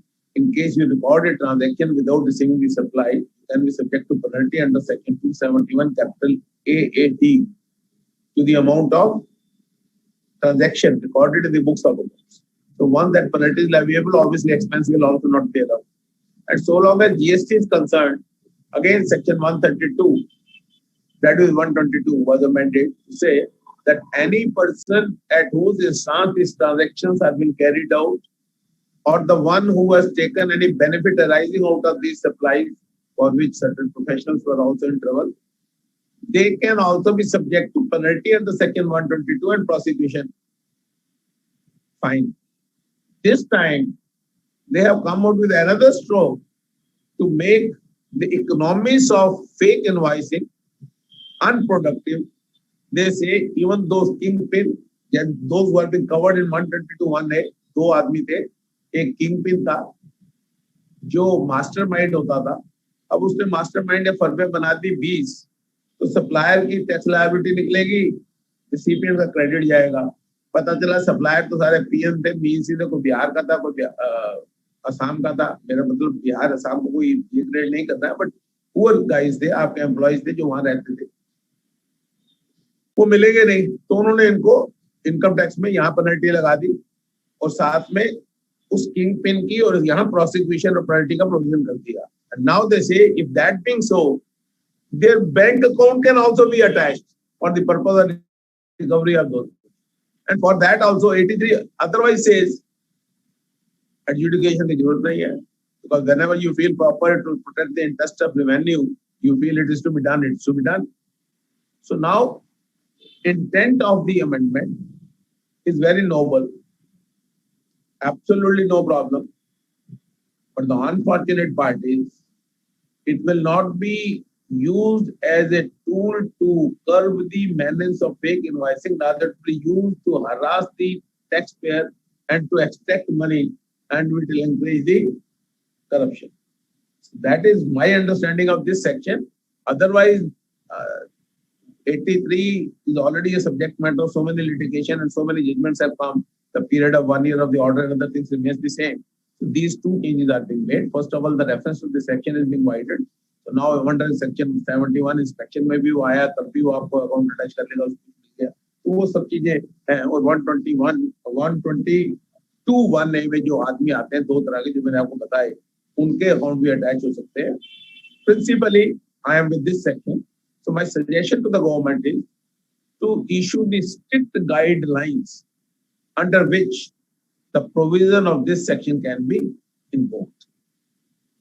Then friends, another amendment is in section 107, which deals with the appeal. I'm not taking it here. I'll take 129, because otherwise it will take a lot of time. Because once 129 and 130 is being explained, that will be easier to explain 107, which deals with the appeal. Now I'm coming to 120. This is a section which has gone major change, and it deals with the subject of detention, seizure and release of goods and conveyance in transit. Clause 108 deals with the subject. Next clause deals with the subject of section 130, which deals with the confiscation of goods or conveyance and levy of penalty. Friends, both these sections used to start with a non-obtained clause, notwithstanding anything contained under any other law. in the act, sorry, not original, in the act.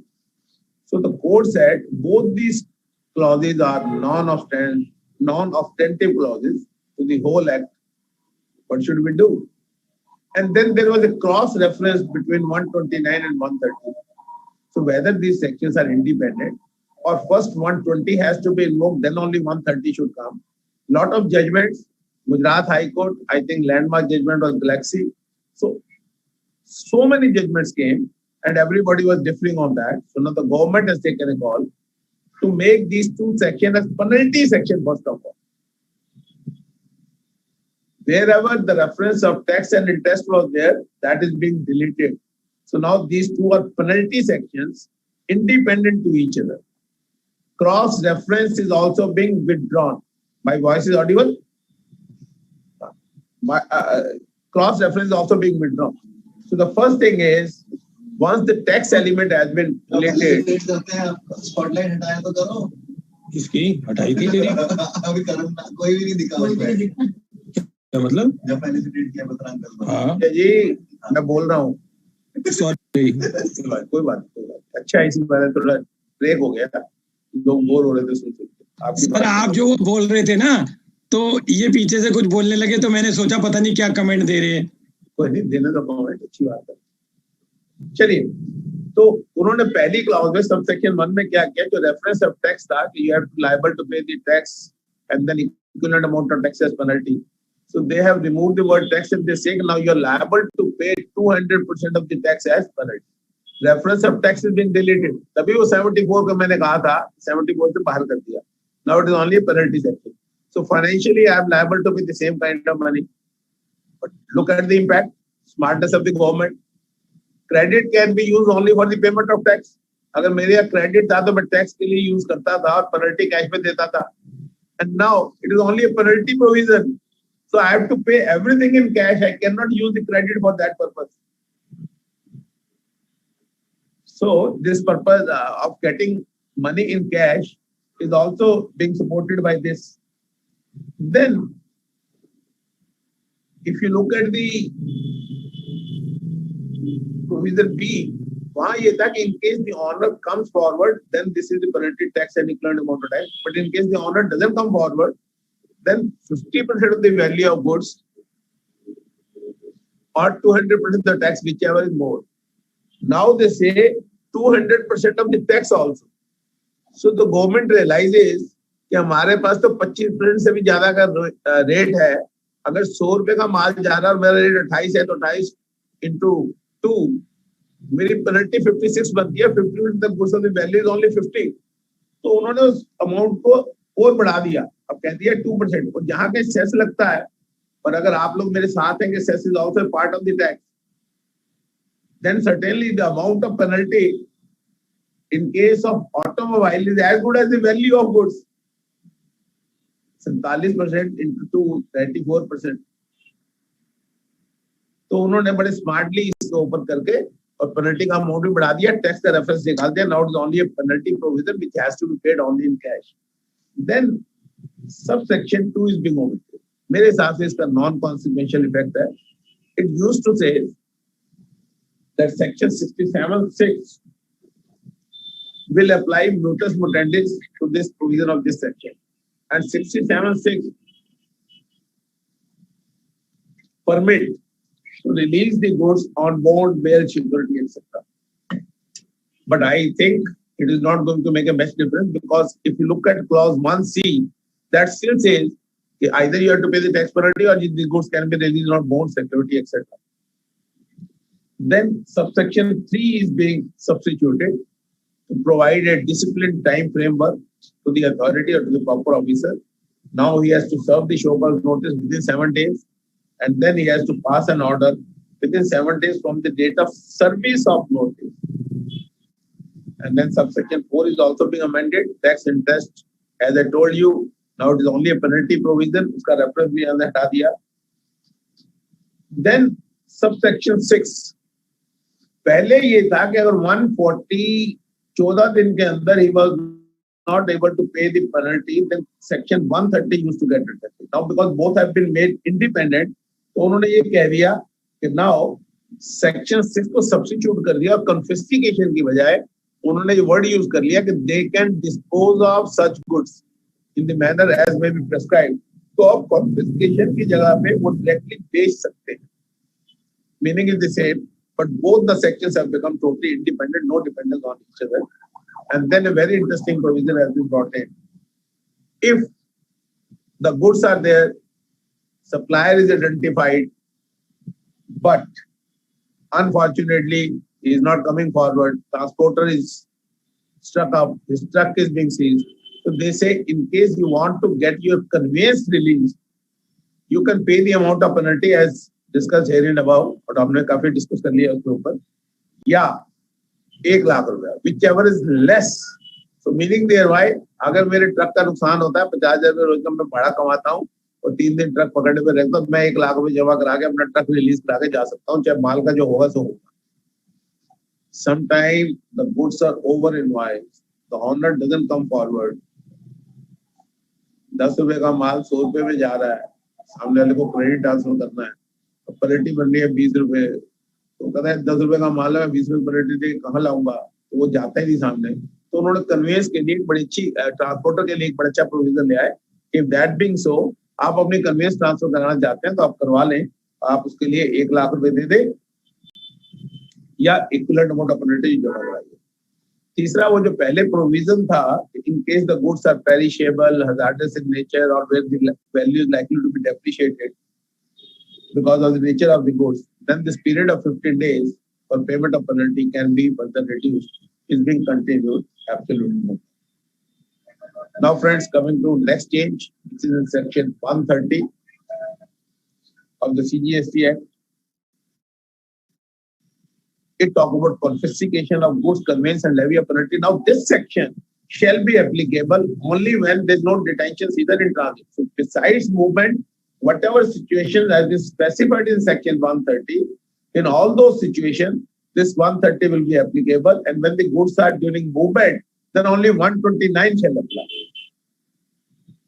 Secondly, they say the penalty, जिसका reference 129(1) में दिया था, both have been made independent, so कहते हैं equivalent to the amount of tax. The same thing was mentioned in 129(1) because they want to make it an independent section, and 129 is only for transit, and this confiscation is for other situations, trade है या बाकी जो situation है, supply वाला bill है, तो उन सबके लिए लगेगी. And 133 is also proposed to be deleted now. So these are very important changes, and more importantly, because these have become now penalty section. कोई reference ही नहीं रह गया tax और interest का. And being penalty section, मैंने आपसे कहा था 107 में उस टाइम डील करूंगा, जब 129 और 30 डील करूंगा, so that deals with appeal to the commissioner. Unlike income tax, where your recovery proceeding and appeal proceedings are independent, in indirect tax, in case your demand is not being stayed, you are not being heard on merit. 6 अगस्त 2014 को 35F section was made applicable to service tax, and prior to that, हम stay में जाते थे, argue करते थे, कहीं full waiver मिलता था, कहीं 50% होता था, but then that discretion is being taken away from the court, and a percentage, fixed percentage was fixed. अब भी यही किया, जीएसटी में भी यही है। तो जीएसटी में जब ये है तो उन्होंने क्या कहा कि आपको 10% ऑफ द टैक्स जमा कराना है at first appeal. Second appeal में डिस्प्यूटेड होगा 20% of the tax, interest penalty is not to be ignored, but they say कि once the penalty is levied under section 129 and you want to file an appeal, then 25%, which was not the percentage therein, अब 25% of the penalty पे होने लगा, पहले 25% penalty जमा कराओ, then you can file an appeal against that. So it's a pre-deposit amount.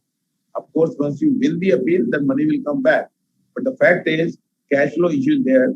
So now they have prescribed another percentage. Earlier on 10 and 20, now 25 is also there.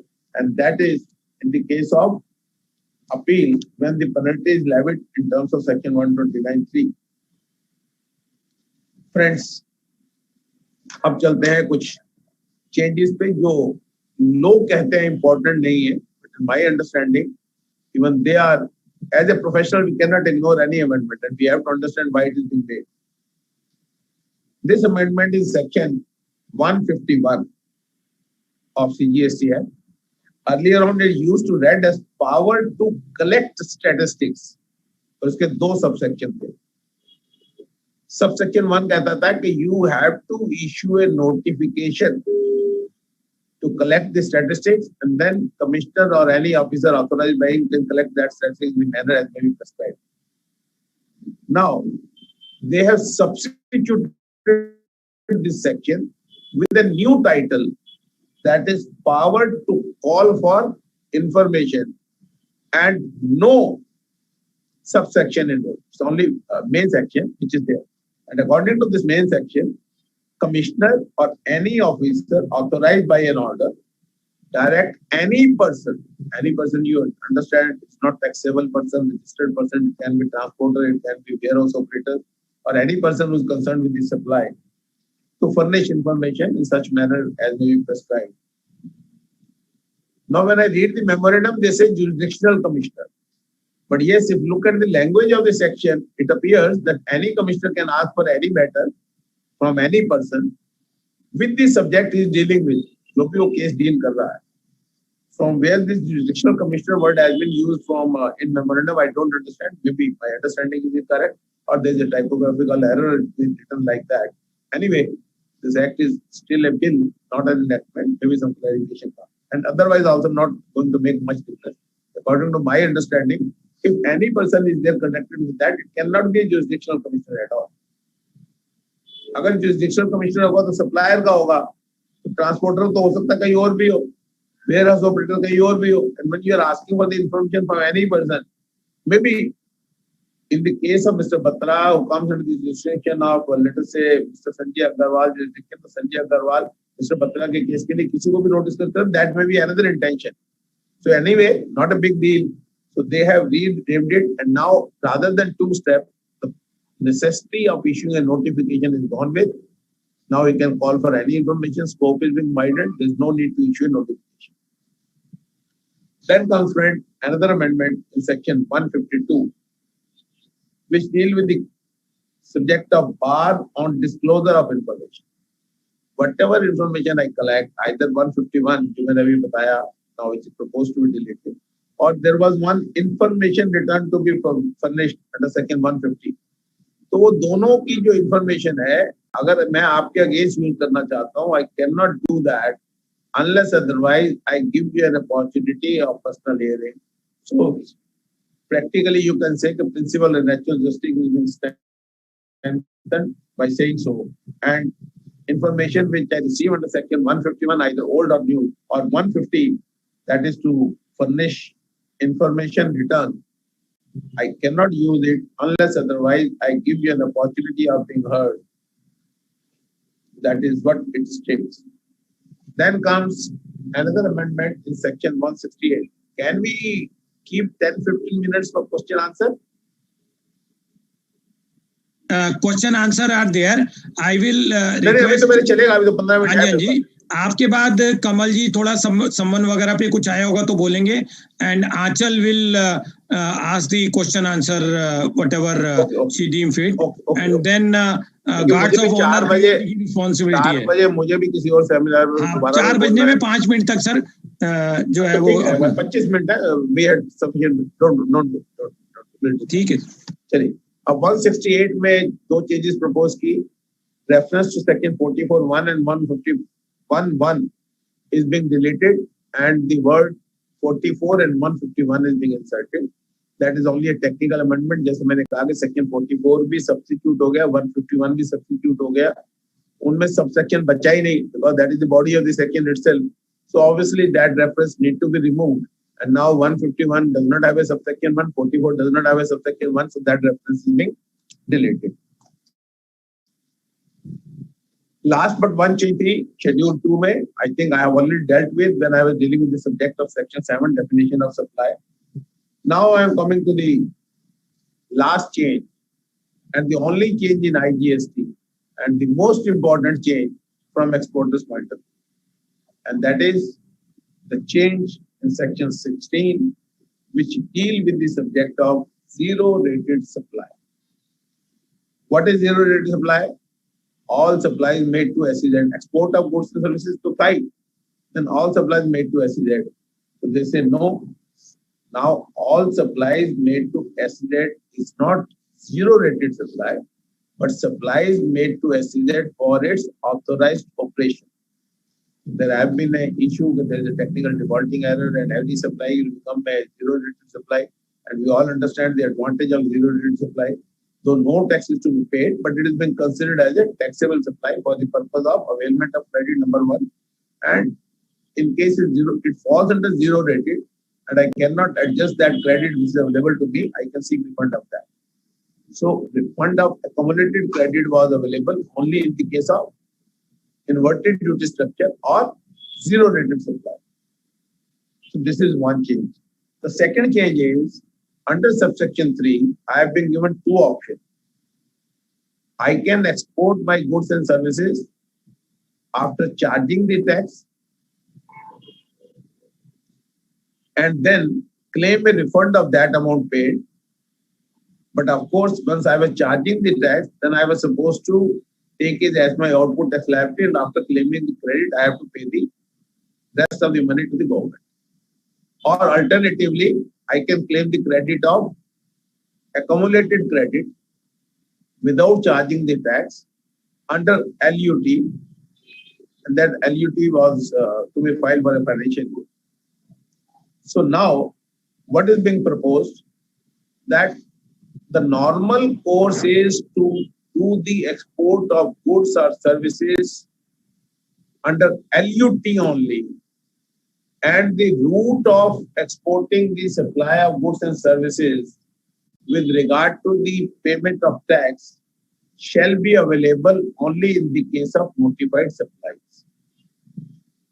You can say financial implication पहले भी कुछ नहीं और अब भी same है, दोनों method. Let us say 100 रुपए का मैंने एक्सपोर्ट किया, 18 रुपए मैंने आउटपुट टैक्स लायबिलिटी है which I have paid. My credit is 13 rupees on my input supply and services.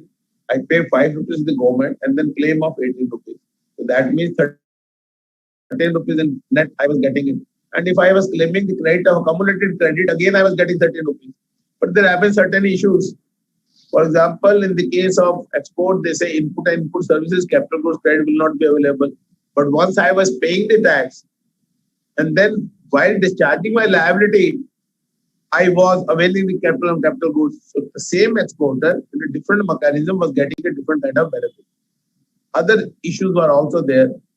So the government has decided, because in the custom also they have been valuing it in such a manner, and then they said it can not be more than 150%, and that provision is also being challenged. So all those controversies were arising with regard to the export. Now they say nothing doing. You can claim refund of accumulated credit only. You would be permitted to export goods and services only in such situation where those supplies are being notified either with goods or services. यही बात खत्म नहीं हुई sir. The third change which is being proposed in this section is, in the case of export of goods as defined in section 2 of IGST Act, taking a goods from India to a place outside India is an export. But they inserted rule 96B saying that the money must come from foreign remittance in your bank account. How can you prescribe that rule? Once the section does not talk about with regard to the export such a condition, zero rated supply does not talk about from where this rule has been come from. So in order to give backing to this rule, now they propose to amend this section 63, and they say a provision is being inserted that once in the case of export of goods, the payment is to be realized in foreign exchange remittance. Converter foreign exchange word use किया, ये थोड़ा सा important है तो देख लेंगे. वो कह रहा है कि foreign exchange remittance में आनी चाहिए.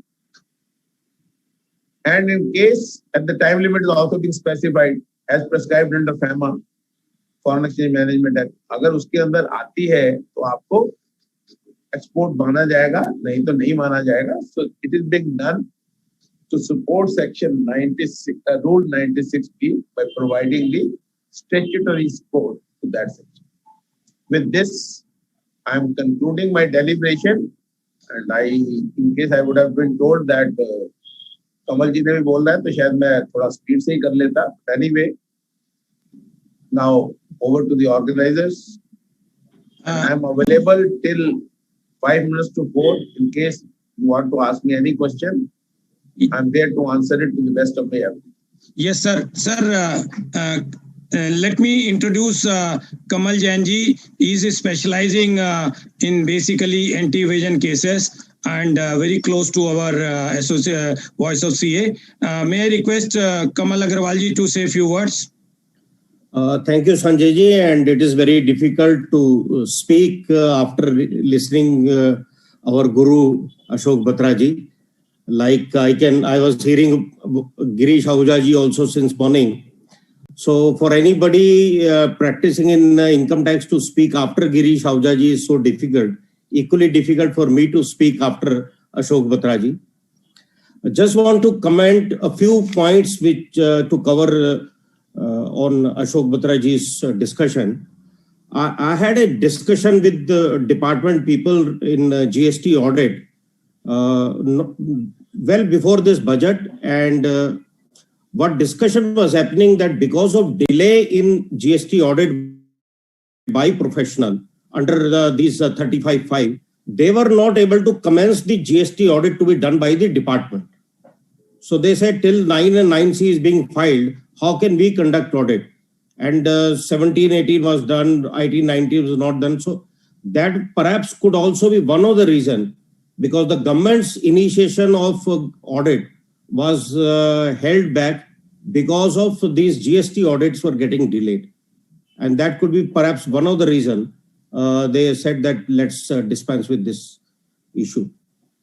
Sir has very rightly pointed out the Section 50 thing, and definitely whatever money is lying in my cash ledger, in case of delayed return, that also unfortunately will attract interest as of this point in time.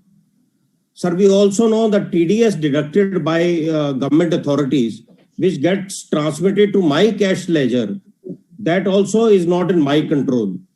And because the section talk about the amount paid by debiting the cash ledger, so if case any authority deducts my TDS and delayed deposit and I am not able to use it, I unfortunately will have to pay interest on that also.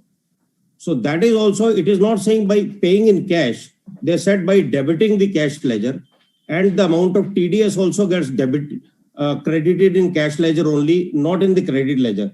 So that also adds to my interest liability without any control or fault of mine. Section 75, sir, amendment, that explanation which has been added, I think, sir, that takes care of Delhi High Court judgment in Make My Trip also. Now, all the consequences they can do once it is self-assessment tax, they don't have to do any assessment, and they can simply, if it's 5 crore more, they can simply go and arrest the people. Sir, I would like you, if you can address and clarify on this point, sir. Sir, as I told you, now the definition of self-assessed tax has been enhanced to include whatever I have reported in GSTR 1. And while filing my 3B, I am not considering that as my sale. Right. But in Make My Trip, it was something different. So, sir, my point is that there was held that before assessment, you cannot simply go and arrest the person. So you, वो एक अलग issue है. यहाँ पे issue ये था कि self assessed tax can be recovered directly by invoking section 79, wherein I need not pass on the assessment and adjudication process. So that they have served the purpose. Absolutely. And yeah, and they can arrest as well. Self assess tax में तो फिर arrest के बाद बचता ही कुछ नहीं है, तो आपका ग्राउंड ही कुछ नहीं होगा. अगर आपने कह दिया कि सेल्फ असेस टैक्स है and you are not discharged. If you are discharging through fictitious credit, that is something different. That is, you are discharging it. If you are admitting it self-assessed, then arrest is imminent. There is no doubt. Absolutely, absolutely. Or another argument can be, what is the purpose of arrest? To make investigation. Once I am admitting my liability, what investigation you are liable to make? Correct. Why are you arresting me? That can be another. Yeah, that can be another argument. Absolutely, sir. Sir, in case of this 83, the attachment is said to be over by after 1 year from the date of attachment. That condition continues. Yeah, that provision continue. But sir, one High Court has said that this provision does not debar them from issuing another fresh attachment order after expiry of 1 year to continue it till. Then those conditions still survive, na? Absolutely. 83 was on a specific conditions. Yeah. Those conditions survive. अब उन्होंने language में भी change किया. पहले का था after the commencement of any proceeding. Right. Now they have stated before the now the section is after the initiation of after the initiation is. पहले before during the pendency of the proceeding. अब मैंने काफी सोचा इसके ऊपर, तो मेरे हिसाब से ज्यादा फर्क नहीं नजर आता. Once I say when the proceedings are pending, that means before the final order is being made out and the proceedings are pending, that can be pending only when I started. So they have slightly improved upon the language. After the initiation of proceedings means once you have already started it. The problem in this case is that the government is not in a position to prove all the prerequisites which has been provided in Section 80. अगर आप high court की judgement पढ़ेंगे वो तो ठीक है, अगर एक पीरियड होगा तो आप दोबारा तो कर ही सकते हैं, इसमें तो कोई प्रॉब्लम नहीं है. आप सम्मन में नहीं जाता, दोबारा सम्मन इशू होगा, that is a different issue altogether. So in a way that provision of 1 year kind of same position. Yeah. जो पहले थी वो. Yes. So I think that's all I would like to say. I think Aanchal can use sir's time to ask question, and then I can speak for 5 minutes on the custom amendments. Yeah. After Batraji leave, we'll ask you again to deliberate on custom. Aanchal ji, if you have something to add and also any burning issue, because I know you are deliberating day and out. Aanchal is also from Amritsar. So any issue in this session, because we have used Batraji time fully, and I asked him to remain at least 10 minutes more with us. Over to Aanchal ji. Thank you so much, Sanjay sir. But speaking after Batraji, to add on, I don't think so there is anything. He explains all the provisions in such a lucid and simple manner, but yet so comprehensive, sir. It's indeed a pleasure listening to you. The way you explain, the way you touch the case laws, the way you covered the entire old provision vis-a-vis the new provision was indeed a learning for all of us.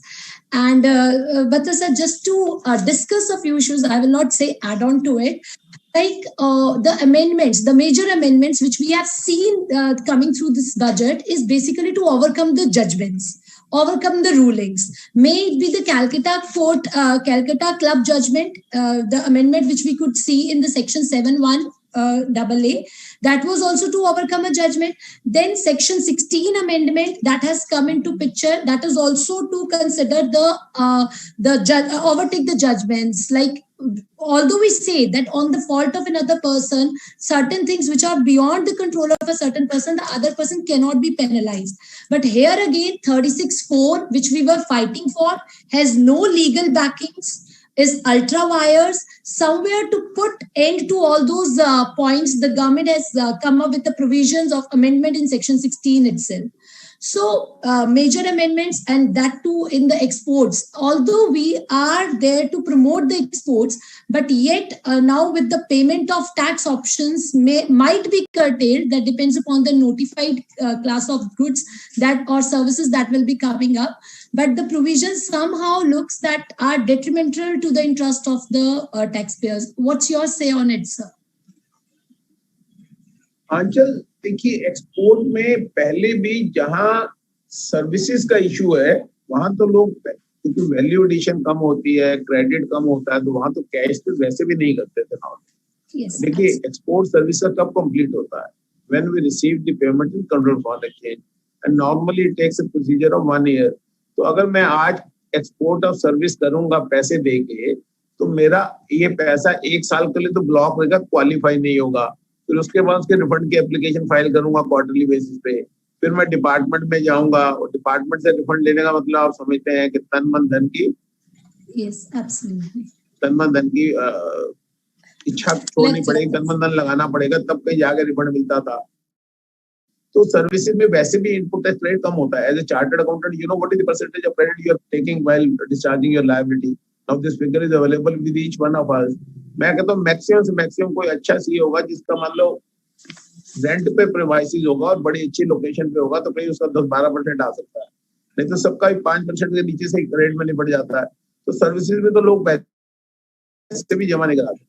Goods के case में क्योंकि मेरी application refund की shipping bill होती है, I am not to file an application, वहां ये होता था कि when I claim the credit तो मेरा इन्वेस्टिगेशन ज्यादा होता था कि आपने इनवॉइस नहीं दिया, ये सप्लायर नहीं है। और once I claim a refund it was slightly easier to get it. तो मैंने चलान दिया है, मेरे पेमेंट है मेरे से, आप वापस कर ले पैसे, आपको सप्लायर से कुछ लेना देना नहीं है। और तीसरा था कैपिटल गुड्स का जो क्रेडिट था, for example I am entitled to the credit of inputs and input services. तो जब मैं क्रेडिट लूंगा तो कैपिटल गुड्स क्रेडिट का जब मैं रिफंड लूंगा तो कैपिटल गुड्स का क्रेडिट वेस्ट हो जाएगा, पर जब मैं फुल पेमेंट ऑफ टैक्स से करता था तो कैपिटल गुड्स क्रेडिट भी एब्जॉर्ब कर लेता था। फॉर एग्जांपल 100 रुपए की मेरी गुड्स है, 18 रुपए मैंने बेचा, उसमें 2 रुपए कैपिटल गुड्स है, 10 रुपए अदर्स है, तो मुझे 10 रुपए का रिफंड मिलता था। पर जब मैं एक्सपोर्ट 18 रुपए का करता था, मैं 12 रुपए का क्रेडिट लेके 6 रुपए जमा करा देता था, तो मुझे 12 रिफंड। तो कैपिटल गुड्स का क्रेडिट भी कैश हो जाता था। तो कई बार इसके अंदर और बड़ी प्रॉब्लम्स है, लोग पुराना जो अकोमुलेशन ऑफ क्रेडिट है जो कहीं एडजस्ट नहीं हो सकता, जो इन्वर्टेड ड्यूटी स्ट्रक्चर की वजह से नहीं है, उसको भी इस लायबिलिटी में डिस्चार्ज करके उसको एनकैश कर लेते हैं। बेसिकली एक्सपोर्ट में अगर आप बड़े स्मार्ट हैं और आपके पास डाटा अवेलेबल है और कहीं क्रेडिट अकोमुलेटेड है, उस क्रेडिट को एनकैश करना, आंचल जी जैसे कंसल्टेंट के पास चले जाओ या मेरे पास भी आ जाओ तो मैं भी करवा दूंगा, इतना मुझे भी आता है जितना आंचल जी को आता है। चलिए मजाक में कह रहा था। तो वो भी एक मेहनत था, तो उसको भी खत्म करने के लिए इन्होंने कहा ये कर। जहां तक मेरी इंफॉर्मेशन है, it may be wrong, I am not into the licensing part of it, मैं कभी डिपार्टमेंट नहीं जाता, मैं कभी सरकार में नहीं जाता, बट जो भी मुझे 2-4 कमिश्नर अच्छी तरह से जानते हैं वो कई बार बात करते हैं, तो उनके हिसाब से ये प्रैक्टिस तो बिल्कुल ही खत्म करना चाहते थे और उन्होंने कहा कुछ नोटिफाइड गुड्स पे रख लेते हैं। So the things which will be notified will be very limited number of supplies and most likely it will be the fund of accumulated credit on. Got that, sir. Over to you, Sanjay sir. I recognize the presence of Rajat Mohan, also one of the indirect tax expert, Vijay Gupta ji. कमल जी एक बार बत्रा जी का session को conclude कर लें, उसके बाद फिर हम custom वाले को करते हैं। 4 बजे गोपाल अग्रवाल जी, उनको अर्जेंटली जाना पड़ रहा था तो उनको 5 मिनट लेट थे, तो 4 बजे वो आएंगे, ज्वाइन करेंगे हमें from his vehicle because he has to go for party work for Madurai. May I request Piyush Bansal ji to give his concluding remark on the Batra ji session.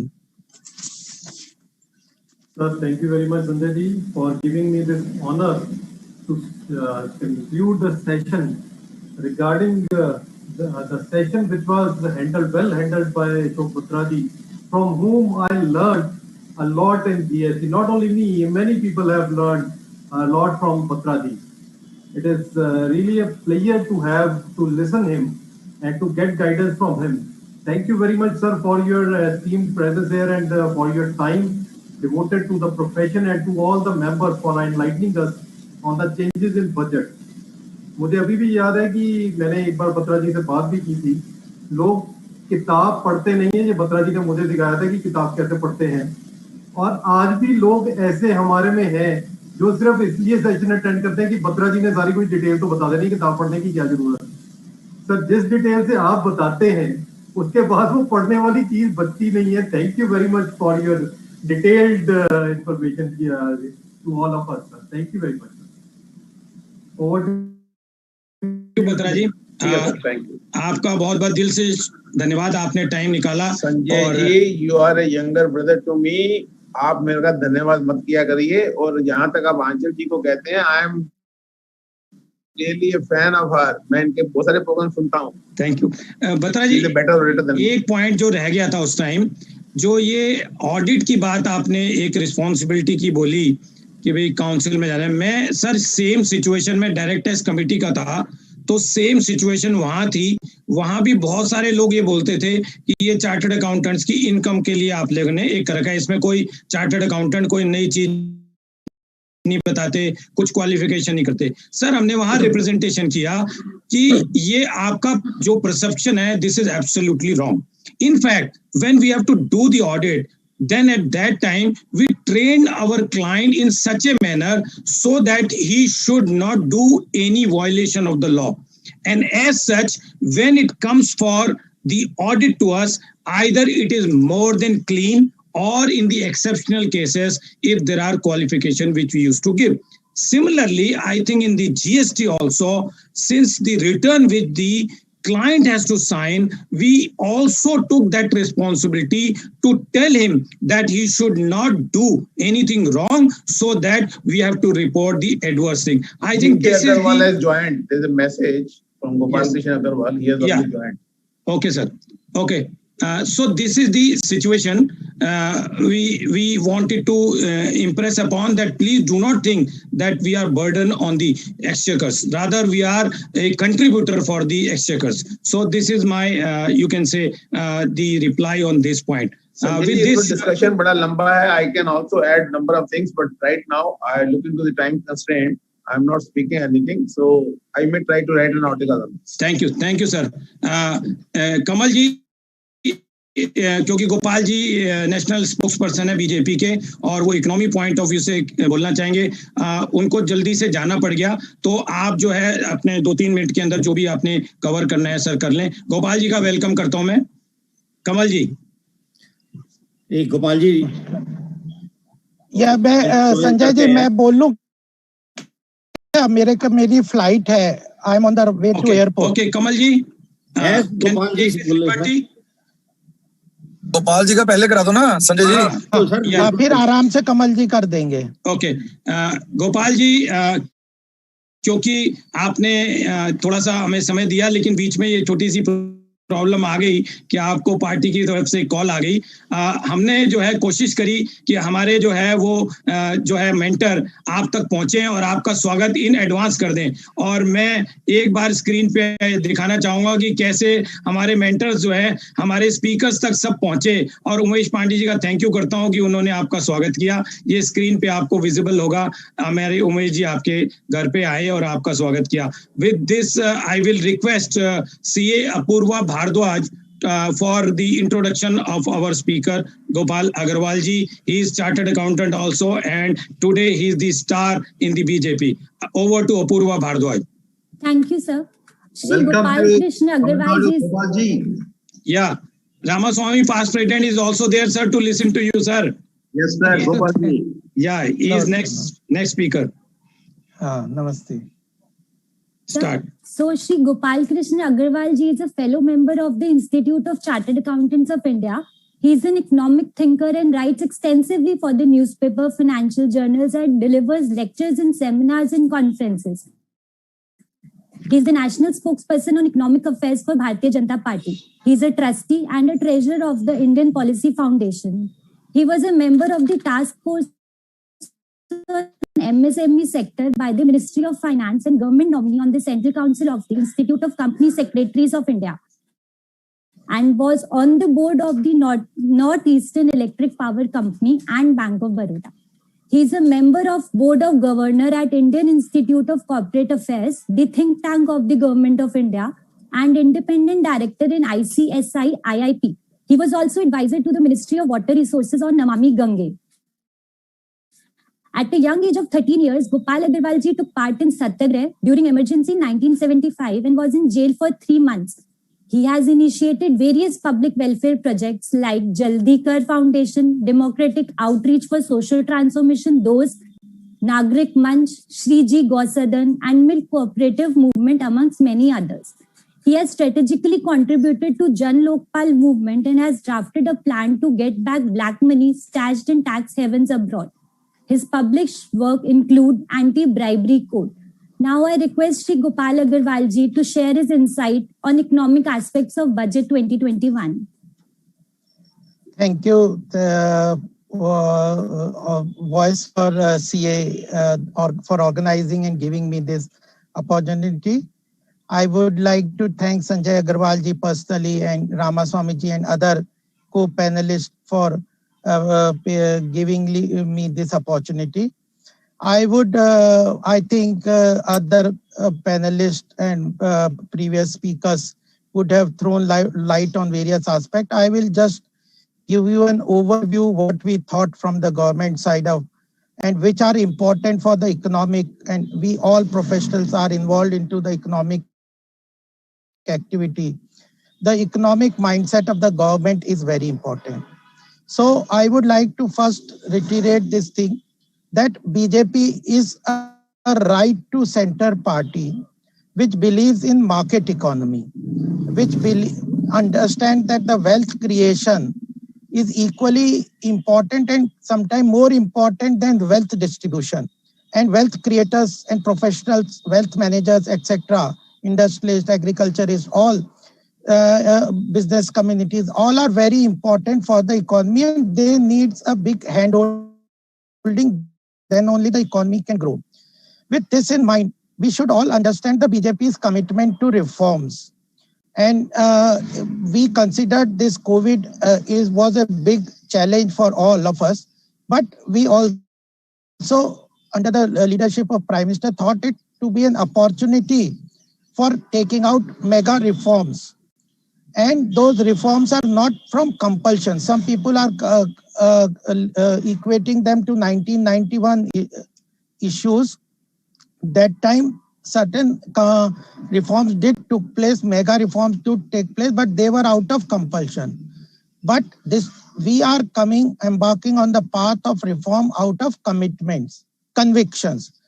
That you see in the agriculture reforms, in spite of all the opposition, government has shown its firm resolve to reforms. And I would here mention three important reports before this budget, which are very important to put the background on how the economy has moved and where it will go.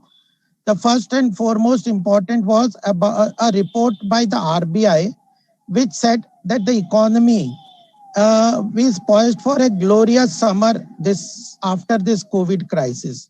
And this COVID crisis has brought out two important aspects of the country, that is health and wealth. Both have to be taken care of if the country has to progress.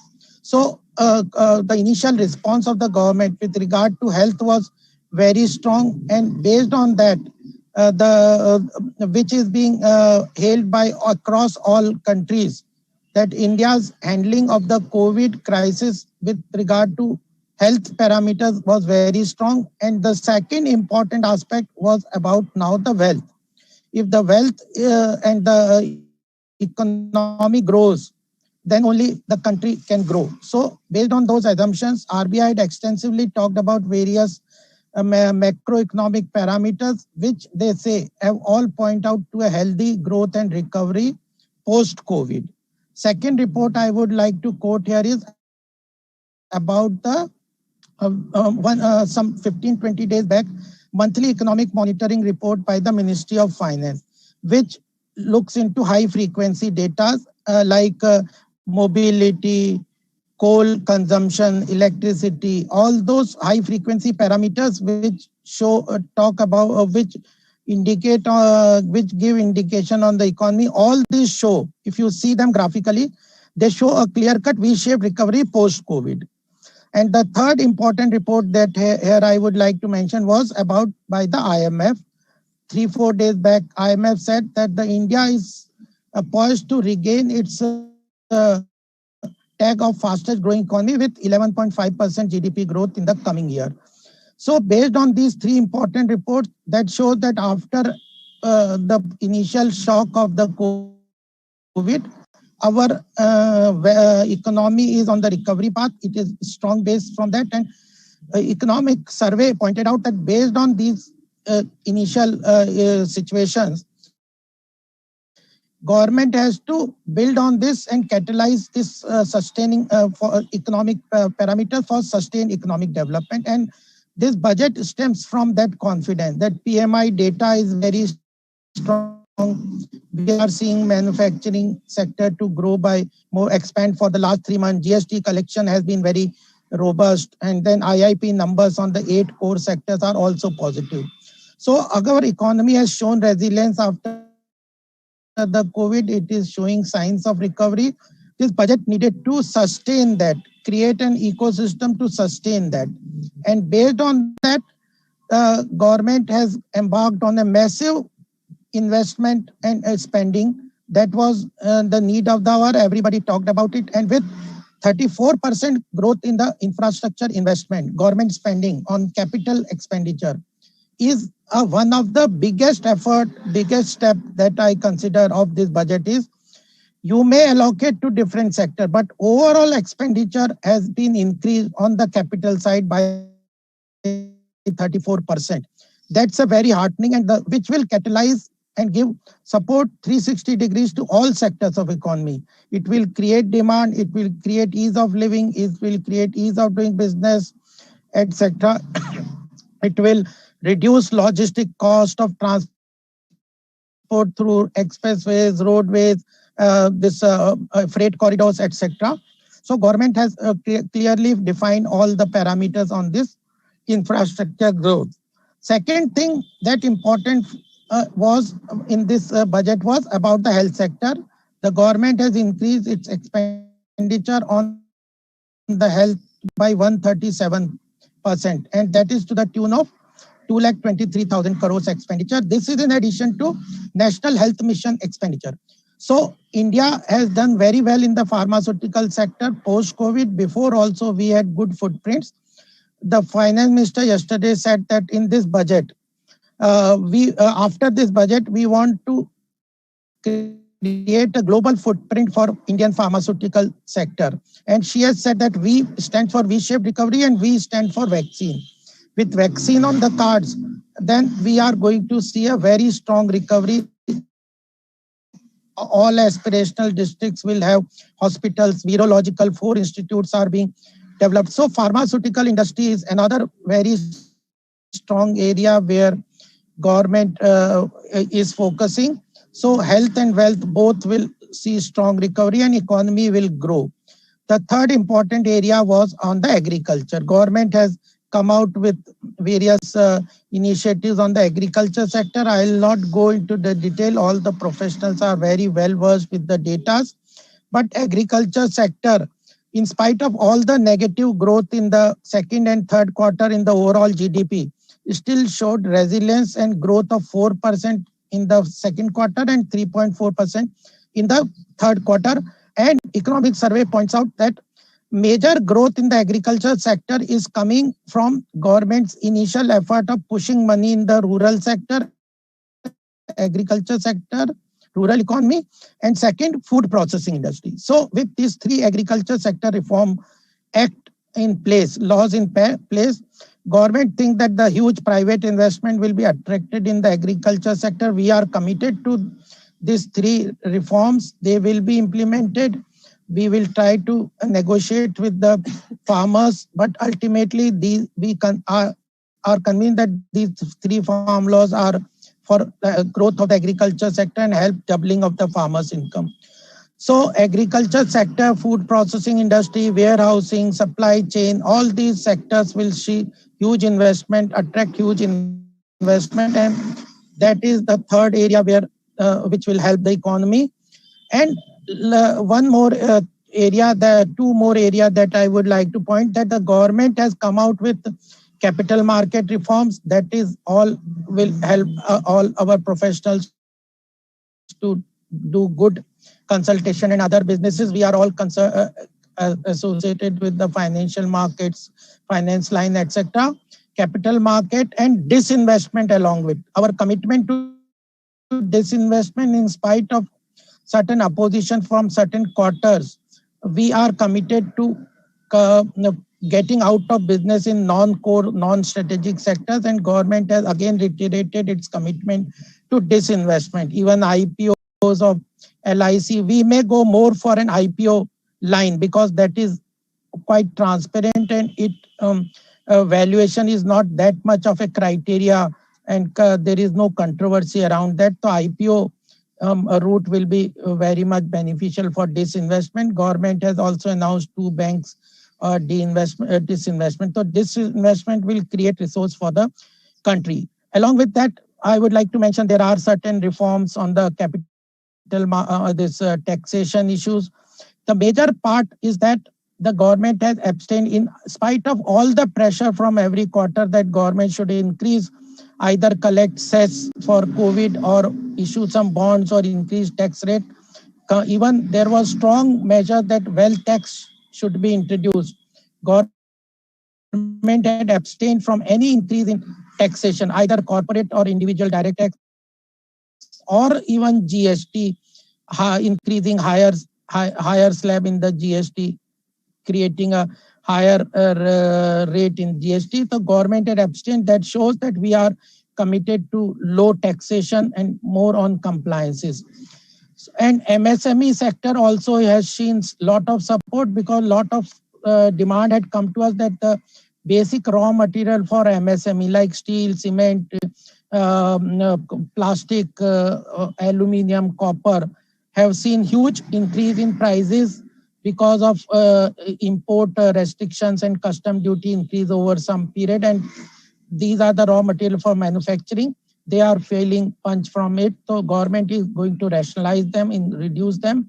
And at the same time, those products which are manufactured by MSME domestically, their import duty will be increased. So they will have a double benefit. So MSME sector will also see a big push in this budget. I think our commitment to reforms all around is there to stay in spite of all the unhealthy narration that we see in the public domain. BJP is committed to economic reforms, all around reforms. We are pro-business. We are not shy of being supportive of business community.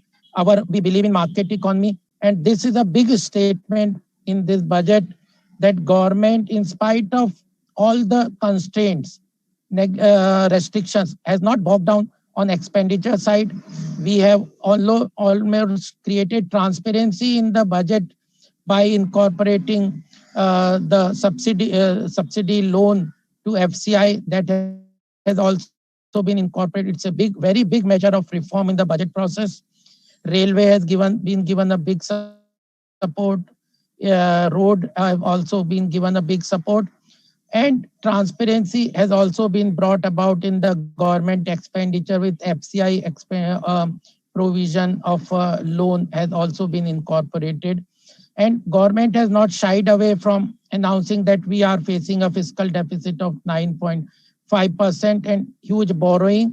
But as the economic survey pointed out, that as the interest rate are low and our growth, GDP growth is bound to grow at a fast pace, this borrowing is not a big problem at this, and therefore government will not shy.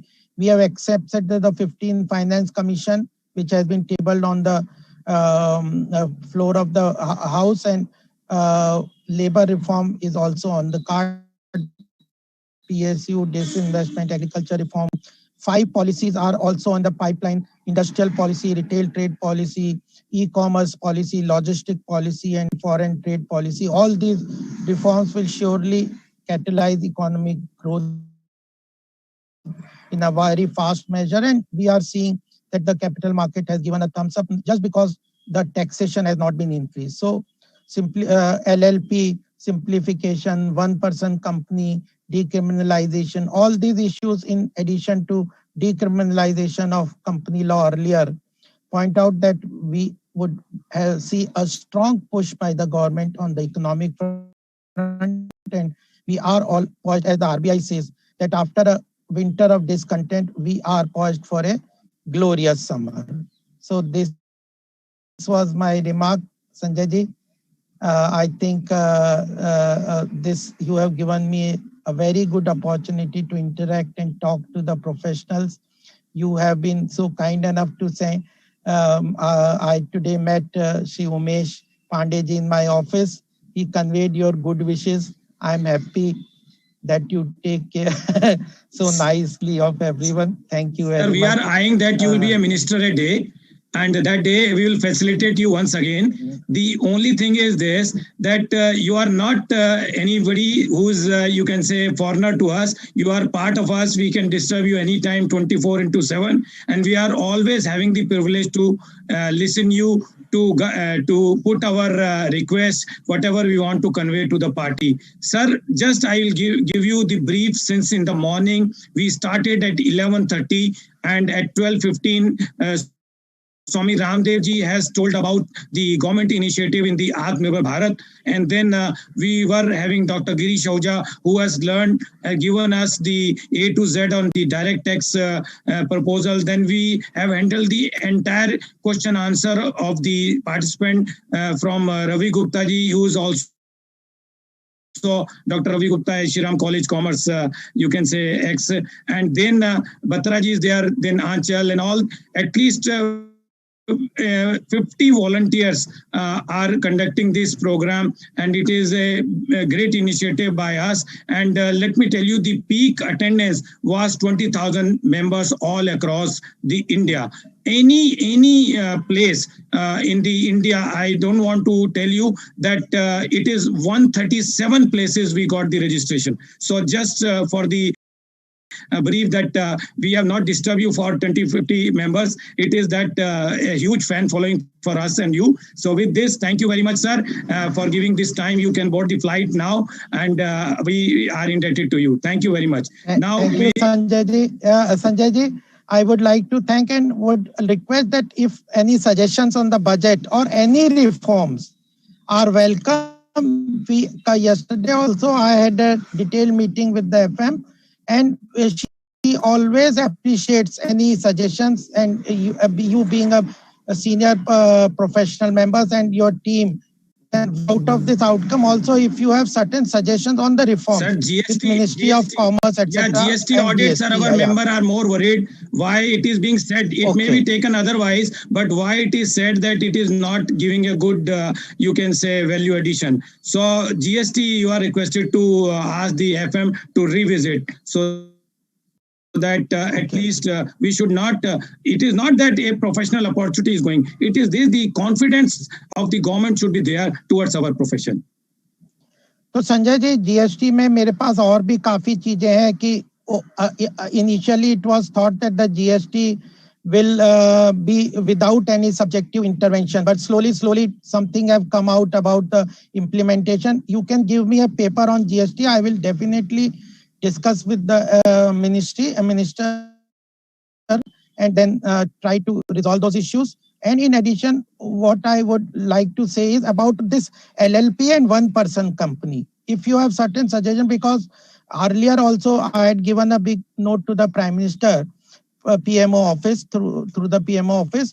I think this is one area which will help the small businesses, etc. So we should do something on LLP and one-person company, how it can be less compliance can be there, and how it can benefit. And it should help the young entrepreneurs also. Yes. So thank that you, sir. You can. Thank you very much. And I would like to wish all your participants here and thank them for giving me this opportunity. Rama Swami ji, Batra ji is kind enough, and Kamal ji, whose time I have taken, whoever were to speak. Thank you very much. Thank you, sir. No issue, Gopalji. We would have loved to have you for a longer time, and perhaps you could have listened to my deliberation where you could have picked up few things. But I would request Sanjay ji to include my suggestions in the note that he would share with you.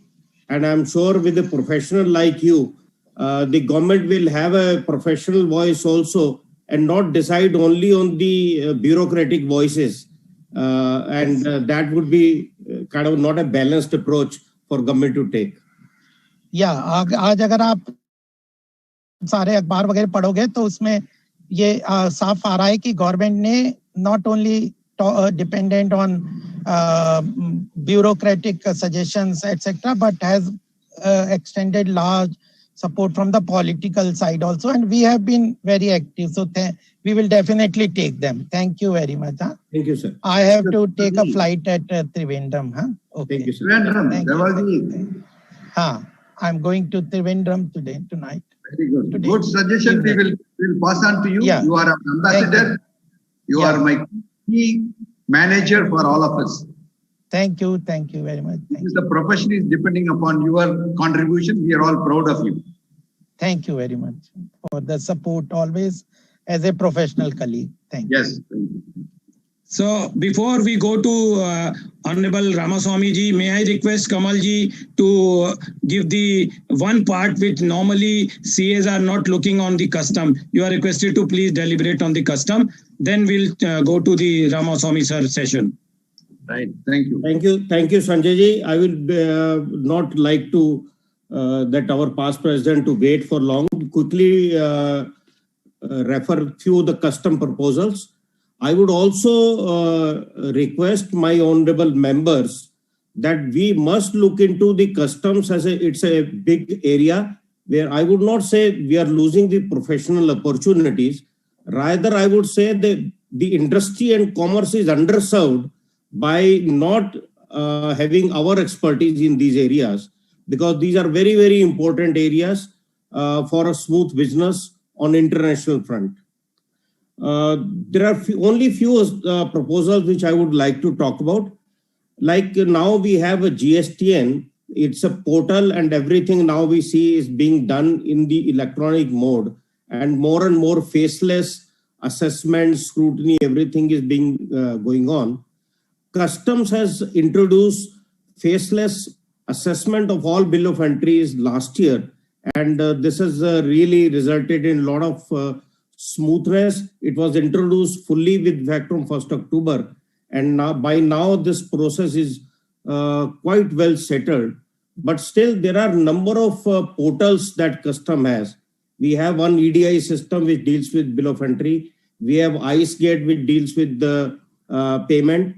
We have other portals also.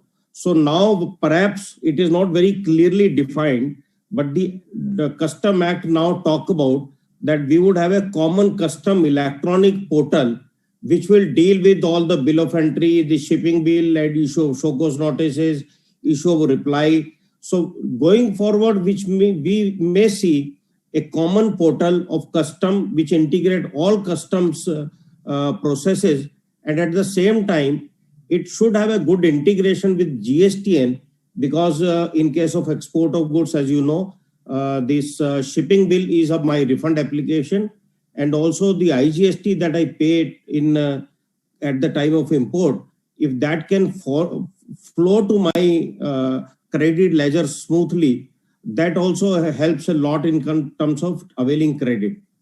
So that is one amendment which is being done. So there is a common custom electronic portal which is being proposed, and whatever the contours of it, what are the areas that it would cover, that I think will be notified once the act is passed. Second very important amendment that I want to talk. Earlier we used to have a numerous exemption notifications, and which did not have any sunset clause. And as the government of India's endeavor is to kind of denotify the laws or the notifications or the exemptions which have outlived their utility, but still there are number of exemptions which government could not review from periodically from time to time. So they have now inserted a sunset clause in all custom notifications. So whatever custom notification, exemption notification is issued, that automatically will lapse on the 31st March after 2 years. So if the custom notifications are issued, let's say on 1st of February, after 2 years on the 31st March, they would automatically lapse unless they are renewed or rescinded before that. So this will kind of enable the government to review these notifications, exemption notifications on periodic basis. Also, industry would have to be on their toes to keep justifying that these exemption notifications are still required so that the government can continue them. All custom notifications, and this is very important for us to tell our clients, all custom exemption notifications which are applicable as on date, they would lapse automatically on 31st March 2023. So all notifications, they will lapse. So if there are any notification which your clients are availing, it is your duty to tell them, and through their chambers, through their associations, we must tell government that these notifications are still required. The circumstances in which these notifications were issued, they are still prevalent, and therefore these exemption notifications should be continued. So that is to keep both industry as well as department on their toes and ensure that our notifications are pretty active, they are current, and they are not going into any obsolete mode. We also seen the issue in customs that sometime you file bill of entry, you pay provision duty under protest, and custom does not issue notification. If there is an investigation being issued, the investigation used to go on for years. Now they say that if any investigation is initiated or any summon is issued or any inquiry is initiated, then show cause notice has to be issued within 2 years from the date of issuance of that inquiry. So it brings a certainty that any inquiry, if it has to result into a show cause notice, it has to be issued within 2 years. Quite often they take the sample, they send the samples to a lab for testing, and those labs also takes a lot of time. So all that has been put to rest. It has been legally provided that notice has to be issued within 2 years from the date of initiation of any inquiry or something like that. There is very important amendment which is being done in filing of bill of entry. Now, friends, what used to happen, the bill of entry is required to be filed on the date following the date on when the goods have arrived. Some time back, and once you file bill of entry after the goods have arrived, there could be issues in terms of its clearance, your understanding, or submission to the department. So government some time back has given a facility of filing advance bill of entry. You can file bill of entry 30 days before arrival of the goods, so that any issue regarding classification, rate of duty, assessment, etc., that can be resolved, so that the goods do not have to wait at the port and you are not suffered with any damage, etc. Now they said that people were not following that. People were filing bill of entry only after the goods have arrived. Now the amendment has been made. The bill of entry is to be filed before the date when goods are arrived. So if the goods are arriving today, you have to file bill of entry as on yesterday. So if you file bill of entry on yesterday, when the goods arrive, the shipping company will file their EGM. So the bill of entry and the EGM can match with each other, and your goods can be cleared on a faster basis. So this is a very welcome step where the goods clearances would be faster, and they have also removed any holidays. So if there is a holiday, still you would be allowed to file bill of entry. That means the custom fort will have to work 24/7. And if there is a holiday, you file bill of entry, they will still take notice of it, and you would be able to clear your goods on a faster mode. There is the fake invoices issue. It is also resulting in a lot of problems at the custom ports, because a lot of time the people take these fake invoices and use those fake invoices, take input tax credit and show that these goods have been exported. Now, there has been instances with the government where the first seller has not paid any tax, while the people have used those invoices to claim credit or claim refund, showing goods have exported.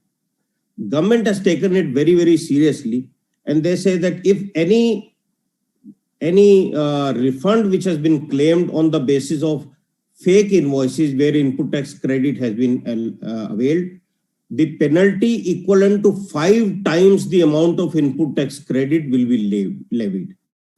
So if anybody is caught on claiming input tax credit on the basis of fake invoice and he claims a refund from the custom, then penalty would be equivalent to 5 times the amount of input tax credit. clearly this is an area where none of our professional colleagues should go, and we should all advise our clients, this is not worth it, because you will face problem in custom. People are already facing problems in GST. So this is an area where government is very, very serious, and we also should also encourage that the people should not go on that route. There is, as we know that by now the GST classification is also based on custom tariff. The custom tariff is based on HSN, which is called Harmonized System of Nomenclature, which is the classification of the goods done by World Trade Organization. Now, when the HSN was last codified, after that, lot of changes in the business and the nature of goods and commodities have come. So a lot of e-commerce, lot of, you can say LED lamps and a lot of new things have come. So there is going to be a new HSN, which is going to be implemented from 1st of January 2022. So in order for companies to prepare that, a whole new amendments have been proposed in the Custom Tariff Act. About 350 amendments have been proposed in Custom Tariff Act, which would be applicable from 1st of January 2022. My understanding is, since those will be used for filing bill of entry and the same amount of input tax credit comes to GST, corresponding amendments would have to be done in the GST classification and rate of GST applicable based on that classification. So it is very important for us to study these amendments in the Custom Tariff Act. Even if we are not practicing in custom, these amendments would have to be carried to the GST laws so that the input tax credit or export that can work seamlessly. Because if there is any disconnect in the HSN classification at custom port, maybe for import or export, and for sale or purchase in GST, this is going to create a huge problem. And this is primarily the reason why GST classification was based on custom classification only. So my request is that the Finance Act has carried all those 351 amendments. So kindly review those amendments, that any of your products dealt by your client, whether the HSN has been changed or not. Lastly, I would like to inform Sanjay ji and our members that foreign trade policy, which comes for a 5-year block, was for 2015-20. That 20 was extended to, in view of pandemic, for 21. We should have a new foreign trade policy being released anytime soon, which will be effective from 1st April 2021. So once the policy is introduced, I would request Sanjay ji to organize a program on foreign trade policy, because that is an area where most of our professionals have been missing opportunities. There are a lot of export incentive schemes where good amount of practice area, we can help our client in getting those concessional duty regime, and in turn kind of raise few revenue for us also, which is now seems to be going in view of this GST audit. So this is what I want to say. Would happy to take any question in customs or foreign trade policy, because GST has already been answered by Batraji. Sir, please unmute, sir. Thank you, sir. Thank you very much for giving us the time. Since we have with us already the past President G. Ramaswamy, sir, is logged in for a long time. Ramaswamy, sir, you can... Thank you very much. Thank you, everybody. Sir, I can leave with your permission, sir. Yeah. Thank you, sir. So we'll catch up sometime, sir. Sure.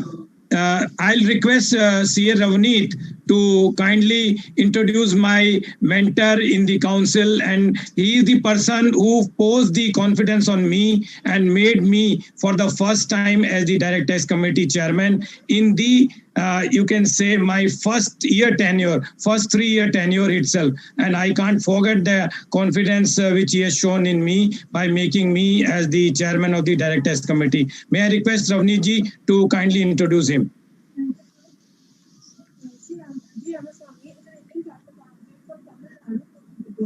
and was the past president of Institute of Chartered Accountant of India for the year 2011 and 12.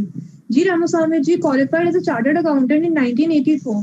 From 1984 to 1989, he was a member of the managing committee of the Coimbatore branch of the Southern India Regional SIRC of the ICAI and was the chairman of the branch from 1988 to 1989. He became a council member of the Southern India Regional Council SIRC of ICAI in 1994 while serving as a director of Tamil Nadu Institutional Investment Corporation Limited, which was concerned run by Tamil Nadu government.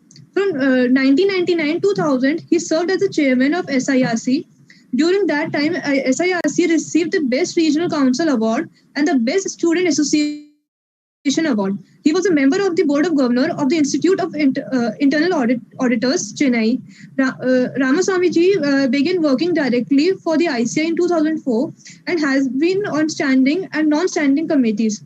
Formerly Vice President of ICAI for the year 2010 and 2011, Ramaswamy ji is also a fellow member of the Institute of Company Secretary of India and represents the ICAI on a number of advisory committees, including National Advisory Committee on Accounting Standards. He has been nominated to the Standing Committee on TDS for the year 2000 for such things as enhancing voluntary TDS and TCS compliances. He has been nominated as a member of the second Quality Review Board constituted by the Government of India. Further, he is a member of SAFA Task Force, a member of the SAFA Committee for the Improvement in Transparency, Accountability, Governance, and Vice Chairman in the SAFA Center of Excellence on Standard and Quality Control. Thank you, sir. I would like to hand over to you. You can please start the session. Thank you, sir. Sir, just for your information, we have a lot of members from the South waiting in the English because Dr. Girish Ahuja, after even repeated requests, he said, I'll not be able to fully speak in English because normally North side, when he speaks in Hindi. When he comes on South side, he speaks in English. So I assured all my participants to remain with us. We have Ramaswamy, sir, and he will meet out your part on the budget for the English. Thank you, sir. Thanks a lot. It's over to you. Thank you, Mr. Sanjay Agarwal ji, my great friend and a very close associate, worked with me in the Central Council, and he is a very confident personality for me for handling all tax matters. Even now I'm asking some doubts from him only. Such a very nice person immediately will give me that inputs, and also he will give some suggestion also for many matters. In fact, his contribution in the council is wonderful. He was the chairman for the Direct Tax Committee. He had done a lot of work for the institute by contributing himself, involving many of our members to contribute for the benefit of the members and society. So I must thankful to him. My sincere thanks to him for inviting me to join this Budget 2021. The program organized by the Voice of CA. Voice of CA is a very nice logo, which I like that. Everywhere our Voice of CA should be there. That is our objective. Our institute is a fundamental thing for all of us. From there we are growing our growth as well as the practice, as well as our contribution to the nation. We have an independence, excellence, and with this, I must compliment all the team of our Mr. Sanjay Agarwal for this wonderful program they have organized. I have received a call from one of my friends in Coimbatore. He's a chartered accountant, Aswin. He called me suddenly, sir, I am sitting in your office to meet you. I asked him, what for you are coming here? So I got an instruction from the CA Agarwal, Sanjay Agarwal ji, that I have to adorn a stall for inviting you for this meeting. I told him that because of certain road projects, I am just shifting my office from to my home, and today I am addressing from my home. And thankful to you, sir, for this compliment. Friends, I have seen that the number of deliberations have taken place during Mr. Ahuja's address also. Mr. Ashok Batra, one of my great friend, is a well-known faculty and is a speaker and a practitioner in GST. And I must compliment Mr. Agarwal for he has taken this entire issues relating to the customs. It's very fine. I think that it's a time for all of us to see the new areas of our practice. Of course, we have seen this budget after budget. The number of changes have taken place throughout the last 4 or 5 years. The reforms have taken place. The simplification has taken place. Methodology of approaching the taxpayers now it's totally different. In fact, last year, the Finance Act, the budget 2020, the Finance Minister has openly announced the taxpayers charter. What are the duties, responsibilities of the taxpayers? What are the duties and responsibility of the officers of the government in the Income Tax Department and the Finance Department, all of them? Very nicely has brought out many things. And there was a very high, ambitious budget was presented last year, last February 2020. But unfortunately, we never expected the COVID-19 have changed our economic activity. Immediately within a month's time, we have started. We have seen that the number of changes have taken place in our country.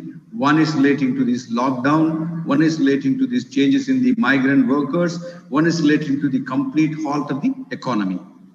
Because of that, we all thought that this government or we are going to face a big economic crisis in future.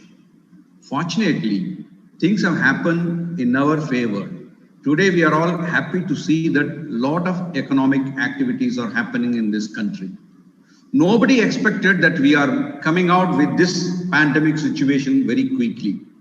Compared to all other nations world over, you can see the pandemic situation in India is completely controlled. The growth factor is coming up before all of us. We, the partners for the nation building, we must appreciate the great efforts taken by the government to provide all support in health support, educational support, and other substantial support for the industry for its sustainability in their growth. I must compliment the entire team of this government for this wonderful initiative they have taken. Coming to the budget 2021, you must have seen the number of changes the government is coming out relating to the indirect tax, direct tax, as well as the structure of the entire economy. Now you can see that the contributions from the government, maybe for the health sector, infrastructure, growth sectors like our financial sector, reforms in the banking sectors, reforms in the financial sector, so many things are happening. The way in which the government is moving towards for reforming the entire economic activities, a great compliment to the entire government and especially to our Prime Minister Narendra Modi ji. Coming to the point relating to our budget, we the chartered accountants more worried about many things. We have our body is constituted under the Act of Parliament. And today we are standing more than about 70 years. We have a large number of chartered accountants are working in different sectors, practicing, working in the companies, industries, service sector. Many of our chartered accountants are establishing their practices outside India. They're all working in the various organizations. You can see that large number of chartered accountants are playing a very important key role for economic development. Institute is a forefront for all of us. It is also taking the number of steps to see that there will be a greater role we have to play in all the economic activities. Of course, in the process of tax reforms, in the process of any reforms, there are certain professionals need to change their activities. That is a very important point which we have to consider it. We never expected the changes would come very quickly, thanks to COVID-19. Because of the COVID-19, the changes happened very quickly. The technology has taken the advantage of every aspect of our economic activity. Nobody has expected the COVID-19 has changed the entire spectrum of our activity through the technology. Technology is playing a very important role for the growth of this nation. I can say the growth of the world, I can tell you.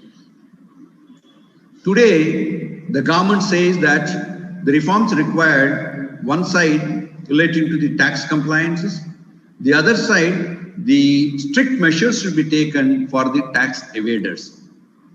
Last few years, we have seen that the number of changes. For example, the 1st July 2017, GST has been launched on the date of our CA Day by the Honorable Prime Minister on our platform. ICA platform, ICM, they have taken on our date and it was launched by the Honorable Prime Minister, GST. There are a number of criticisms started about this implementation of the GST. There are a number of issues has been raised for implementation of the GST. And we, the tax professionals, last few years, we have put all our efforts to see that there will be a proper compliances. You see the GST compliances, e-invoices, audits, everything we have taken into our task and we have done it very perfectly for the growth of this nation. You see that there is a growth in the revenue collection in every month. Maybe few months we may not have received a good amount of GST collection. Today you can see the huge amount of GST collections are coming up. Coming to the reforms of Companies Act 2013, which we have, I was a part of the committee where the decriminalization we have started. Today, the number of provisions under the Companies Act, the decriminalization has been completely taken out. So no criminal proceedings will be taken for such an activities of small failures, non-compliances. So decriminalization has given reforms in the Companies Act. It's an ease of doing business. Fundamentally, we need ease of doing business is important. Like that, we have now seen that LLP decriminalization also there. Mr. Gopal Agarwal very rightly pointed out what is the 1% company which is going to be useful for the startups. LLP is how it can be used for the startups. So the startups, highest number of startups in India, they have to contribute a lot for the economic activity. So to that extent, we can say the reform started in the decriminalization of the Companies Act. Reform started in the decriminalization of the LLP. Reform started for the specifying what is the small company. The limit has been completely changed. So the large number of companies are going to be the small companies. Why the small companies are required? What is the difference between why the small companies and big companies? What is the role of a chartered accountant? See, we have a role of a chartered accountant with reporting aspect related to the CARO. In the case of a CARO, you are giving all the information relating to the company's activities as a separate annexures. You're also giving the financial reporting about the entire aspect of the companies. So the users of these financial statements are using this for the lending of money, investment, and also growth. So to that extent, there will be we can say that there will be a lot of changes have happened in the case of reforms. Then coming to the other point relating to changes taken place in the income tax. So Finance Act 2020, you take that. I will start with the charitable institutions. Take the charitable institutions. We have seen the number of charitable institutions are the mushroom growth is happened in our country. There are a large number of charitable institutions. The charitable institutions are holding properties. Charitable institutions are not actually not doing any perfect charities. There will be a collection of donations, keeping the donations with them, investment in the properties, but nothing is happening. Last few years, these charitable institutions are coming the reform process in the income tax department in the process of the tax reforms. For example, the charitable institutions earlier they said they were able to do business as well as the charity. They claimed this business is also a part of a charity, and law is amended to that in case if you are doing any commercial activity that has to be separately you have to tax. Then there are a number of large amount of donations they have collected, anonymous donations. Where there was earlier these anonymous donations are exempted, now these charitable institutions have to pay the tax on these anonymous donations.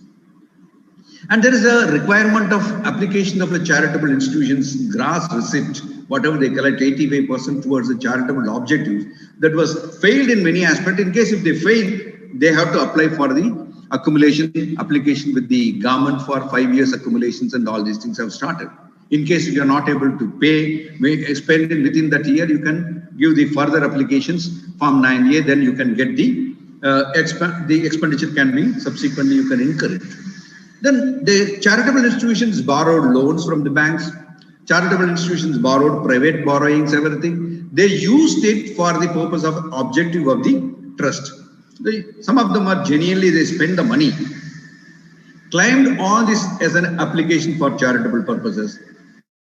To that extent, the collection will be donation or collection gross will be very less. The huge amount they spend on the out of borrowings. The application have been allowed based on that expenditure. And if it's an excess expenditure that has been, courts have taken a view, this excess expenditure can be carried forward like any other loss returns. You can go and claim it later on, adjust with the subsequent year's income. So that was given, court have taken interpretation on all these things. Of course, in a natural corollary, we can say if there is a donations are received, if you spend 85%, there may not be an excess expenditure. But you borrow something, you are incurring an expenditure. So naturally, you are exceeding expenditure, you are claiming an exemption. There is an interpretation when you are repaying the loan, you are also eligible to claim for an application of income. So that was the interpretation, that was the litigations are there. Similarly, the charitable institutions have taken certain corpus donation, voluntary contributions. See, corpus donation with the specific directions, corpus donation without any direction, treated as a corpus donation. The corpus funds, there are interpretations relating to whether I can spend the corpus fund for the purpose of charitable purposes. Can it be claimed for an application of our charitable activities, application for charitable purposes? So the court have taken in different interpretations. So now the government has continuously have taken an effort. Last year they have brought out an amendment. All the charitable institutions, they have to re-register it. What is the purpose of re-registration? So a number of charitable institutions are not registered so far. Maybe registered, they may not have a 12-year registration. Maybe they were claiming 12-year registration, they don't have a proper evidences. Their activities may not be according to the objective of the trust. Trust deed must have been prepared very long back. The objective must have been changed many times. What is the current objective? What is the current application of their charitable activities? Nobody knows that. So the government have decided all the charitable institutions should come forward and register with the government, with the director of commissioner of exemption, director of an exemption, so that there will be a record of all the charitable institutions in India. It's a very good move for as far as the government is concerned. They need to have a complete database about the charitable institutions. Then coming to the charitable institutions, they have given an option also. When you don't want to carry out your charitable activity, you want to dissolve your charitable institution, or you want to merge with the charitable institution and other charitable institutions, do all these things. So in case if you don't want to carry out your charitable activity, or you don't have evidences that you are continuously working on the charitable activities, you are not doing any commercial activity, or you want to do any commercial activity, you have an option to dissolve and go and pay the exit tax and then come out. You can be a normal commercial entity, you can go ahead with that. That was an option given. Even earlier also, the option is based on given on the amendment, and earlier also that the income tax department has an authority, has a power to invoke. The registration can be cancelled. They have a power after giving an opportunity, they can cancel the registration. So once they cancel the registration, again, they have to subject to tax. So all these things are happening. So many interpretations, many of them are taken a view that corpus donation can be spent for the application for charitable purposes. And then you can come back and then you borrow loan, claim the repayment of a loan as a application for charitable purposes, spend the money, you claim again the charitable purposes. So there will be a double deductions. Earlier you are aware of that depreciation. Depreciation was allowed by the various high courts, stating that as an entity you are eligible for commercial depreciation. That depreciation also has been taken as an application for the charitable institutions. The law has been amended. Now today, depreciation will not be allowed as an application for charitable purposes. Like that, the current amendment, I can tell you that the current amendment is very clear. If you borrow a loan and you spend that money, that will not be treated as an application for charitable purposes. Only repayment, you can do that. Similarly, your voluntary contributions, different, your corpus contribution is different. If there is a corpus contribution, keep it in the deposit specified under the Act Section 11.5. You can keep it in the method of the mode of investment, mode of deposit, you keep it in there. There are a number of interpretations whether this mode is an SB account is enough, or I have to keep it separately, or I have to keep this SB account in the common. But intention is you should not touch the corpus donation. So section 11.5, you can say that there is a different specified bank accounts are specified, banks names are specified, scheduled bank, government bank, everything specified. But you are keeping it along with your own regular SB account. Whether it is an amount to keep this corpus donation to your bank account. It's not allowed. According to the intention, I can say, in case if you receive corpus donation, keep it separately. That is my view. Otherwise, it will be merged with your existing bank account and it will be used by your charitable purposes. But the interpretation now it comes, even if there is my corpus donation, I received on 1st April 2021, I received about 5 crore corpus donation. I have to spend for this year. I have to immediately spend it for charitable purposes. Can I keep it again out of my current year income separately for a 5 crore income? That was one of my friends called me, said, sir, I received 5 crore on 1st April. I spent for charitable purposes, and the year end on 31st March, again I keep it 5 crore in a separate SB account or a separate bank account. Is it a proper compliances? Of course, if you read all these provisions, it looks like the proper compliances, but it's need an interpretation on this. Intention is keep it separately for that purposes. Then loan, I have explained to you. So another very important area relating to the 1023C. So why I am telling you is the government is proposing for 750 or for 780 sainik schools they are going to organize. They are going to establish in India. More number of educational activities, they want to improve it. More number of educational institutions are to come to give education to the small and poor people, all these things. So one of the important area which we have seen that number of places, the small schools have been started by many of the small group of people have joined together. They have started the schools. Their activities only schools, small trust. It's a very small trust. They don't have any idea of registration with 12-year registration. They don't have any idea if they are maintaining books of account with reference to all these activities. They don't have an idea about 85% of an applications. So there will be a limit was given very long back about up to 1 crore rupees. You need not go and register 12-year registration, 1023 registrations, everything is not required. Because you are running it privately, only for that type of a educational activity or a hospital, maintaining of a small hospital, everything. So up to 1 crore, there will not be a restriction. After that 1 crore, they have started restriction. You have to go and register, so many things are there. Now the limit of 1 crore, they have increased to 5 crore. So that is very important for that, for increasing the limit is very important. So even a rural place, if somebody starts a school, they need to have collect fees. So even every center, you can see the large number of people are joining schools. So naturally, that's 1 crore is a very low limit. Now they have increased to 5 crore. We can see that large number of schools are going to get benefit out of it. Then one of my close friend again called me, sir, I have a trust. I am running a school, nothing. Trust you have a 12-year registration. School is different. Is it necessary for me to comply with this, all the aspects relating to school income and everything? 12-year registered trust has to comply with according to the law. If you have any property, otherwise there will be a problem. If you are not complying with it, your property will be taken into market value. 30% you have to pay tax on that value of the fair market value of your property. Then you will be subject to all other problems. But as far as the school income is concerned, you can claim it as a separate because up to 5 crore, it is not covering under that.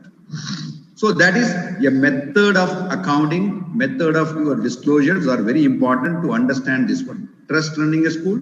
A trust is not a part of a school, but somebody joined to the running a school is different. Unregistered trust, 12-year registration is not there. Up to 1 crore you run a school, now up to 5 crore you run a school. Up to 1 crore run a hospital, up to 5 crore now you can go for a hospital.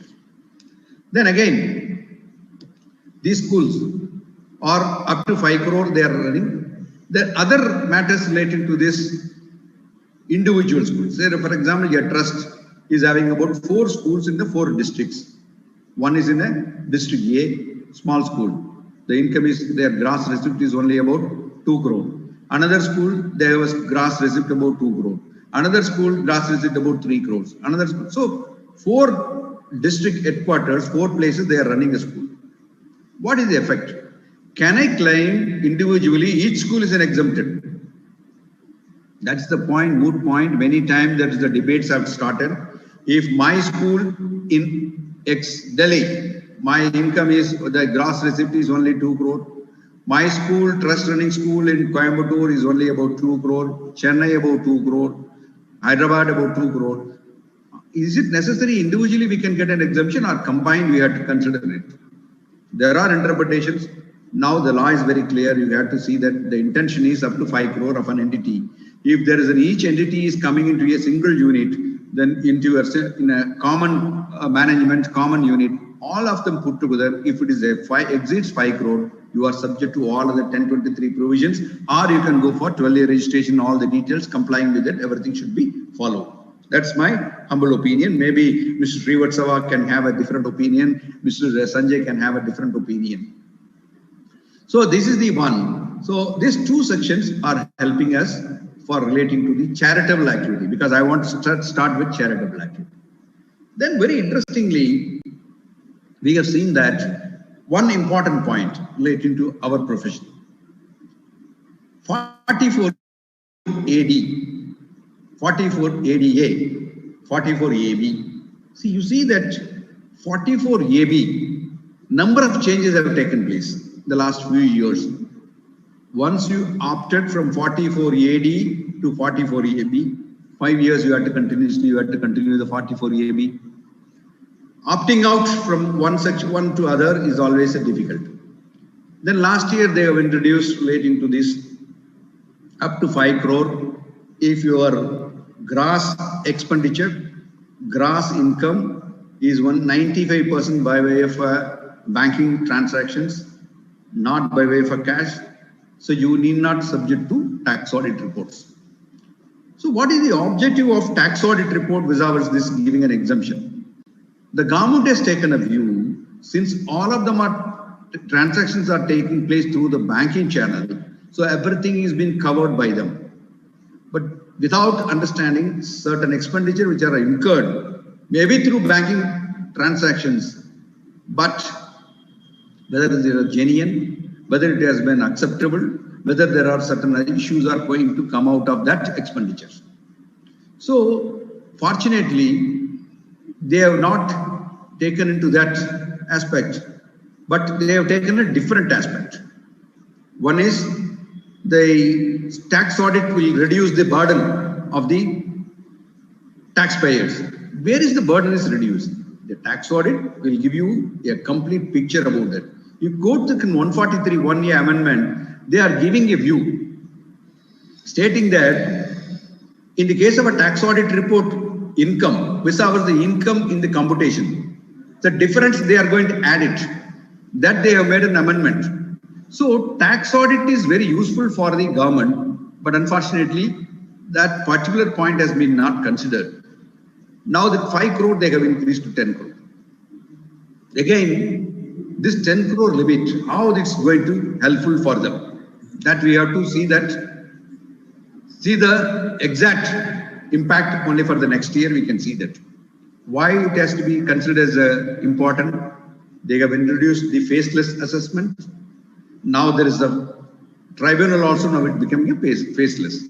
Faceless assessment, faceless first appeal, faceless tribunal appeals also, second appeal also. What is the objective of this? See, you take all these things. They are under the impression that 26 AS is covering all the matters related to the GST, their transactions, everything. But what is the transaction taking place outside the books? We may not have any idea about that. But 2 important aspects in the case of a 44 AB audit. One is 48(2)B. Section 48(2)B is one where the transaction between the sister concerns which the auditors are reporting. There is no provision to check that one. How they are going to check? If there is a 10 crore, there is no audit is not required. If the transaction, all the purchases from the district concerned by way of a check or by way of a net transfer or whatever it may be, and these sales are maybe they are doing, how they are going to evaluate or identify how this valuation of this intercompany transactions are within the fair market value as per section 48 2B, because nobody is going to disclose it. Or in 44 AD, we are giving a disclosure, at least they can able to verify it. Now there's no opportunity to verify all these things.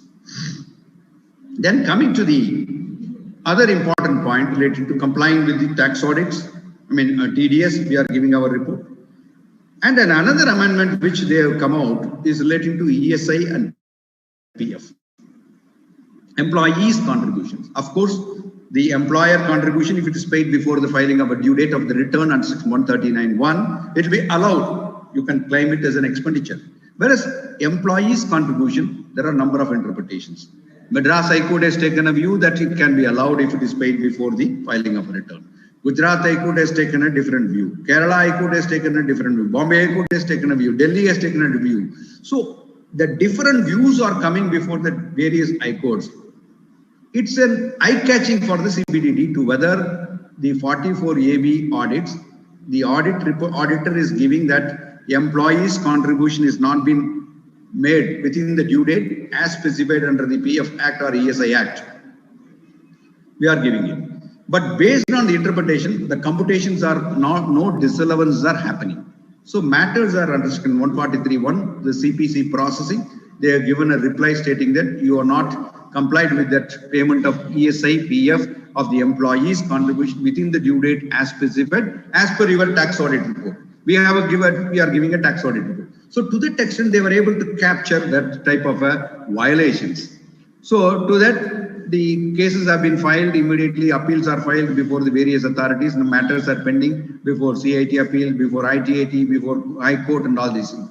To satirize the controversy, they have brought out based on this one of the amendments stating that it will not be a clarificatory in nature or it may be a prospective in nature, but it looks like it's only a prospective application. The existing cases pending before the High Court or a tribunal or CIT appeals need not be considered this amendment, because this is only a prospective amendment according to me, because it is they want to bring a complete amendment, because an interpretation is coming out, two interpretations are possible in case of a particular provision. If you are able to give two interpretations, an interpretation's favor to the necessity has to be considered, taxpayer has to be considered, and as per the vegetable products case of the Supreme Court.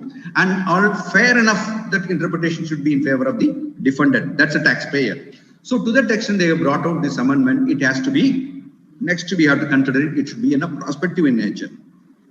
Today, somebody has asked me, sir, Vivad Se Viswas is opened up to 28th February. I have about 4 cases before the CIT appeals.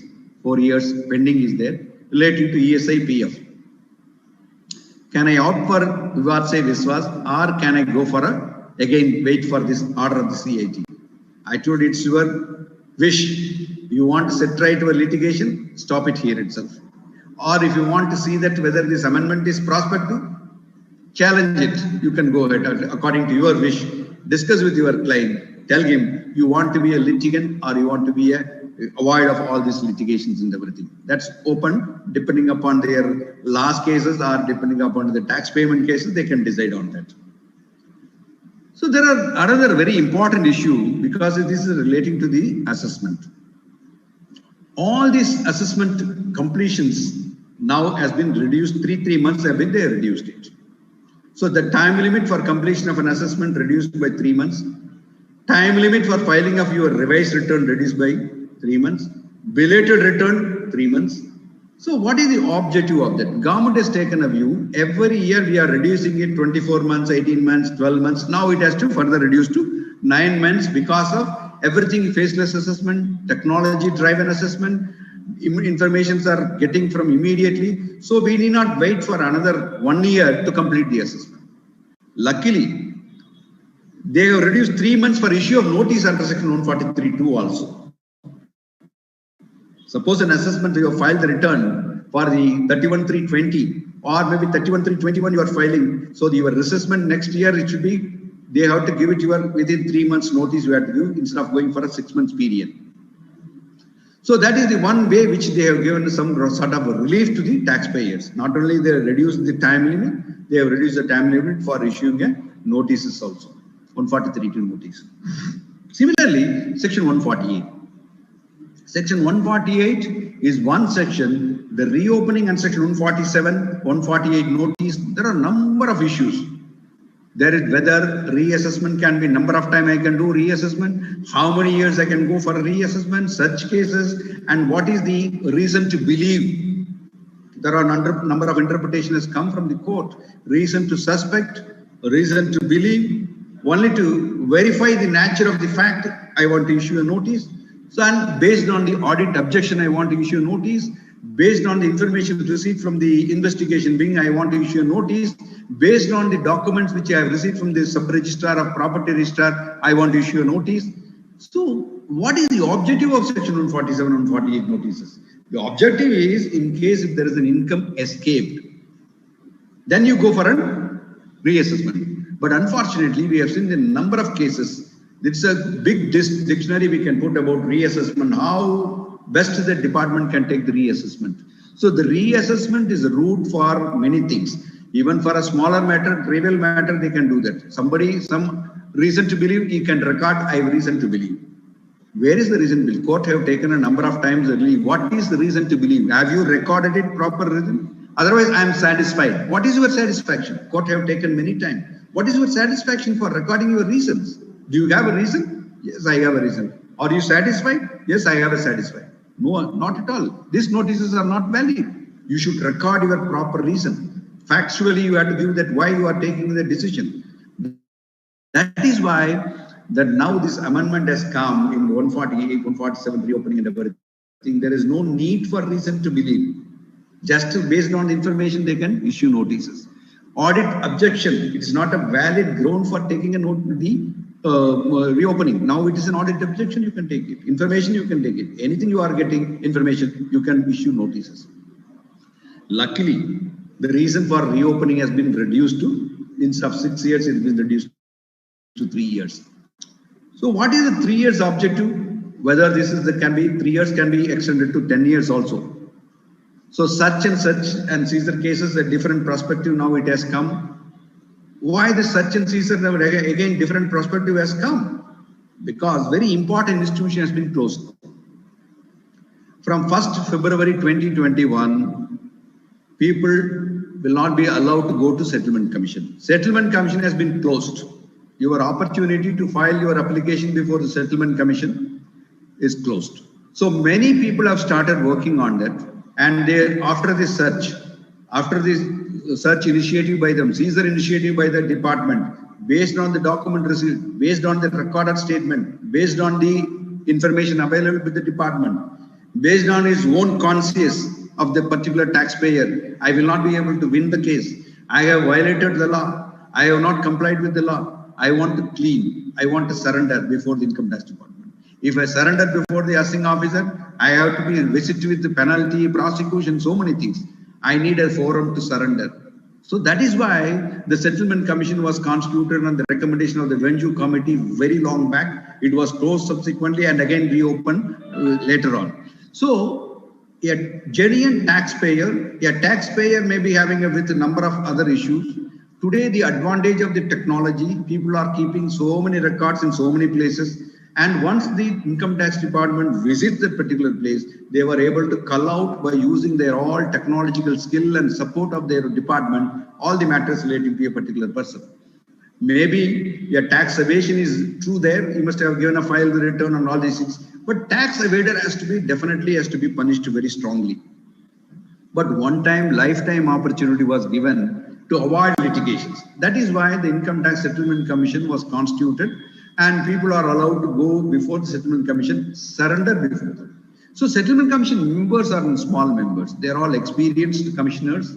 They have a lot of the integrity they have kept into the department. They have been selected by the Income Tax Department, by the department. They are being put into the Settlement Commission members.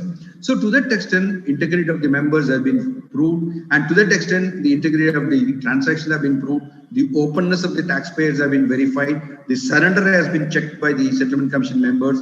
After that verification, they have given an opportunity to the Income Tax Department. Do you have any objection? Do you have more than this, any other records you want to produce? Produce the records. After verifications, the cases have been settled by the Settlement Commission. But unfortunately, suddenly the Settlement Commission has been completely closed as on 1/2/2021 onwards. So what is the way out for the cases of such cases, which are all there, the cases where there will be some mistakes have happened, deliberately they have happened, tax evasion has happened, or a person the litigant want to surrender, there is no forum, except a new forum has been created. A small taxpayers forum, the dispute resolution forum has been created, committee wherein your dispute will be reduced up to 50 lakhs rupees of income, then 10 lakhs of this will be, they are going to reduce all these things. There will be it's a small forum for this one. So for the cases, like big cases, you are keeping a small forum is not advisable. We must represent before the government. This 50 lakhs should be increased. For example, Vivad Se Vishwas scheme, the search cases up to 5 crore, they are allowing it to file the Vivad Se Vishwas scheme, and they can get out of their litigation processes. Like that, certain limit has to be increased. Friends, this is the relating to the tax matters and the filing of returns, revised return, and all these things. Then coming to the, of course, many times they are all explained about why this withdrawal of PF and everything. That's 2,50,000 limit. They have given about the interest accumulated. So many other things are given. And there is a partners dissolutions. What is that? Why this has come? Partners firm, section 45(4). See, when a partner contributing his own capital to a firm, there will be a recording of the amount in the partnership firm's books of account will be taken as the value for a consideration. There is the Visaver section 56 also being considered. There are interpretations are going on. For the purpose of section 45, you can say that whatever you contributed will be the capital account, will be your sale value, capital gain can be worked out. But for 56, a different value has to be applied. So there is a interpretation, there is a special provision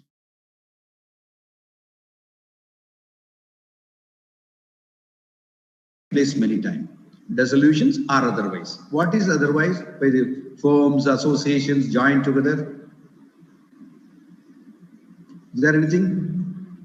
I'm hearing? Yeah. Okay. Yeah. There was little 1-2 second spot. Okay, right, sir. So, like that, things are happening. In the case of the tax planning messages started by the taxpayers in certain times, stating that I can revalue my good to all my assets, credit in my capital account, then again I am selling it to the value. So, this tax planning has been completely closed by this finance bill 2021. How the tax planning, you are increasing your value by your own revaluation. So the revaluation value will not be considered, or it may be a cost of assessment, you have to reduce the value. That has happened. So coming to the provisions relating to capital asset and partners. So this is the one thing which is over. Then you come to the point relating to the slum sale. Slum sale, there will be an interpretation relating to whether slum sale is a transfer, exchange. They are also given a clarificator note relating to that transfer, section 247. It has come. They also approved it.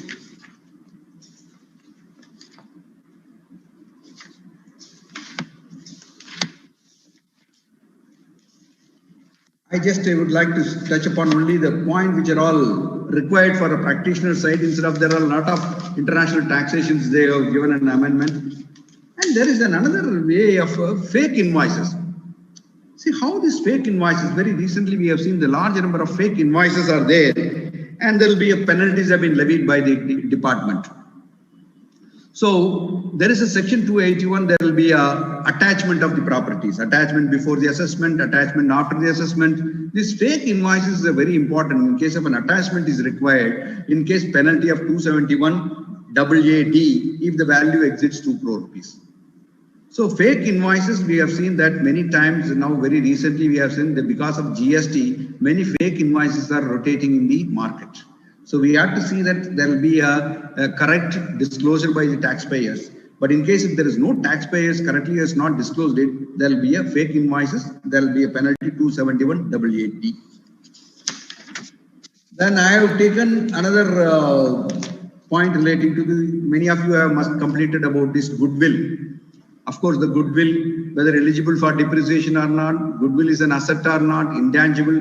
See, there will be very long back, there will be a competency agreement has been entered by many of these takeover processes. The earlier to assessment, I think 2000 to 2000, prior to 2000, the entire non-compete fee, they have claimed it as a capital receipt, not subject to tax. Later on, they have taken a non-compete fee is subject to tax. Then some of the places they have taken non-compete fee in the form of a goodwill, they have taken as a depreciation. Then finally, now it is very clear that depreciation should be allowed on the goodwill. So some of the cases, based on the decisions of the various high courts, they want to reduce it. They change the law. It is not because of the changes in the reforms. Certain points are reforms, certain points are relating to based on the decisions given by the Supreme Court or High Court. They want to completely change. The decision should not be applied for in future onwards. So that is why they said depreciations are not available for the goodwills. And then TDS, we have seen that TDS is a non-filers TDS and TDS of purchase of goods. Last year we have seen sale of goods and collecting of money. There will be a very big activity has started. Everybody started in the invoice itself. TDS they have recorded in their invoices.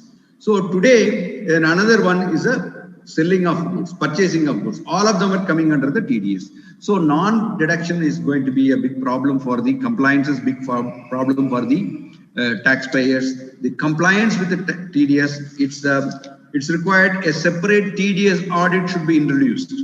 Otherwise, it will be very difficult. When you are going for a 44 AB audit, you are going 10 crore on turnover, people are not subject to tax audit.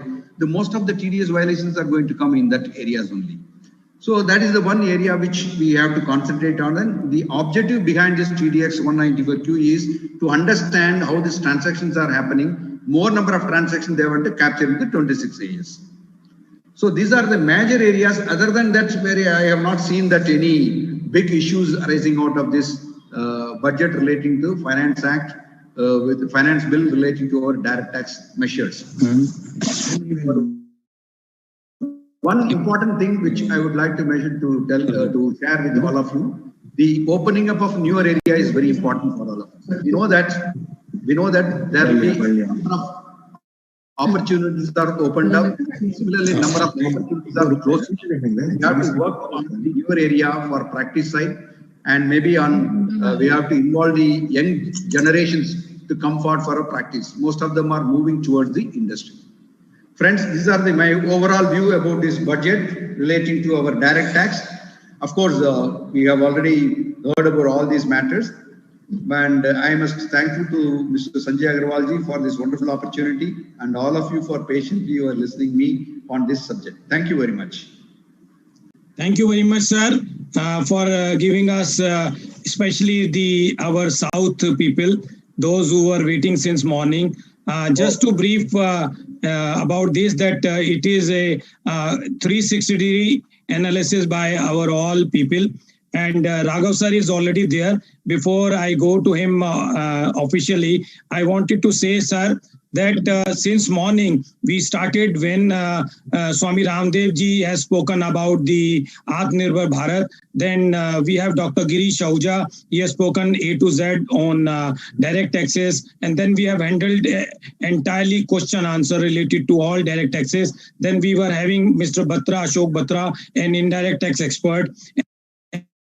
And then we were having the BJP spokesperson, CA Gopal Agarwal ji. And then now our past president, Ramaswamy ji from Coimbatore, is a great friend of mine and was there in the council. Sir, in the morning, we have touched 20,000 participants and approximately 118 cities we were live. Since it was not possible on a Zoom platform, it could be only 1,000, you can say, participant at maximum. So we have connected it to a server, and this server was having a good capacity and no technical glitch except for 1 or 2 seconds when the technology was there. But this was otherwise attended by everyone in the, you can say, country.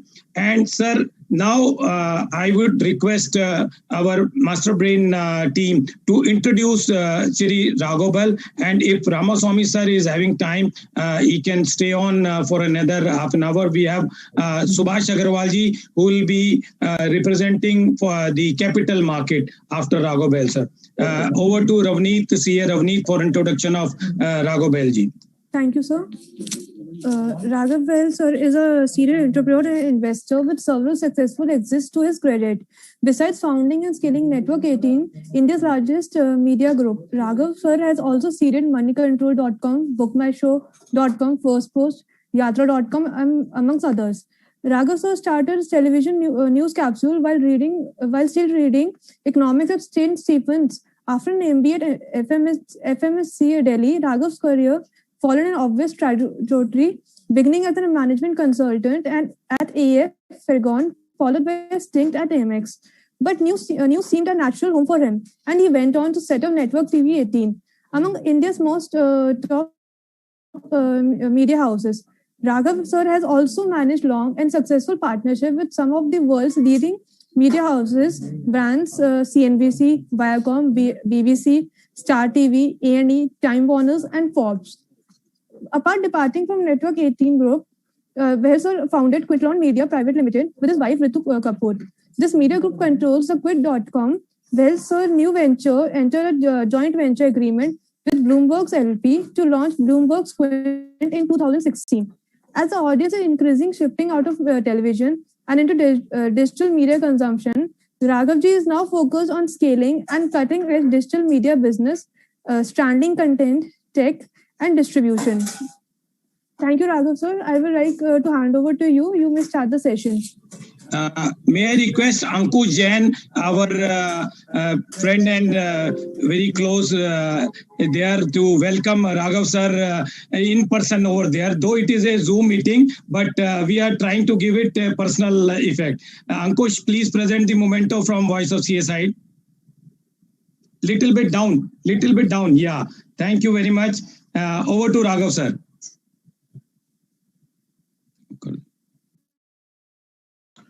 Okay. Sanjay ji, thank you very much for this wonderful opportunity. You've just described how successful the seminar has been since the morning. And I'm sure I was listening to Mr. Ramaswamy and some of the issues that were raised. I'm sure people would have taken a lot of value and knowledge about the budget and the various provisions in the budget. I am not a chartered accountant. I am more a generalist, and therefore I think the requirement for my session is also a little bit more general. I would assume, Sanjay ji, that's right? Yes, sir. Yes, sir. Especially the industry businessman point of view, since you are an entrepreneur. Right. So I'll bring a journalistic perspective since I've already written a couple of articles since yesterday on the budget, and of course my own experiences as an entrepreneur.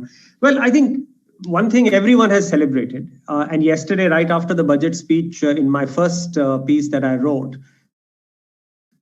I called the finance minister a superwoman because what she did yesterday was something that was frankly quite unexpected. A lot of us were wishing that something like this would be done, but all of us were clearly also apprehensive, clearly also scared that, knowing the track record of some of our bureaucracy and some of our other policymakers, that they would err on the side of the more conventional, safe sort of approach. So we went into this budget with a lot of apprehension about, could there be tax increases, could there be surcharges, could there be cesses, could the long-term capital gains tax on equity go up?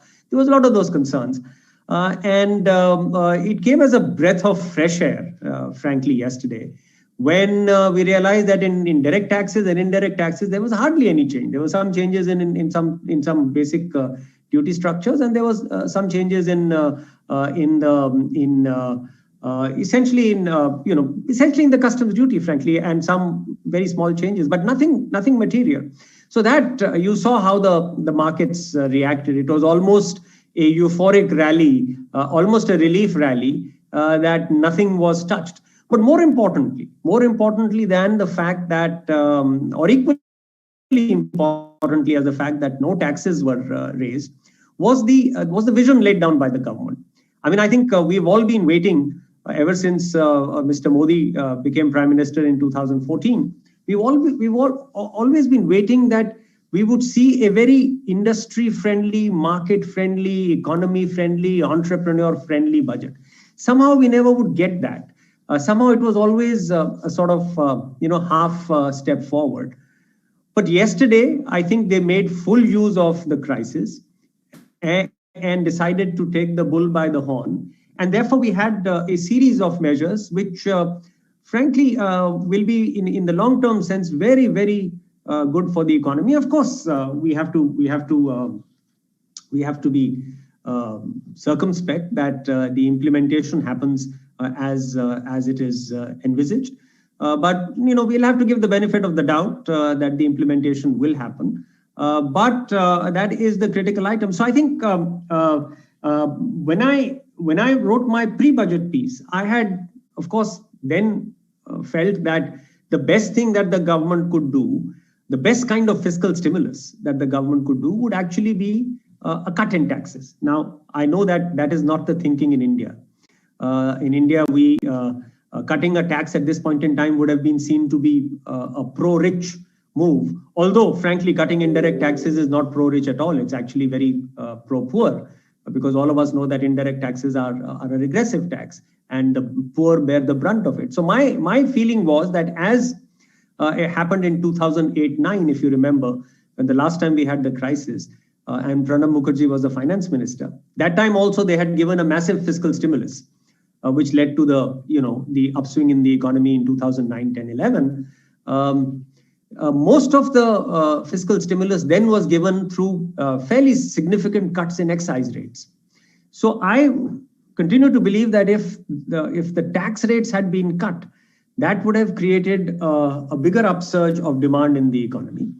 If the government had also done direct income transfers, that also would have created a demand upsurge in the economy. But this government, in its wisdom, has chosen to take the other route. It has chosen to give a fiscal stimulus by expanding infrastructure spending. There is no formula which is right or wrong. Both are equally effective formulas in a downturn. And in a classical Keynesian sort of framework, you have to increase government spending, and that's what the government did yesterday. So I'll briefly break my assessment of the budget into sort of three portions. I think the most exciting one, as I said, was this whole approach of being market friendly, of being entrepreneur friendly, of believing in private enterprise as the dynamic sector in the economy. So therefore, when the finance minister spoke about that she will move towards privatizing at least 2 public sector banks and a general insurance company. Now, I think in 3 decades of post-liberalization India, this is the first time that we are hearing about the privatization of a public sector bank. Now, this is going to be a difficult exercise, but the fact that the government has spoken about it and has spoken about it in the budget on the floor of the parliament, I think it's significant. They will have to go through a very large exercise in terms of making legal changes. They will run into opposition from political parties. They will run into opposition from labor unions. They will run into opposition from some other stakeholders. So it's going to be a difficult challenge that the government has taken on, but a very important challenge, an extremely important challenge. Perhaps, after the trade and the industrial reforms of 1991, this is clearly the most extraordinary reform measure that any government has articulated, that they will now go ahead with the privatization of India's public sector banks. I can only hope that the government realizes that this is a very big change. The government realizes that they will have to politically manage this. For all of you who would remember what happened when the last time privatization was very significantly on the government's agenda, and that was the Vajpayee government. And we had Mr. Arun Shourie as the disinvestment minister. You would recall how there was so much opposition when just two petroleum companies, BPCL and HPCL, were to be sold. And I remember Mr. Arun Shourie, I met him at that point in time, and I said, why are you facing such opposition? He says, I can't understand. They are nothing but a bunch of petrol pumps that I want to sell. What is so strategic about a petrol distribution company? It's not even a refining. It's not even a refining company or a prospecting company. It's a bunch of petrol pumps. That's exactly what he said. But the kind of opposition that was mounted, he had to eventually roll back. So in the last 20 years, India may have changed a lot, but India hasn't changed that much as well. So I think the challenge after having made the announcement was therefore now a relatively easier job. Now the job will be to manage the political environment. And I think the government has obviously also learned some lessons from the whole farmer agitation as well. That when laws are changed so dramatically, and something that has been a part of our environment for the last 30, 40, 50 years. So at least 2 or 3 generations have grown up with that architecture as something that is inviolable. When something like that happens, then you have to go out and create a constituency for these reforms. And I think the Prime Minister, who is so persuasive, who has such a dramatic following in the country, I think he'll have to see how he can actually use his political capital to actually create this constituency for reforms. That I think is a much bigger non-financial challenge than the challenge that has already been articulated on the floor of the House. And lessons should be learned from the farmer agitation, that if you try and do it do it too quickly and do not listen to some of the constituencies which are directly affected. Also do not create safety nets and interim transition processes. I think we'll have to have interim transition processes. The banks which are going to be privatized, the labor unions will be up in arms. Now you have to create a constituency that through ESOPs, through VRSs, through their sharing in the wealth creation process as the bank is privatized and becomes more valuable. Those things will have to be done to win over these constituencies. And I hope that gets done. That is really the big challenge. Also, of course, the second challenge is the sheer capacity of our state to implement. Now we have a situation that in the last almost 4 years, we've been trying to sell Air India and we've not been able to sell Air India. That's because the first sort of scheme of Air India sale that came up was drafted by people who are career bureaucrats. So therefore, their ability to understand market dynamics and their ability to understand how a mergers and acquisition process of such a large asset will work was limited. Therefore, you had conditions like, you can't change the brand. You can't do a mergers and acquisitions. You can't take the existing company and merge it with your parent. Now, if you're going to put these conditions on a new buyer, then very few people would be interested, because people buy assets for a variety of reasons. They buy assets because they are synergistic with their operations. They can merge them. They can use tax shelters. They can, change the brand. They can do a transition of value to their core parent. So mercifully, all those conditions have been changed now. And the debt also, they are saying they're now going to do it on enterprise value, which from day one should have been the case. Really, all mergers and acquisitions are done on enterprise value. You don't force debt down the throat of a buyer. It happens, sir. It happens in the case of Duncan Airlines when it was merged with the Jet. So Jet was not allowed to use the main brand name. It has to be used as Jet Light. As Jet Light. So, these are artificial conditions which actually interfere with the market mechanism. So, but it has taken us 4 years. Taken us means the government 4 years to learn this lesson. So I now hope that the kind of people who will be managing this very ambitious, this is transformational. Let's not underestimate the power of this thing if it is pulled through. But the people who are put in charge of this operation, the policies that are crafted have to be crafted by experts, have to be crafted by people who understand markets, have to be crafted by people like you who understand taxation, who understand the impact of small, changes in a deal structure, what kind of impact it can have on valuations. It cannot be drafted by people who don't understand these dynamics. Look at the LIC IPO. I mean, we've had the markets at record levels. We have had Reliance having picked up $30 billion, 2 lakh crore plus in private equity, not even in listed equity, in private equity. But such a wonderful asset as LIC, after you have to get its books cleaned up. No quarrel with that. But it's a behemoth in the insurance sector. We've not been able to do the IPO. Now, all of these things will have to get done if we are going to be able to make full use of this moment and this policy change. Something like a BPCL. BPCL is a crown jewel. It's a company which earns over $1 billion in profit. If we have not been able to sell that company for the last 1.5 years, and the expressions of interest have not come in from the big players in the world, then we have to understand why we've not been able to excite the world for it. And that will require, again, as I said, not a bureaucratic exercise. That will require to get people from markets, taxation experts, M&A experts, debt restructuring experts. That is the kind of person who has to sit down and now ensure that this very ambitious agenda that the government has set up, that actually ends up going through.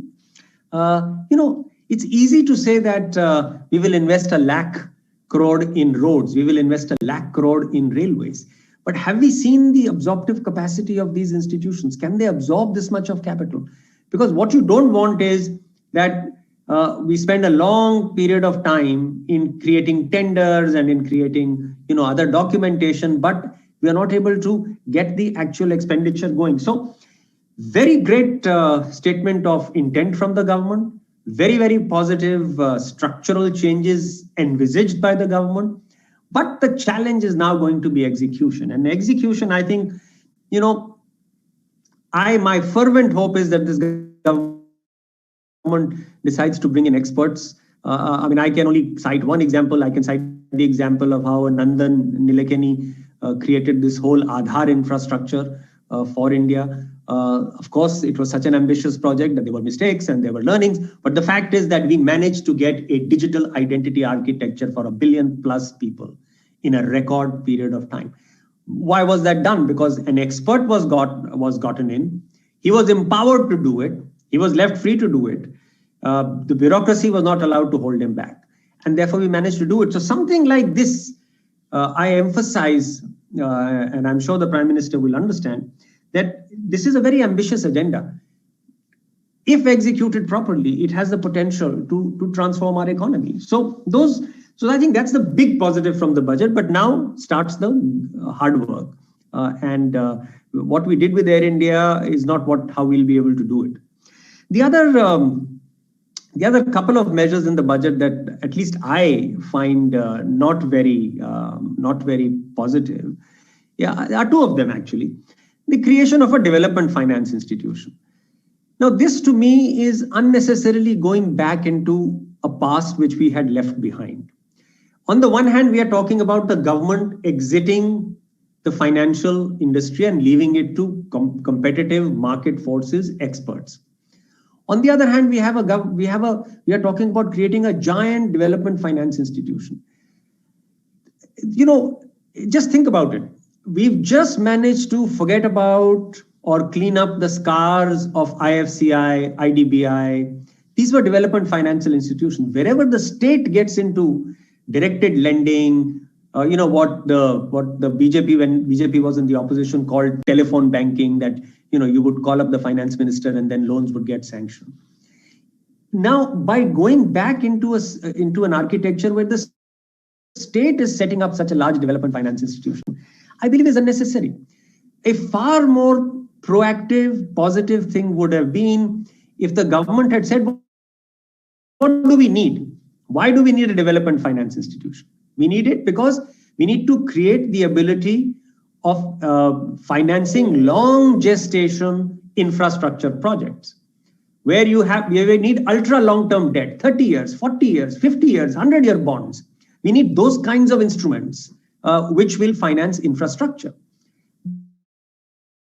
But is a development finance institution the way, or is an exchange, is a bond exchange, which is very well regulated, which creates various types of instruments, which is provided liquidity. So my preferred approach would have been if the government had said, fine, we will set up what we did with the National Stock Exchange for equities, we will now do with a bond exchange.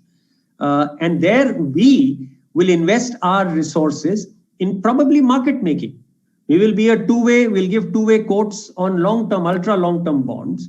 This 5 lakh crore of investable resources that we are talking about raising in the DFI, that very 5 lakh crores can be used very profitably in providing liquidity and in providing backstop and guarantees and several other instruments to a competitive market which is very well regulated, where risk has been contained to a large measure. Pick up from whether the Chicago Bond Exchange or there are market structures which exist. That to me should have been the way the government should have gone, invested the same resources, the same energy, but instead of creating one more, because when you create an institution, please see what happens when a government wants to create an institution.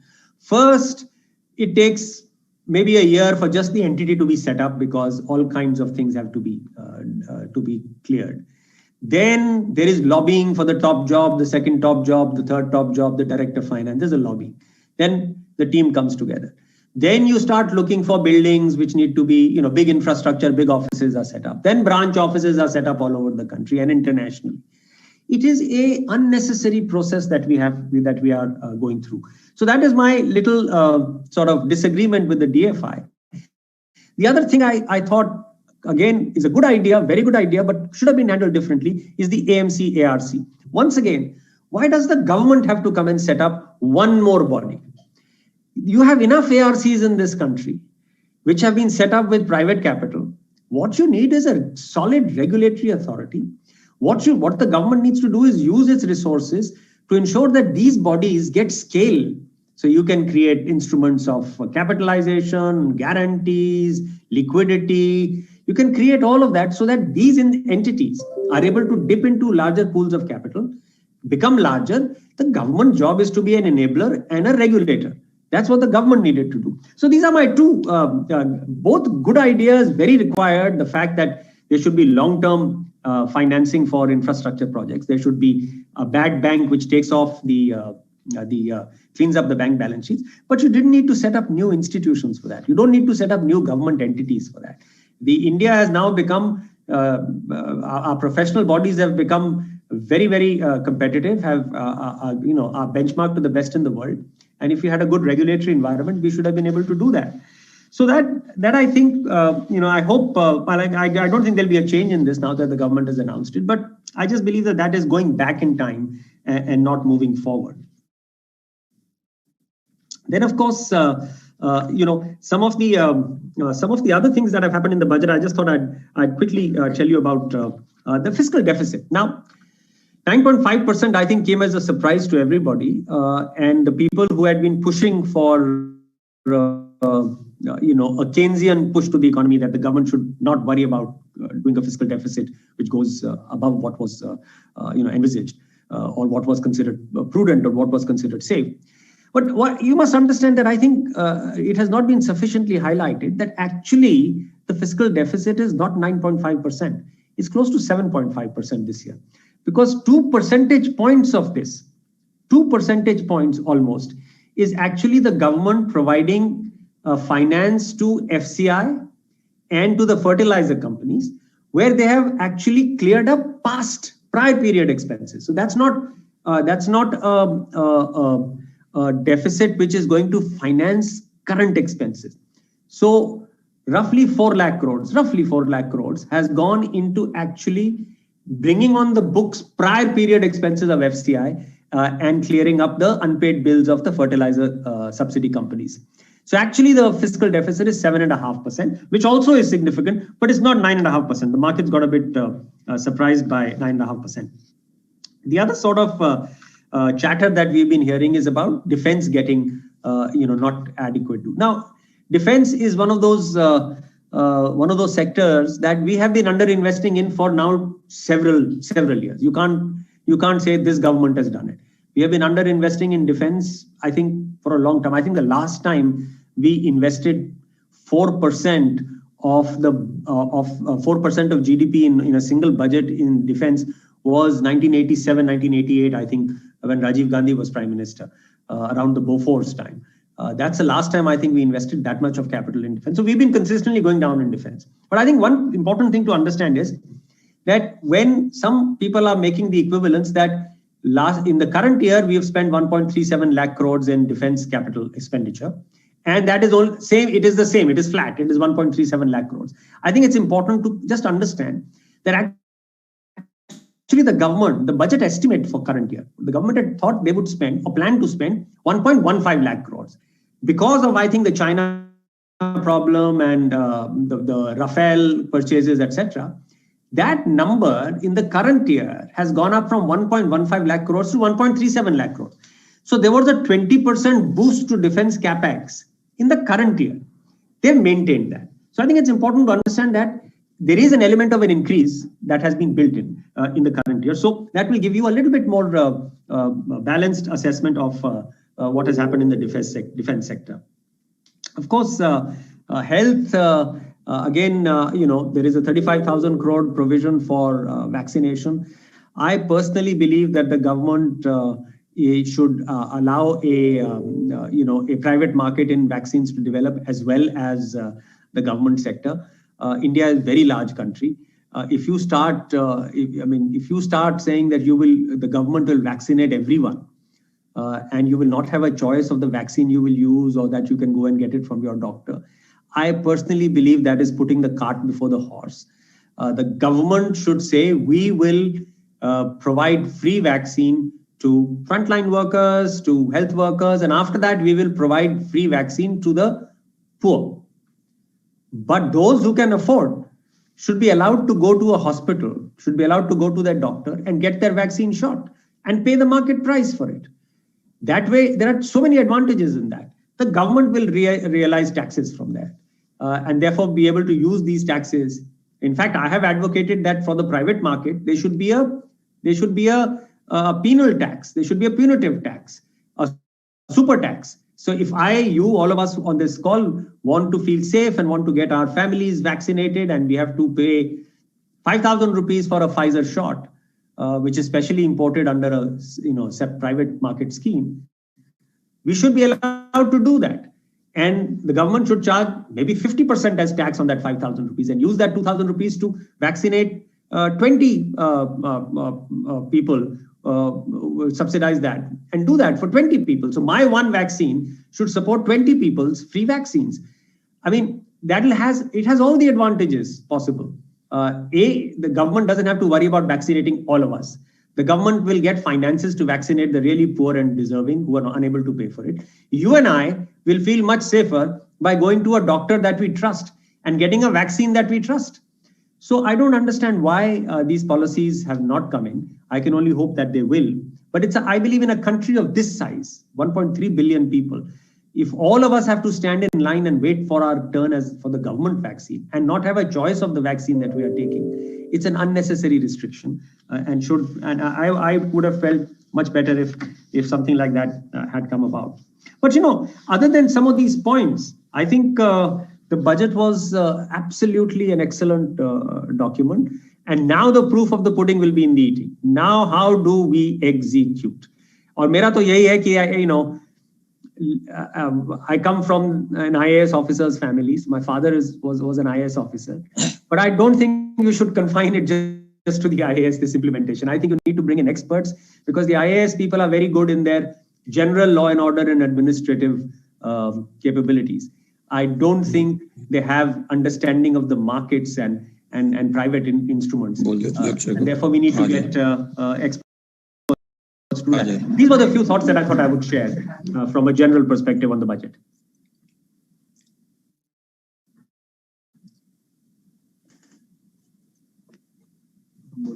Thank you, sir. Thanks a lot for giving the overall prospect.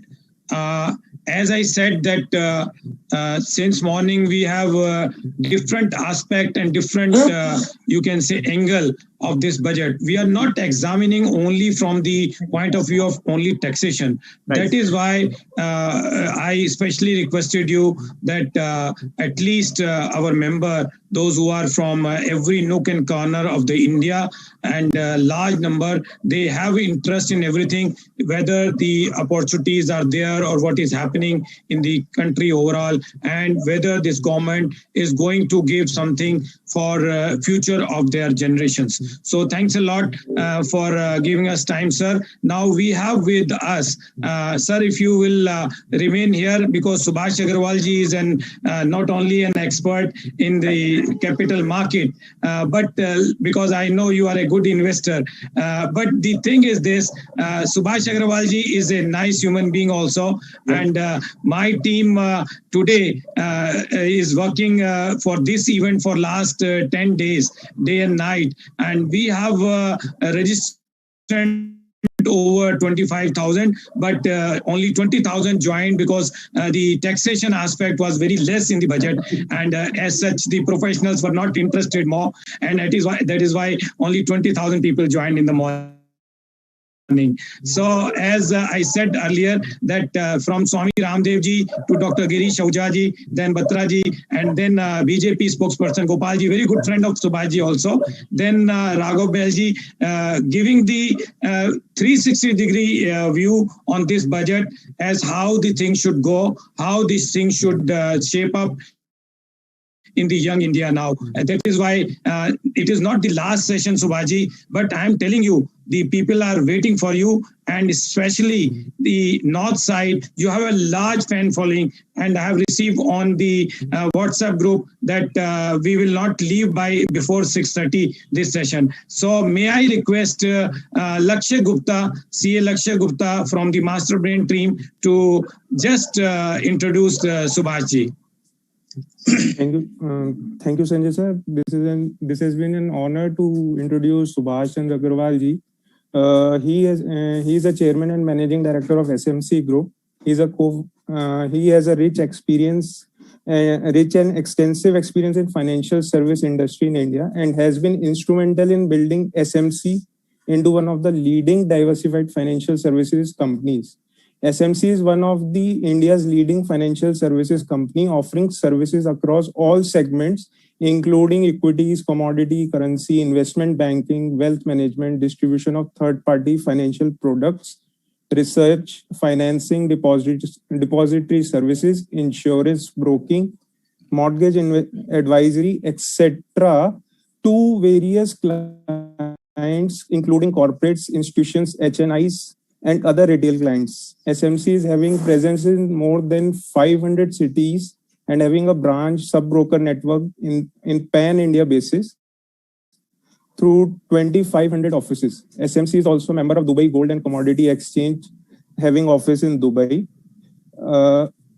It is through the Subhashji's exceptional leadership skills and outstanding commitment towards the company that today it has become one of the leading financial services company in the country, having won many awards like Best Financial Service Provider, Best Equity Broking Houses, House of India, Best Fastest Growing Commercial NBFCs, and other such awards from various reputed institutions like NSC, BSc, MCX, etc. It is also necessary to mention that Mr. Agarwal is a patron member of SOCHM, and in the past he has been chairman of various councils of SOCHM, including India European Union Business Promotion Council and Microfinance Committee SOCHM till December 2016. Mr. Subhash Agarwal ji has been facilitated with many awards and some of the prominent ones are most promising business leader of Asia, which was awarded to him by Economic Times. He was declared trailblazer by Times Group of India, and the award was presented by Mr. Rajnath Singh, ex-president, Mr. Rajnath Singh from BJP. Now I request Mr. Subhash Chandra Agarwal ji to take over and start his deliberations. Thank you, sir. Sir, to welcome you, our younger team is already in your office. May I request Anubhav Goel to kindly... Anubhav is there. Yes, So, sir. Hi, sir. Thank you so much, sir. अरे कमाल है अरे Thank you so much, sir. So आपका coordination is जबरदस्त है मतलब you are approaching me. I am not believing it कि he will approach like this and it is a surprise. We never tell in advance. And we welcome Ramaswamy ji in Coimbatore from here. A person has gone to Coimbatore, our own friend over there, and we have welcomed him. Gopal ji को morning में नोएडा में हमने उनके घर पे welcome किया क्योंकि उनकी 4:30 बजे फ्लाइट थी. जेपी नड्डा जी ने उनको स्पेशली बोल दिया कि आपको जाना है, तो उन्होंने एयरपोर्ट पे रुक के हमारा डेलिब्रेशन कराया. सर, एक सवाल सभी लोग आज हमारे प्रोफेशनल अपने दिमाग में लेके चल रहे हैं कि ये बजट, इसमें ऐसी क्या चीज थी कि मार्केट इतनी पॉजिटिव और बियॉन्स गई. दूसरी बात कि सर एक कौन सा ऐसा प्रिकॉशन हम आप बताएं हमारे लोगों को ताकि वो अपने हाथ बर्न ना करें. कौन कौन सी ऐसी चीजें हैं इस बजट के अंदर जो छुपी हुई हैं जो आपसे बढ़िया और कोई नहीं बता पाएगा. Sir, with this diocese you have enough time. You can deliberate as long as you want. We have large participation right now. Also more than 15,000 participation from 115 city in India are on our TV, Voca TV. Thank you very much, sir. Okay. Good evening. Namaskar to all panelists and to the all distinguished audience sitting since morning. First of all, I would like to congratulate Sanjay Agarwal ji for having this voice for CA, VOCA. And as Mr. Goel has told me just now, it is your baby, it is your creation, and you in short period of 7-8 years, so much following, so much members is there. 50,000 are attached with this seminar. So it's a great figure. And no official authority, and still if chartered accountants institution is organizing a seminar, I don't think that much following is there on all those seminars. So it's a wonderful, congratulations. And thank you, sir. Thank you. Giving me chance to speak again, I would like to thanks for this also. So impact of budget on capital market. If you see, why one should invest in capital market? You see, in the year 1980, Sensex was 100. Today it is around, today also it has touched 50,000, and 5 days, last week also it has crossed 50,000. So that means your return in 41 years becomes 500 times. And Sensex means there are certain 30 benchmark stocks which constitute Sensex. So that means if you compounding, if you see the return, how much return one has having in these 41 years. So it will compounded, it comes to 18% on compounded basis. Means if you have invested 1 lakh in 1980, can you imagine how much money it will become in 41 years? 1 lakh into 50,000, 5 crore. And it is a fantastic figure. And you will not stop here, that kind of return. Even I presume, so long India is giving a GDP of 6-8% or double-digit growth. And Morgan report is there. growth will be next 50 years in India can be 6 to 10%. So that means our capital market is having bright future. But how you should invest? You should invest if you are a new for capital market, you should use mutual fund or ETF. You should not directly enter into capital market buying and selling. And the best way of investing is SIP. You invest on monthly basis, systematic investment plan. Why we should invest on monthly basis? Because your investment is on average investing. Because it happens, you invest today 50,000, it may turn out to be 40,000 Sensex in 2 years, and again it will 60,000 in next 2 years. But over a longer period, you will find there is a consistent return of 18% if you are investing in good stock. And you should not bother which stock is good or bad if you using platform of this mutual fund or ETF, exchange traded fund. ETF is very popular in US, and it is going to be popular in India. Why we should invest in ETF? Because their charges is just 10-15 paisa annually, and mutual fund charge 2% around. So if you don't want to pay 2%, then it is also safe. You should directly invest in ETF in long term. Budget is extremely good. Why is it extremely good? There are many reasons. I think you are listening since morning. I won't go in details of budget, and but just I will select certain sector where I will talk to you. You see, Nifty and Sensex has increased on budget day. Nifty was up 4.74%, becomes 14,281, and Sensex was up 5%, become 48,600 on budget day. Even today, Nifty has increased by 2.51%, and Nifty is today 14,647, and Sensex is 2.46% increase today even, and it has at the end it was 49,797 today.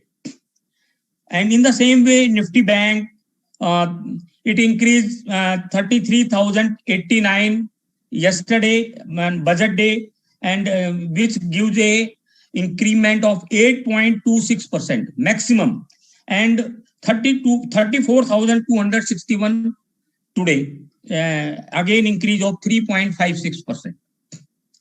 So that kind of increase in various indices we have seen. Now I will take infrastructure. So as you know, in infrastructure, 5,54,000 proposed by the government for 2021-22, and they have proposed a development financial institution. They will set up this development financial institution by investing a initial capital of 20,000 crore, and in 3 years time, their capability of development financial institution should become 5 lakh crore. So that they have promised, that they have tell that kind of development financial institutions.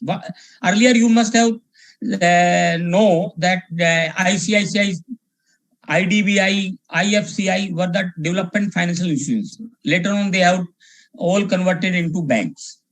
So what was their role? Their role was to support initial startups, where they provide loans to long gestation period projects.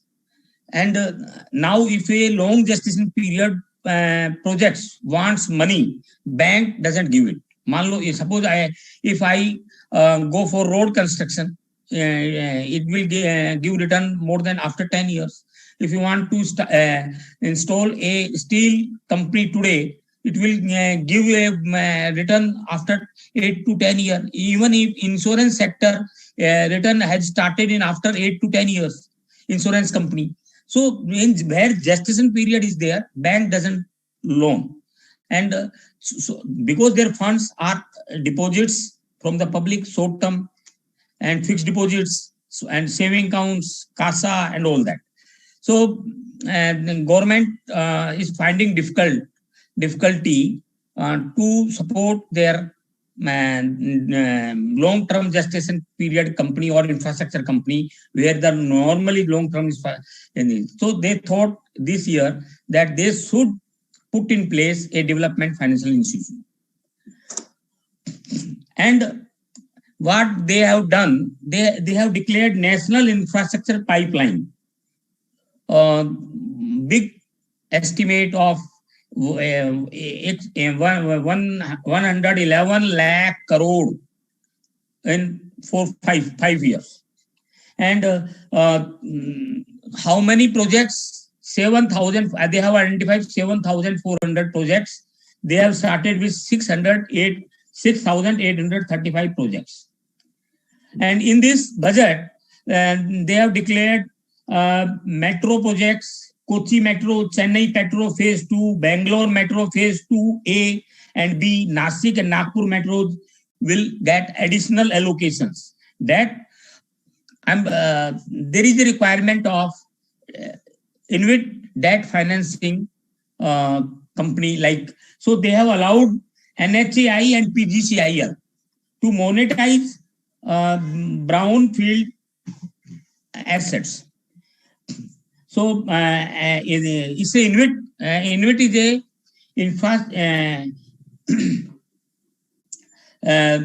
infrastructure assets will be launched through NHAI and PGCIL for they will form InvIT with their name, and they will monetize those idle assets through these InvIT financing mechanism. And government has declared 3,05,982 crore outlay for distribution companies. Earlier Uday scheme was there, but still NPAs are there. Distribution companies are finding difficulty. So government thought some legislative, some mechanism should be started, and this kind of money they have committed. So if we see sectoral indices, Nifty Infra up by 4.94% on budget day, BSE Infra up 5.56%, Nifty Energy up by 2.65%, BSE Energy up 2.57%. Top infrastructure stock by market cap, L&T up 8.55%, and market share is 1,448 rupee 85 paisa. Yeah, I am talking all these figures on 1st February. Even on 2nd February, I think today also it has gone up by 1,550 to close that. Adani Ports again gone up by 6.48%, 2 rupees 542.75 per share. GMR Infrastructure up 4.19%, 2 rupees 24.85 per share. Rights up 1.58%, 2 rupees 257.95 per share. Dilip Buildcon up by 4.19%, 2 rupees 440.6 per share. You see that these shares are increasing because there is a big commitment for infrastructure. As I told you, 5,54,000 crore, and they are the most beneficiaries when that kind of construction, that kind of project will be started. And so these are the good candidates to buy.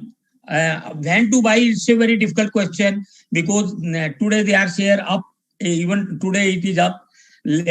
So isliye I don't think you should, if you are expert in identify the stock you should do direct investing. There is no problem in that. But if you are not able to identify the stock, still I will suggest you should go for mutual fund or ETF route.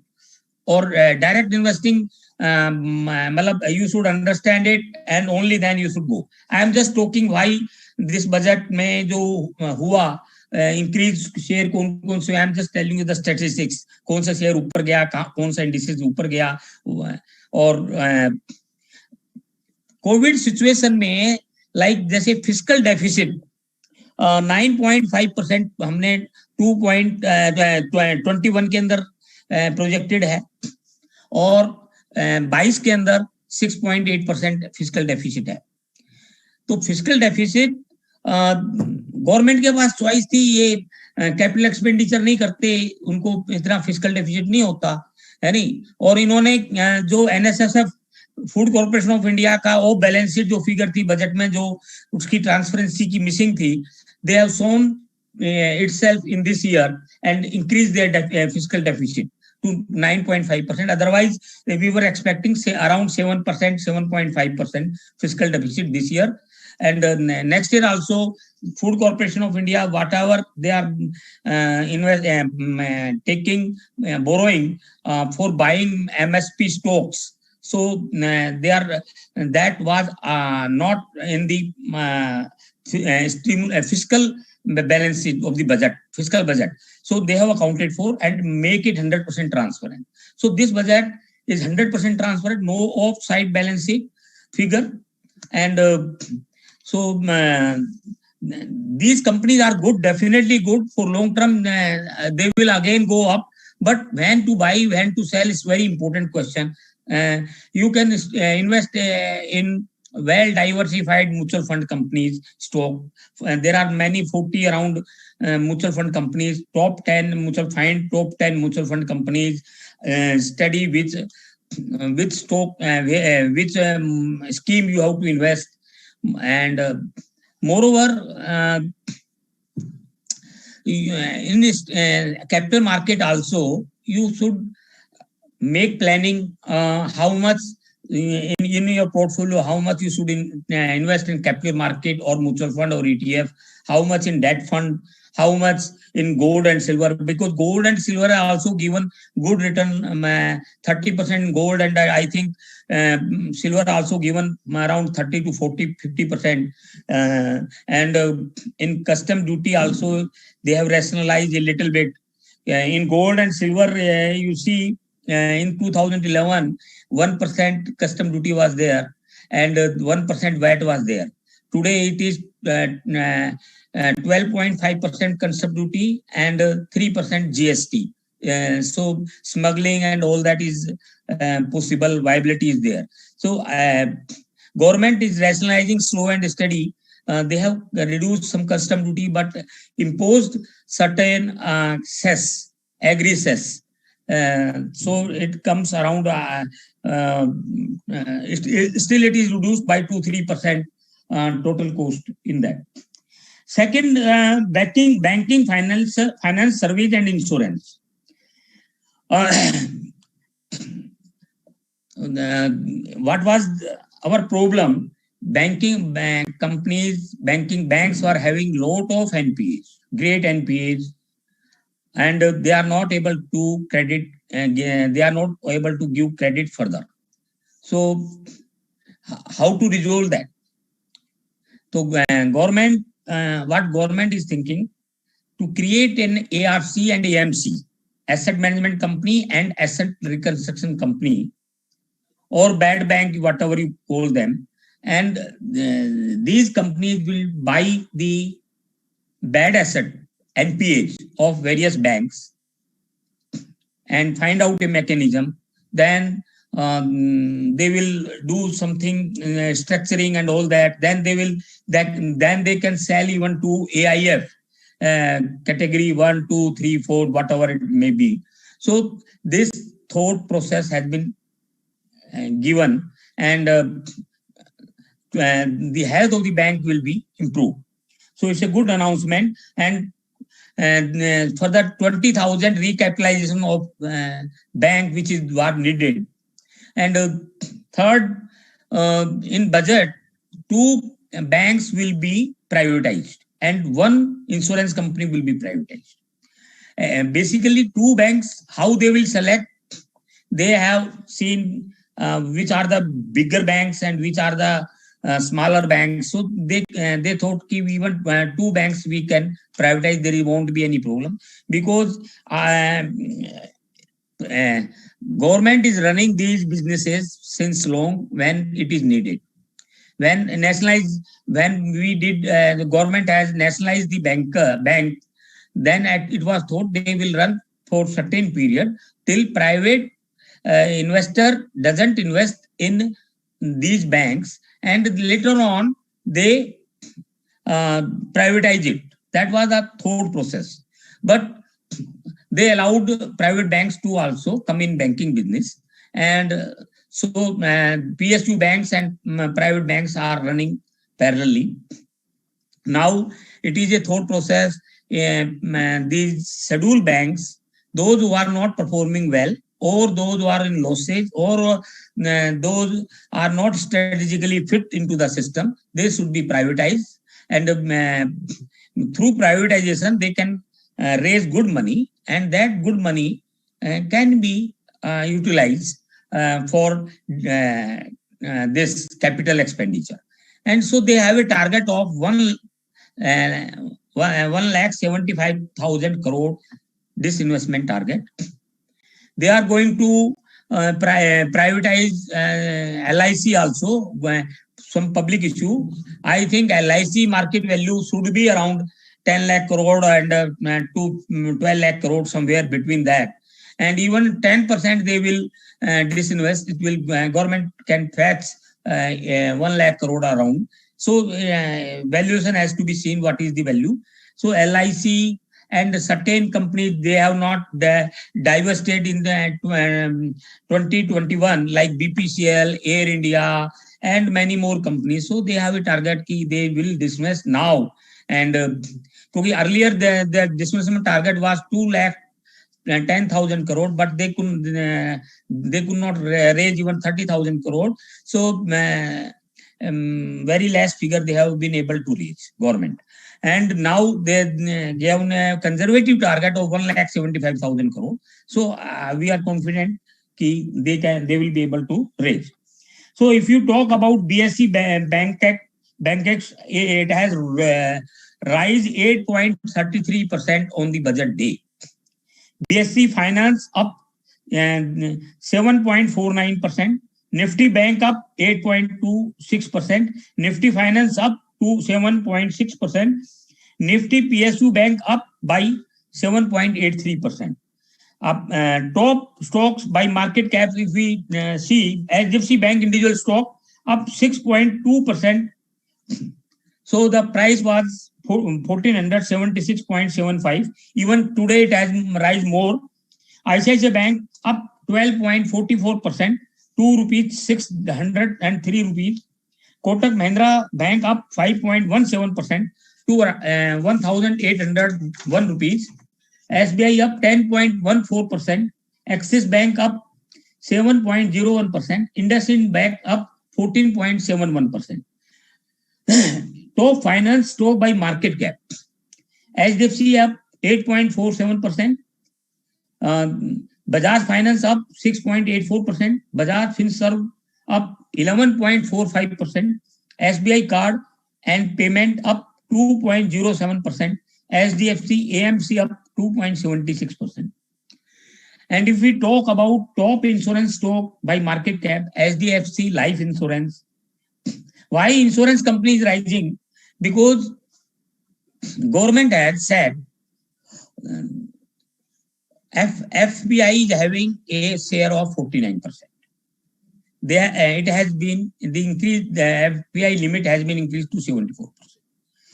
Insurance Bank of US, UK, European insurance companies, US, they are very, very big, and they are a leader in world. So they are looking to India. They want to have the business, but their problem was they want majority share. Government is taking all precautions. Government is saying board constitution में majority शायद Indians की होनी चाहिए, even of 26% their holding is there, but so they are allowing it with certain precautions. So these are the top companies which can be the target for them and having very good valuations. HDFC Life Insurance up 3.11%, SBI Life Insurance up 1.16%, ICICI Prudential Life Insurance Company up by 1.76%, ICICI Lombard General Insurance up by 3.79%. So these shares have increased. Real estate में in affordable housing, additional interest deduction which was available up to 31st March 2021, now one more year extended. I think up to 45 lakhs is affordable housing, so you have taken loan for that, so इसे आम आदमी को ये एक benefit मिला, you can see. Or 2 lakh deduction available on the interest payment on housing loan subject to certain conditions. Thus, the total deduction available to an individual taxpayer on the interest payment of a housing loan for buying an affordable house is rupees 3.5 lakh in a financial year. So BSE Realty Index is increased by 6.65%. Nifty Realty Index up by 6.31%. So if you talk about various stock, DLF up by 10.26%, Godrej Properties up by 5.14%, Oberoi Realty up by 2.26%, Prestige Estate is up by 4.22%, Phoenix Mills up by 7.66%.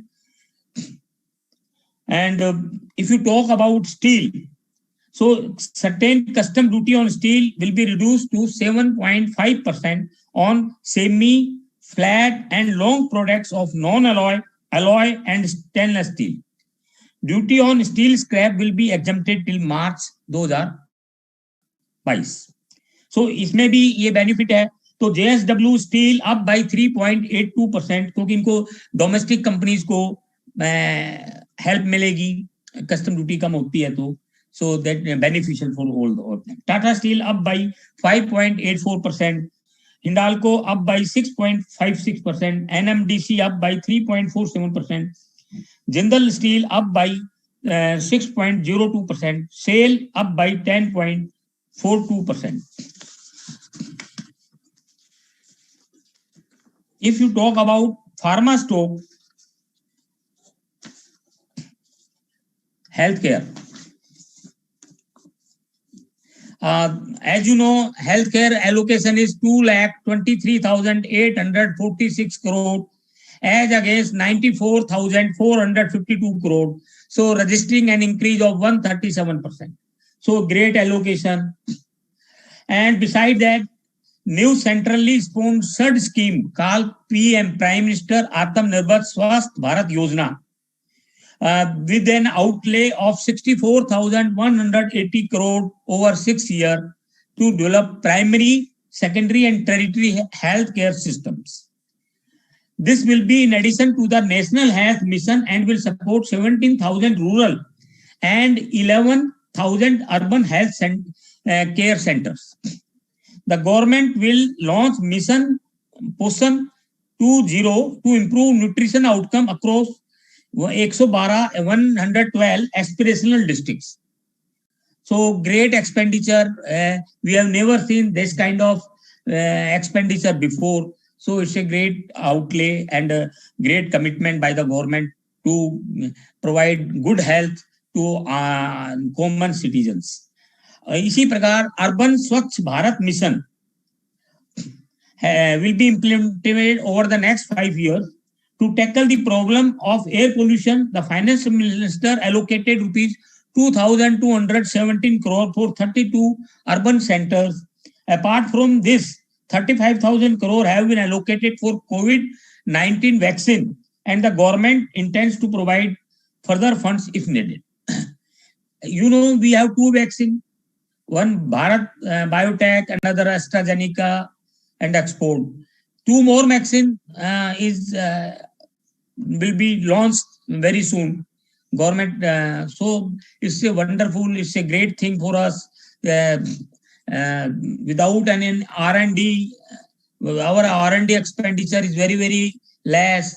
And so without government support of an R&D, and we have invented this kind of COVID vaccine. It is a wonderful by our country, by our scientists, by our companies who has innovated these vaccines. So I think commendable job done by this company, and I think government and they are not only vaccinated to our own citizen, but they are giving support to various other countries for vaccination. So Vasam Veve Kundakam, so then that principle we are following. So Nifty Pharma down by 0.55%, BSC Healthcare by 0.26, up by 0.26%. Actually, pharma stocks were already in limelight after vaccination. So इसलिए on budget date doesn't increase so much. But Sun Pharmaceutical up by 0.67%, Divi's Laboratories by 2.78%, Dr. Reddy Laboratory down by 3.7%, Cipla down by 2.36%, Aurobindo Pharma up by 1.79%.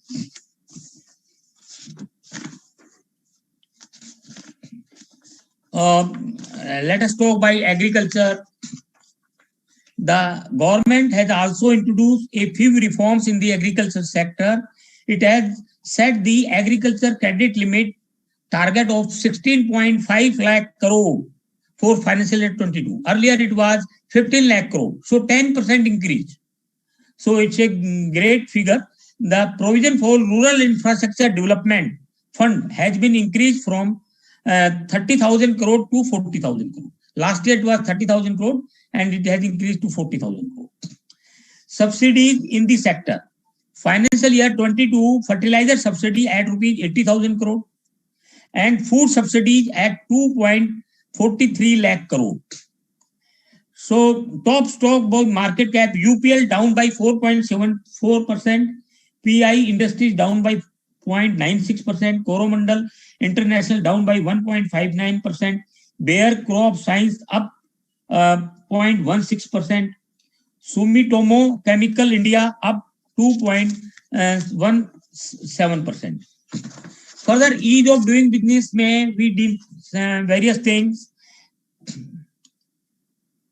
MSME allocation doubled this year and committed for 15,700 crore. As you know, tax audit limit increased to 10 crore from rupees 5 crore. This has been done to improve the ease of doing business for micro and small enterprises. A new world-class fintech hub in Gift City. Gift City के अंदर ये हमें world-class hub, fintech hub city they are going to develop. Allocation rupees 1,500 crore for promoting digital payments. So 95% जो digital payment करेंगे उस पे allocation ये 1,500 crore का कर रहे हैं और उसमें भी कुछ relaxation है. A new reconciliation mechanism for quick resolution of contractual disputes with government CPSC. वो भी एक वहां पे गिफ्ट सिटी में ही होगा ये. Separate framework for debt resolution of MSME. So these kind of reforms, actually rest is small thing, and one more thing is important. Budget is extremely good, and our kitty, our portfolio, our saving, we should invest in capital market definitely, because you can invest as per your comfort, but ideally 50 to 70%, 50 to 75% one can go for investment in capital market through mutual fund, ETF, or if you are having sound knowledge, then you can direct invest in capital market. If you are investor for long term, no risk, almost. It is safer than that market. Problem is, If you are for a shorter term, you can lose your money. But if you are an investor for in India, I am not talking about all other countries. Japan, their index has not increased in the last 35 years. Their index was 35 years early. I think there is no return. It is around that only in 35 years. But in India, why we should invest in capital market? It is transparent, highly regulated by regulators, and companies are now highly compliant because our regulations are very good now. And you should be a long-term investor. So I can say for long-term investing to have good return and beat the inflation, investment in capital market is a must. Not I belong to capital market, I am advising you, but generally people are having a feeling that it is a speculative market. Speculative market is only for those who are doing speculation. If you are an investor, if you are investing out of your savings, go for investment in capital market on systematic investment basis. On monthly, regularly, you can invest your saving. That will be the best way. Or so I think I am okay now, and so I should finish. Thanks very much. Thank you very much. Thank you, Sanjay Agarwal. Thank you, Voka. Thank you, that team, entire team. I am impressed. You have created so much big social platform without any legal authority. It's a great thing. So I think through you, people have taken benefit. You have very good speakers today. I have heard Mr. Raghav well. Before that, I forget his name. I have heard him also. He was a very wonderful session. Thank you very much. Sir, my son has just qualified. He's very good. Right on my side, Rishabh Agarwal. Congratulations, very good, excellent. Your father is excellent. He is having very sound reputation among chartered accountants. We know him very well last 30-40 years. Because I qualified in 1980. Sanjay ji, when you qualified? 86. 86. So since then I know you because you are always social person and fighting elections and socially you are always active. Thank you, sir. So he has some question to you. Yeah, please. Sir, as you mentioned that we should invest into capital markets for around 50 or 70% of our savings. So for risk-taking and young investors like me, I am just 24 years of age and I do not have any responsibilities right now. So can my allocation to Indian equities go up to around 90 or 95% of whatever funds I have? No, you see, I have seen many people who have invested 100% of their saving in SIP. They are regular investor. And market has gone down fantastically. Abhi gaya tha, our Nifty goes down even this March, 23rd March, something like that, to 7,500 something. That's that Nifty. So if somebody has bought on that day, their money is double in just less than a year. So, and somebody have bought early and sold on that day. If he's a short-term investor, he must have lose big money. So, if you are a long-term investor, you should go for average investing, and that is advisable. Right. And one more thing. So the boom into so this is related to the budget. So the boom into the infra sector, is it here to stay or is it just for a short term? Because all the projects in infra sector mostly are on long gestation basis. So it will grow on a sustainable rate. But then is it here to stay or is it just for a short term?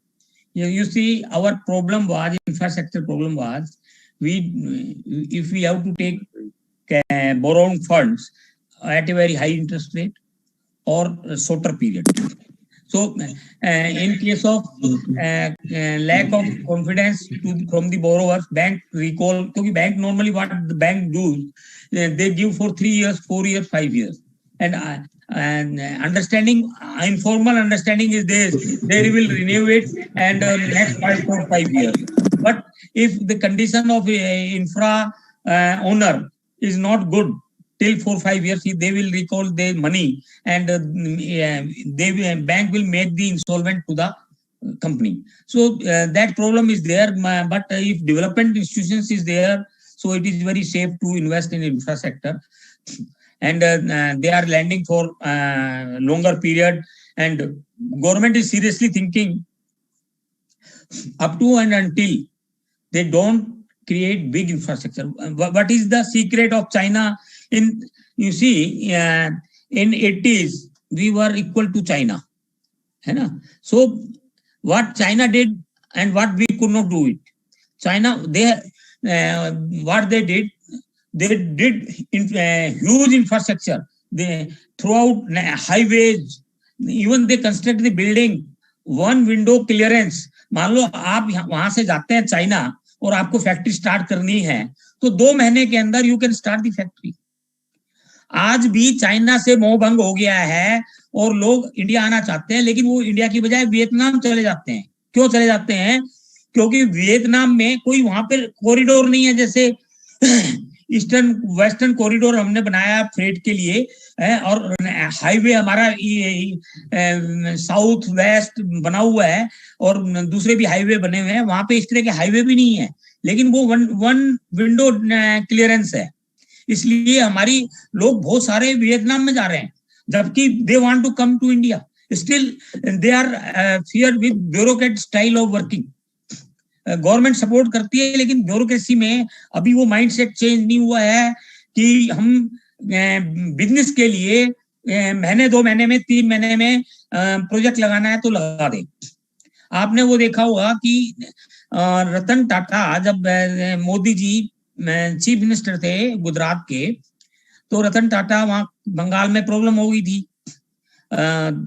उनको ममता दीदी से problem, वो उनकी जमीन की allocation में दिक्कत आई, तो उसने मोदी जी से बात की. मोदी जी ने कहा आ जाओ मिलने के लिए. तो मोदी जी क्या किया, जैसे ही रतन टाटा और उसकी टीम आई, वो एयरपोर्ट ही पहुंच गए, और एयरपोर्ट से सीधा वो बोला जी चलो. वो बोले कहाँ जाना है? बोला चलो. वो वहां पे ले गए जहां पे उनको जमीन देनी थी, big size of the plot. बोला जी 100 एकड़ 200 एकड़ 500 एकड़ रजिस्ट्री, ये पेपर है, मैं रजिस्ट्री आपके नाम में अलॉट करके लाया हूं, आप इसको एक्सेप्ट करो. मतलब तभी से मोदी जी का डिसीजन मेकिंग देखा तो ये लोगों में कॉन्फिडेंस बढ़ा कि we need such type of style of working. क्योंकि हमारी डेमोक्रेसी है. अभी 3 एग्रीकल्चर रूल बनाए हैं, कहीं कोई दिक्कत नहीं है. Farmers are not able to tell where is the problem, लेकिन वो प्रोटेस्ट पे बैठ गए हैं. और तीनों एग्रीकल्चर रिफॉर्म्स बहुत बढ़िया रिफॉर्म्स थे, क्योंकि उसमें कुछ था नहीं, नथिंग नेगेटिव, लेकिन छोटी मोटी बातें हैं तो they can talk and they are addressing it. But हमारे यहाँ पे वो चीजें नहीं हो रही. तो हमें वो माइंडसेट चाहिए कि हम चीजों को तुरंत डिसीजन लें और चीजों को स्टार्ट करें. Okay, sir. One more follow-on question for realty and infrastructure sector. So the formation and listings of real estate investment trust and InvITs. So is it a good way to enter this sector as an investor? Because I have not invested anywhere in infra and reality right now. Yeah, InvIT is a very good, it's a new concept in India. And US में बहुत popular है. वहां तो इनविट में और इसमें writ के अंदर वहां लोग इन्वेस्ट करते रहते हैं, और गवर्नमेंट भी इसमें पास थ्रू स्टेटस वगैरह, ये थोड़ी सी जो छोटी छोटी हर्डल्स हैं उसको करेक्ट कर रहे हैं. और मेरे ख्याल it is right time to invest InvIT and REIT both. So क्योंकि बहुत बढ़ जाएंगे आगे जाने वाले टाइम में, तो you can start invest. Thank you so much. And it was great to listen to you live, and I got all my queries sorted out over here. So we really thank you on the behalf of Voice of CA and Master Brains to be with us on this union budget session for 2021. May I request Pooja Trikhaji from Amritsar to finally conclude the Subhaji session and today's webinar also. Good evening, sir. Subhashji, I have listened to you for the first time, and it has been a wonderful session. It has been only that we always have been listening to income tax speakers or indirect taxation speakers. But I think this way, this is the best thing to ever happen. Sanjay ji, thank you so much for a 360-degree approach, and it's actually a 360-degree approach.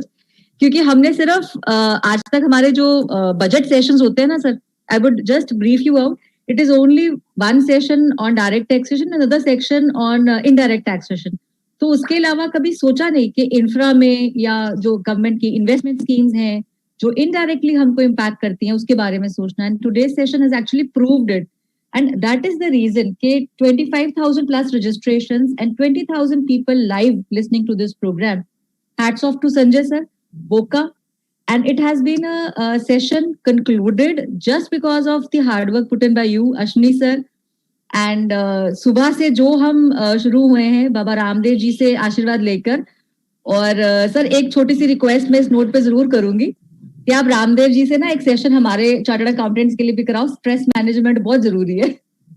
जितने stress आ रहे हैं सब chartered accountants को करा देते. हाँ, तो एक आप उसके योगा बाद करें, योगा सजेस्ट करें. नहीं सर, डेली बिल्कुल रूटीन के अंदर योगा करें. मैं भी डेली रूटीन में योगा करता हूँ 1.25 घंटे. सुभाष जी, हम सब आई थिंक थोड़ा तो because of the hitting of Ramdev ji we all are doing it. But एक जो ऑरा है of him getting it live and then all people awareness तो रामदेव जी की बिल्कुल देन है, पूरी देन है. ऑफिस पहले में बैठे धीरेन्द्र बैठे ब्रह्मचारी भी जी करते थे लेकिन इतनी अवेयरनेस नहीं आई थी. इनके आने के बाद जो अवेयरनेस आई है थ्रू आउट वर्ल्ड आ गई है. ये जो हमारा इंटरनेशनल योगा डे 21 जून को जो सेलिब्रेट किया जाता है वो इंडिया की देन है. और इंडिया में सबसे बड़ा contribution I think Ramdev ji का है. जी सर. तो उनसे हमने आज सेशन शुरू किया. उसके बाद हमारे टैक्सेशन डायरेक्ट टैक्सेशन के गुरु करता धरता हमारे गिरीश जी, उनका सेशन हुआ. And it was a vibe session. जो इंट्रिकेसीज वो बताते हैं वो कोई और समझा नहीं पाता. उसके बाद हमारे पास गुप्ता सर थे. उन्होंने रवि गुप्ता जी ने क्वेश्चन आंसर सेशन लिया. And then we had the point of view from the government side also. We had Gopal ji from he is a very well known BJP figure, and उनकी तरफ से गवर्नमेंट का पर्सपेक्टिव भी हमको समझ में आया. एंड देन अपना सुभाष सर, आपसे पहले राघव सर का भी एक सेशन रहा जिन्होंने एज अ जर्नलिस्ट एक व्यू पॉइंट समझाया कि what is the other point of view. So I think in toto, this is actually a 360-degree program, which has summed up for all the sections, all the sessions, and from side of VOCA also, and from my own side, from Amritsar, from all the 115 cities which have been associated with this program. I thank you, Subhash ji, for gracing the last session of the program and making it a full, wonderful program of the whole day. And thank you, Sanjay Agrawal ji. तो thank you. I also मेरे को भी बहुत अच्छा लगा है जी आप सब लोगों की टीम देखकर. And it is a wonderful team. And देखियो घर पे भी भेज दिया आप लोगों ने, कमाल कर दिया. It is wonderful thing. Never expected, never thought. Thank you sir. आए तो मैंने कहा जी आपको मैं मेरा ये ऑफिस बनाया हुआ है घर से. I am working from home. So मैंने ये ऑफिस बनाया हुआ है अपने एक कमरे को. तो मैंने कहा जी मैं ड्राइंग रूम में तो नहीं बैठ सकता मेरा, क्योंकि राघव भैल जी जब बोल रहे थे मैंने कहा मेरी टर्न आने वाली है. तो ये बोला नहीं मैं उसी पर्पस के लिए आया. मैंने ठीक सब सरप्राइज है सर, हमने किसी को भी नहीं बताया. और ये पंजाबी बाग से ही आपको, क्योंकि आपने बोला मैं पंजाबी बाग हूँगा, तो पंजाबी बाग से ही हमने जो है यंग जनरेशन अपनी आपके पास भेजी. और बहुत अच्छा लगा. एक और इनके फादर को तो मैं जानता ही हूँ जी, मधुसूदन जी. वो हमारे गांव के ही हैं, मेरे पड़ोसी भी हैं सामने. जी आज आपके पड़ोसी बताया इन्होंने. Thank you sir. But I have a question for him.